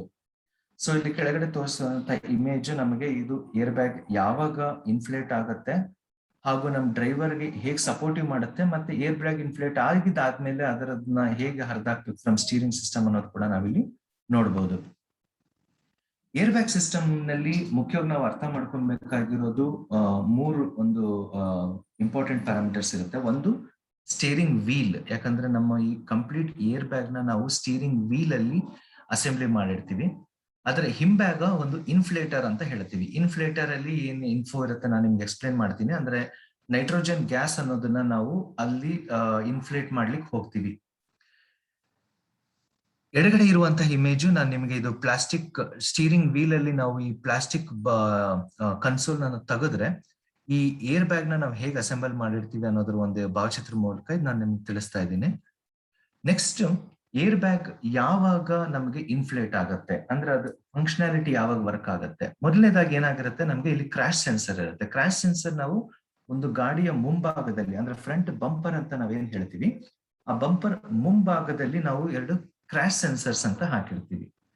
ಒಂದು ಏನೋ ಅಡಚಣೆಯಲ್ಲಿ ಕ್ರಾಶ್ ಸೆನ್ಸರ್ ನ ನಾವು ಏನಾದ್ರೂ ಮೆಕ್ಯಾನಿಕಲ್ ಡಿಸೈನ್ ಅಲ್ಲಿ ಅದು ಬ್ರೇಕ್ ಆದಾಗ ಗಾಡಿ ಯಾವುದಕ್ಕಾದ್ರೂ ಟಚ್ ಆಗಿ ಅಥವಾ ಅದರದ್ದು ಇಂಪ್ಯಾಕ್ಟ್ ಜಾಸ್ತಿ ಇದ್ದಾಗ ನನಗೆ ಕ್ರಾಶ್ ಸೆನ್ಸರ್ ಏರ್ ಬ್ಯಾಗ್ ನ ಇನ್ಫ್ಲೇಟ್ ಮಾಡ್ಲಿಕ್ಕೆ ಪರ್ಮಿಷನ್ ಕೊಡುತ್ತೆ. ಈ ಇನ್ಫ್ಲೇಟ್ ಮಾಡುವಾಗ ಇದು ಯೂಶಲಿ ಏನಾಗುತ್ತೆ ಅಂದ್ರೆ ನಾವಿಲ್ಲಿ ಇಗ್ನೈಟರ್ ಅಂತ ಏನ್ ಹೇಳಿದ್ವಿ, ಆ ಏರ್ ಬ್ಯಾಗ್ ಇಂಟರ್ನಲ್ಲಿ ನಾವು ಸೋಡಿಯಂ ಅಸೈಡ್ ಮತ್ತೆ ಫಿಲ್ಟರ್ಸ್ ಹಾಕಿರ್ತೀವಿ. ಇದು ಇಗ್ನೈಟ್ ಮಾಡಿದಾಗ ಅದು ನೈಟ್ರೋಜನ್ ಗ್ಯಾಸ್ ಕನ್ವರ್ಟ್ ಮಾಡಿ ನನಗೆ ಕಂಪ್ಲೀಟ್ ಏರ್ ಬ್ಯಾಗ್ ಅಲ್ಲಿ ಫಿಲ್ ಆಗಿ ಅದು ನಮ್ಗೆ ಎಕ್ಸ್ಪ್ಲೋಡ್ ಆಗುತ್ತೆ. ಸೊ ಮೊದಲನೇದಾಗಿ ನೀವು ಇಲ್ಲಿ ನೋಡಬಹುದು ಏರ್ ಬ್ಯಾಗ್ ಇನ್ಫ್ಲೇಟ್ ಆಗೋಕ್ಕಿಂತ ಮುಂಚಿತವಾಗಿ ಹೇಗಿರುತ್ತೆ ಹಾಗೂ ಅದು ಪೂರ್ತಿ ಪ್ರಮಾಣದಲ್ಲಿ ಇನ್ಫ್ಲೇಟ್ ಆದ ಅಂದ್ರೂ ತುಂಬಿದಾಗ, ನೈಟ್ರೋಜನ್ ಗ್ಯಾಸ್ ತುಂಬಿದಾಗ ಏರ್ ಬ್ಯಾಗ್ ಯಾವ ರೀತಿ ಕಾಣುತ್ತೆ ಅನ್ನೋದ್ರ ಬಗ್ಗೆ ನಾನು ನಿಮ್ಗೆ ಇಲ್ಲಿ ಮಾಹಿತಿ ತೋರಿಸ್ತಿದ್ದೀನಿ. ಏರ್ ಬ್ಯಾಗ್ ನಮಗೆ ಯೂಶಲಿ ಅದು ಟ್ರಿಗರ್ ಆಗೋದು ನಮ್ಮ ವೆಹಿಕಲ್ CG ಪಾಯಿಂಟ್ ಇಂದ ಹಿಡಿದು ನಾವು FOV ಅಂತ ಹೇಳ್ತೀವಿ, ಫೀಲ್ಡ್ ಆಫ್ ವ್ಯೂ ಅಂತ ಹೇಳಿದಾಗ ಈ ಒಂದು ಡೈರೆಕ್ಷನ್ ಅಲ್ಲಿ +or- 30 ಡಿಗ್ರಿ ಇದ್ದಾಗ ಮಾತ್ರ ನಮಗೆ ಏರ್ ಬ್ಯಾಗ್ ಟ್ರಿಗರ್ ಆಗುತ್ತೆ. ಅಂದ್ರೆ ನಮ್ಮ ಕ್ರಾಶ್ ಸೆನ್ಸರ್ ಇಷ್ಟು ಒಂದು ಡಿವಿಯೇಷನ್ ಅಲ್ಲಿ ಮಾತ್ರ ನಾವು ಅಸೆಂಬ್ಲಿ ಮಾಡಿರ್ತೀವಿ. ಎಡಗಡೆ ನಾವು ಕೂಡ ಅಂದ್ರೆ ಎಡಭಾಗದಲ್ಲಿ ಬಲಭಾಗದಲ್ಲೂ ಕೂಡ ನಾವು ಸೆನ್ಸರ್ಸ್ ಹಾಕ್ತಿವಿ, ಬಟ್ ಅದನ್ನ ನಾವು ಫೆರಿಫೆರಲ್ ಸೆನ್ಸರ್ಸ್ ಅಂತ ಹೇಳ್ತೀವಿ, ಕ್ರಾಶ್ ಸೆನ್ಸರ್ಸ್ ಅಂತ ಹೇಳೋದಿಲ್ಲ. ಸೊ ಏರ್ ಬ್ಯಾಗಿನ ಮುಖ್ಯ ಎಕ್ಸಾಂಪಲ್ ಇಲ್ಲಿ ಏನ್ ನಾವು ಅರ್ಥ ಮಾಡ್ಕೊಬೇಕು ಅಂದ್ರೆ, ನಮ್ಗೆ ಇಮಿಡಿಯೇಟ್ ಆಗಿ ಏರ್ ಬ್ಯಾಗ್ ಆಕ್ಚುಯೇಟ್ ಆದಾಗ ಸೀಟ್ ಬೆಲ್ಟ್ ಕಂಪ್ಲೀಟ್ ಆಗಿ ಟೈಟ್ ಆಗುತ್ತೆ. ಅಂದ್ರೆ ನಮ್ಮ ಒಂದು ದೇಹದ ಕಂಪ್ಲೀಟ್ ಭಾಗ ಸೀಟ್ಗೆ ಕಂಪ್ಲೀಟ್ ಆಗಿ ಎಳ್ಕೊಳ್ಳುತ್ತೆ. ಮತ್ತೆ front air bag system full activate ಆಗುತ್ತೆ. ಸೈಡ್ ಏರ್ ಬ್ಯಾಗ್ ಸಿಸ್ಟಮ್ ಕೂಡ ನಮ್ಗೆ ಒಂದ್ ವೇಳೆ ಆಪ್ಷನ್ಸ್ ಇದ್ರು ಅಂದ್ರೆ ವರ್ಕ್ ಆಗುತ್ತೆ. ಯಾಕಂದ್ರೆ ಗಾಡಿಯಲ್ಲಿ ನೀವು ಕೆಲವೊಮ್ಮೆ ನೋಡಿರ್ಬೋದು, ಪ್ಯಾಸೆಂಜರ್ ಕುತ್ಕೊಂಡಿರೋ ಜಾಗದಲ್ಲೂ ಕೂಡ SRS ಏರ್ ಬ್ಯಾಗ್ ಅಂತ ಬರ್ದಿರ್ತಾರೆ. SRS ಅಂದ್ರೆ ಅದು ಸಪ್ಲಿಮೆಂಟರಿ ರೆಸ್ಟ್ರೈಂಟ್ ಸಿಸ್ಟಮ್ ಅಂತ ಹೇಳ್ತೀವಿ, SRS ಏರ್ ಬ್ಯಾಗ್ಸ್ ಅಂತ. ಸೊ ಅದರಲ್ಲಿ ಪೂರ್ಣ ಪ್ರಮಾಣದ ಏರ್ ಬ್ಯಾಗ್ ಡ್ರೈವರ್ಗೆ ಏನಿರುತ್ತೆ ಅಷ್ಟು ಪೂರ್ತಿ ಇರಲ್ಲ, ಬಟ್ 80% ಅಷ್ಟು ಪೂರ್ಣ ಪ್ರಮಾಣ ಏರ್ ಬ್ಯಾಗ್ ಅಷ್ಟು SRS ಏರ್ ಬ್ಯಾಗ್ ಅಲ್ಲೂ ಇರುತ್ತೆ. ರೋಲ್ ಓವರ್ ಪ್ರೊಟೆಕ್ಷನ್ ಅಂತ ಹೇಳ್ತೀವಿ. ಒಂದು ಗಾಡಿಲಿ ನೀವು ಕೆಲವೊಮ್ಮೆ ಕೇಳಿರ್ಬೋದು, ನಮಗೆ ಗಾಡಿ ಹಿಂಭಾಗದಲ್ಲಿ ಸೈಡ್ಸ್ ಅಲ್ಲಿ ಕೂಡ ನಮಗೆ ಏರ್ ಬ್ಯಾಗ್ಸ್ ಇದೆ ಅಂತ ಹೇಳಿ, ಅದು ನಾವು roll over protection airbags ಅಂತ ಹೇಳ್ತೀವಿ. ಸೊ ಈ ಎಡಭಾಗದಲ್ಲಿ ಇರುವಂತಹ ಎಲ್ಲಾ ಇದನ್ನ ನಾವು ಏರ್ ಬ್ಯಾಗ್ ಬಲೂನ್ ಸ್ಟ್ರಕ್ಚರ್ಸ್ ಅಂತ ಹೇಳ್ತೀವಿ. ಸೊ ಒಂದು ಏರ್ ಬ್ಯಾಗ್ ಯಾವ ಒಂದು ಟೈಮಿನಲ್ಲಿ ಎಫೆಕ್ಟಿವ್ ಬರುತ್ತೆ, ಎಷ್ಟು ಸೆಕೆಂಡ್ ಒಳಗಡೆ ಇದು ಎಫೆಕ್ಟಿವ್ ಆಗಿ ವರ್ಕ್ ಆಗುತ್ತೆ ಅನ್ನೋದ್ರ ಬಗ್ಗೆ ಇದು ನಾನು ನಿಮ್ಗೊಂದು ಭಾವಚಿತ್ರ ತೋರಿಸ್ತಾ ಇದ್ದೀನಿ. 10 ಮಿಲಿ ಸೆಕೆಂಡ್ಸ್ ಅಂದ್ರೆ ಒಂದು 0.01 ಸೆಕೆಂಡ್ ಅಲ್ಲಿ ನಮಗೆ ಒಂದು ಮುಂಭಾಗದ ಕೊಲ್ಯೂಷನ್ ಆಕ್ಟಿವೇಶನ್ ಆಗಿದ ಕೂಡ್ಲೇನೆ ಅದು ಇನ್ ನೆಕ್ಸ್ಟ್ ಒಂದು 0.04 ಸೆಕೆಂಡ್ ಅಷ್ಟೊತ್ತಿಗೆ ನಮಗೆ ಇನ್ಫಾರ್ಮೇಶನ್ ಆಕ್ಟಿವೇಟ್ ಆಗಿ 60 ಮಿಲಿ ಸೆಕೆಂಡ್ ಅಷ್ಟೊತ್ತಿಗೆ ನಮಗೆ ಕಂಪ್ಲೀಟ್ ಏರ್ ಬ್ಯಾಗ್ ರಿಲೀವ್ ಆಗೋಗುತ್ತೆ. ಅಂದ್ರೆ 0.1 ಸೆಕೆಂಡ್ ಅಂದ್ರೆ 110 ಮಿಲಿ ಸೆಕೆಂಡ್ ಅಷ್ಟೊತ್ತಿಗೆ ನಮಗೆ ಇಂಪ್ಯಾಕ್ಟ್ ನ ನಾವು ಅಬ್ಸರ್ವ್ ಮಾಡಿ ಆಕ್ಯುಪೆಂಟ್ ಇಂದನೂ ಕೂಡ ವಾಪಸ್ ನಾವು ಹೋಗುವಷ್ಟು ಬರ್ಬೋದು. ಅಂದ್ರೆ 1/10 ಆಫ್ ಅ ಸೆಕೆಂಡ್ ಅಂದ್ರೆ 0.1 ಸೆಕೆಂಡ್ ಅಷ್ಟೊತ್ತಿಗೆ ನಮಗೆ ಏರ್ ಬ್ಯಾಗ್ ರಿಲೀಸ್ ಆಗಿ ಒಂದು ಪ್ಯಾಸೆಂಜರ್ಗೆ ಸೇಫ್ಟಿ ಸಿಸ್ಟಮ್ ಕೊಡುತ್ತೆ ಅನ್ನೋದ್ರ ಬಗ್ಗೆ ನಾನು ನಿಮಗೆ ಇಲ್ಲೊಂದು ಮಾಹಿತಿನ ತಿಳಿಸ್ಕೊಟ್ಟಿದ್ದೀನಿ.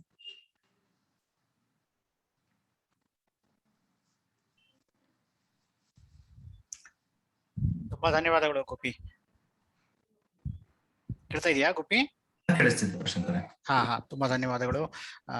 ಏನೋ ಒಂದ್ ರೀತಿ ನಂಗೇನೋ ಇಂಜಿನಿಯರಿಂಗ್ ಕ್ಲಾಸ್ ಅಲ್ಲಿ ಕುತ್ಕೊಂಡಂಗಾಯ್ತು, ಅಷ್ಟು ಆಳವಾಗಿ 1.5 ಗಂಟೆ ಬೇರೆ ಬೇರೆ ವಿಷಯ ಸುತ್ತ. ನಾನು ಮುಂಚೆ ಹೇಳ್ದಂಗೆ ಗೋಪಿ ಒಂದ್ ರೀತಿ ಒಂದ್ಸಲ ಈ ವಿಷಯದಲ್ಲಿ ಹೋದ್ರೆ ತುಂಬಾ ಆಳಕ್ಕೆ ಇಳಿದು ಬರ್ತಾರೆ ಅನ್ನೋದು ನನಗೆ ವೈಯಕ್ತಿಕ ಅನುಭವಕ್ಕೆ ಬಂದಿದೆ. ಸೊ ಆ ನಿಟ್ಟಿನಲ್ಲಿ ಇವತ್ತು ಕೂಡ ಸಾಕಷ್ಟು ಆಳವಾಗಿ ನೀವು ಈ ಆಟೋಮೊಬೈಲ್ ಡಿಸೈನ್ ಬಗ್ಗೆ ತಿಳಿಸ್ಕೊಟ್ರಿ.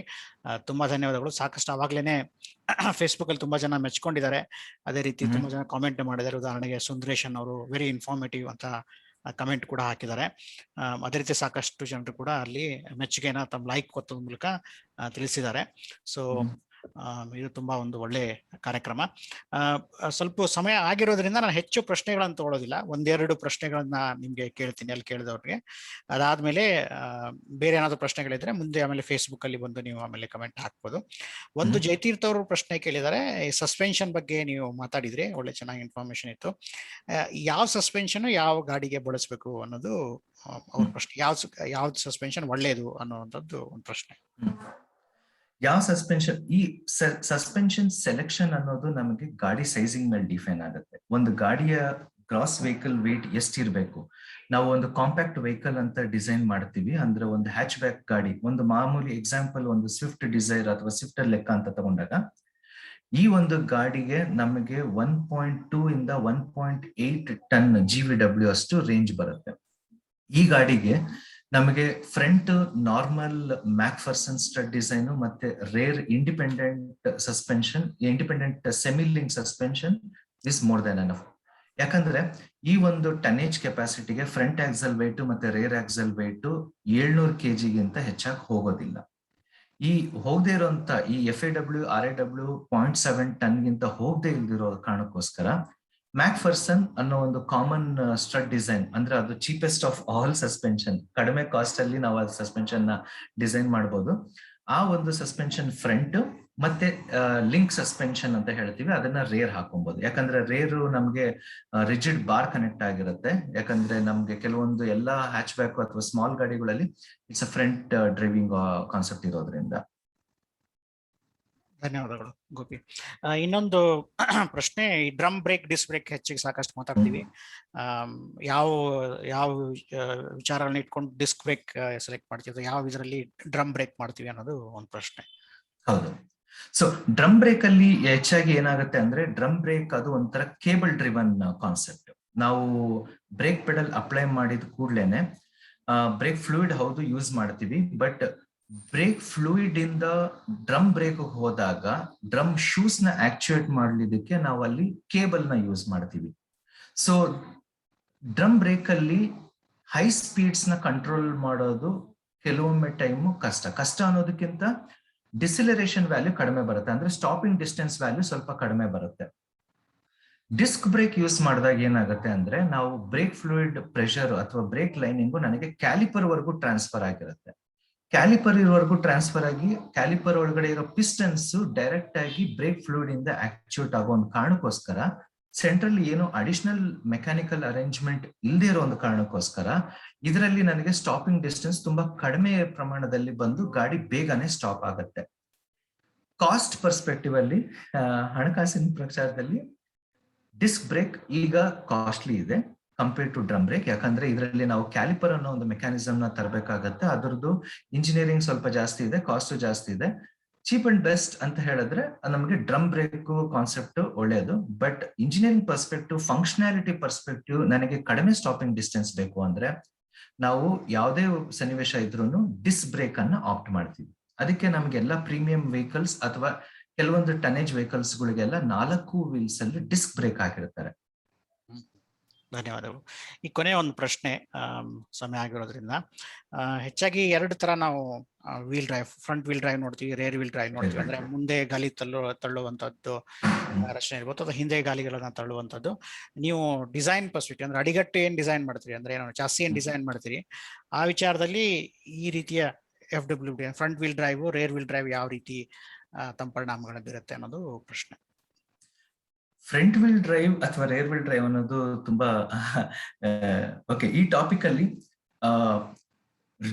ಝೋನ್ ವೈಸ್ ಅನ್ನೋದನ್ನ ನಾನು ಎಕ್ಸಾಂಪಲ್ ಆಗಿ ತಗೊಂಡು ಇದಕ್ಕೆ ಆನ್ಸರ್ ಮಾಡ್ಲಿಕ್ಕೆ ಇಷ್ಟಪಡ್ತೀನಿ. ಅಂದ್ರೆ ನಮ್ಮ ಒಂದು ಇಂಡಿಯನ್ ಕಂಡೀಷನ್ಸ್ಗೆ ಪ್ಲಸ್ ನಾವು ಯೂಸ್ ಮಾಡುವಂತ ಪ್ಯಾಸೆಂಜರ್ ಕಂಪಾರ್ಟ್ಮೆಂಟ್ ವೆಹಿಕಲ್ಸ್ ಗಳಿಗೆಲ್ಲ ನಾವೇನ್ ಮಾಡ್ತೀವಿ ಅಂದ್ರೆ, ನಾವು ಅದನ್ನ ಯೂಶಲಿ ರೇರ್ ವೀಲ್ ಡ್ರೈವ್ ಅನ್ನೋ ಒಂದು ಕಾನ್ಸೆಪ್ಟ್ ಅಲ್ಲಿ ಓಡಿಸ್ತೀವಿ. ಇದರ ಮುಖ್ಯ ಉದ್ದೇಶ ಏನಪ್ಪಾ ಅಂದ್ರೆ, ರೈಡ್ ಅಂಡ್ ಹ್ಯಾಂಡ್ಲಿಂಗ್ ಬಿಹೇವಿಯರ್ ನಮಗೆ ರೇರ್ ವೀಲ್ ಡ್ರೈವ್ ಇದ್ದಾಗ ತುಂಬಾ ಈಸಿಯಾಗಿ ಕಂಟ್ರೋಲಿಂಗ್ ಫ್ಯಾಕ್ಟರ್ ಸಿಗುತ್ತೆ.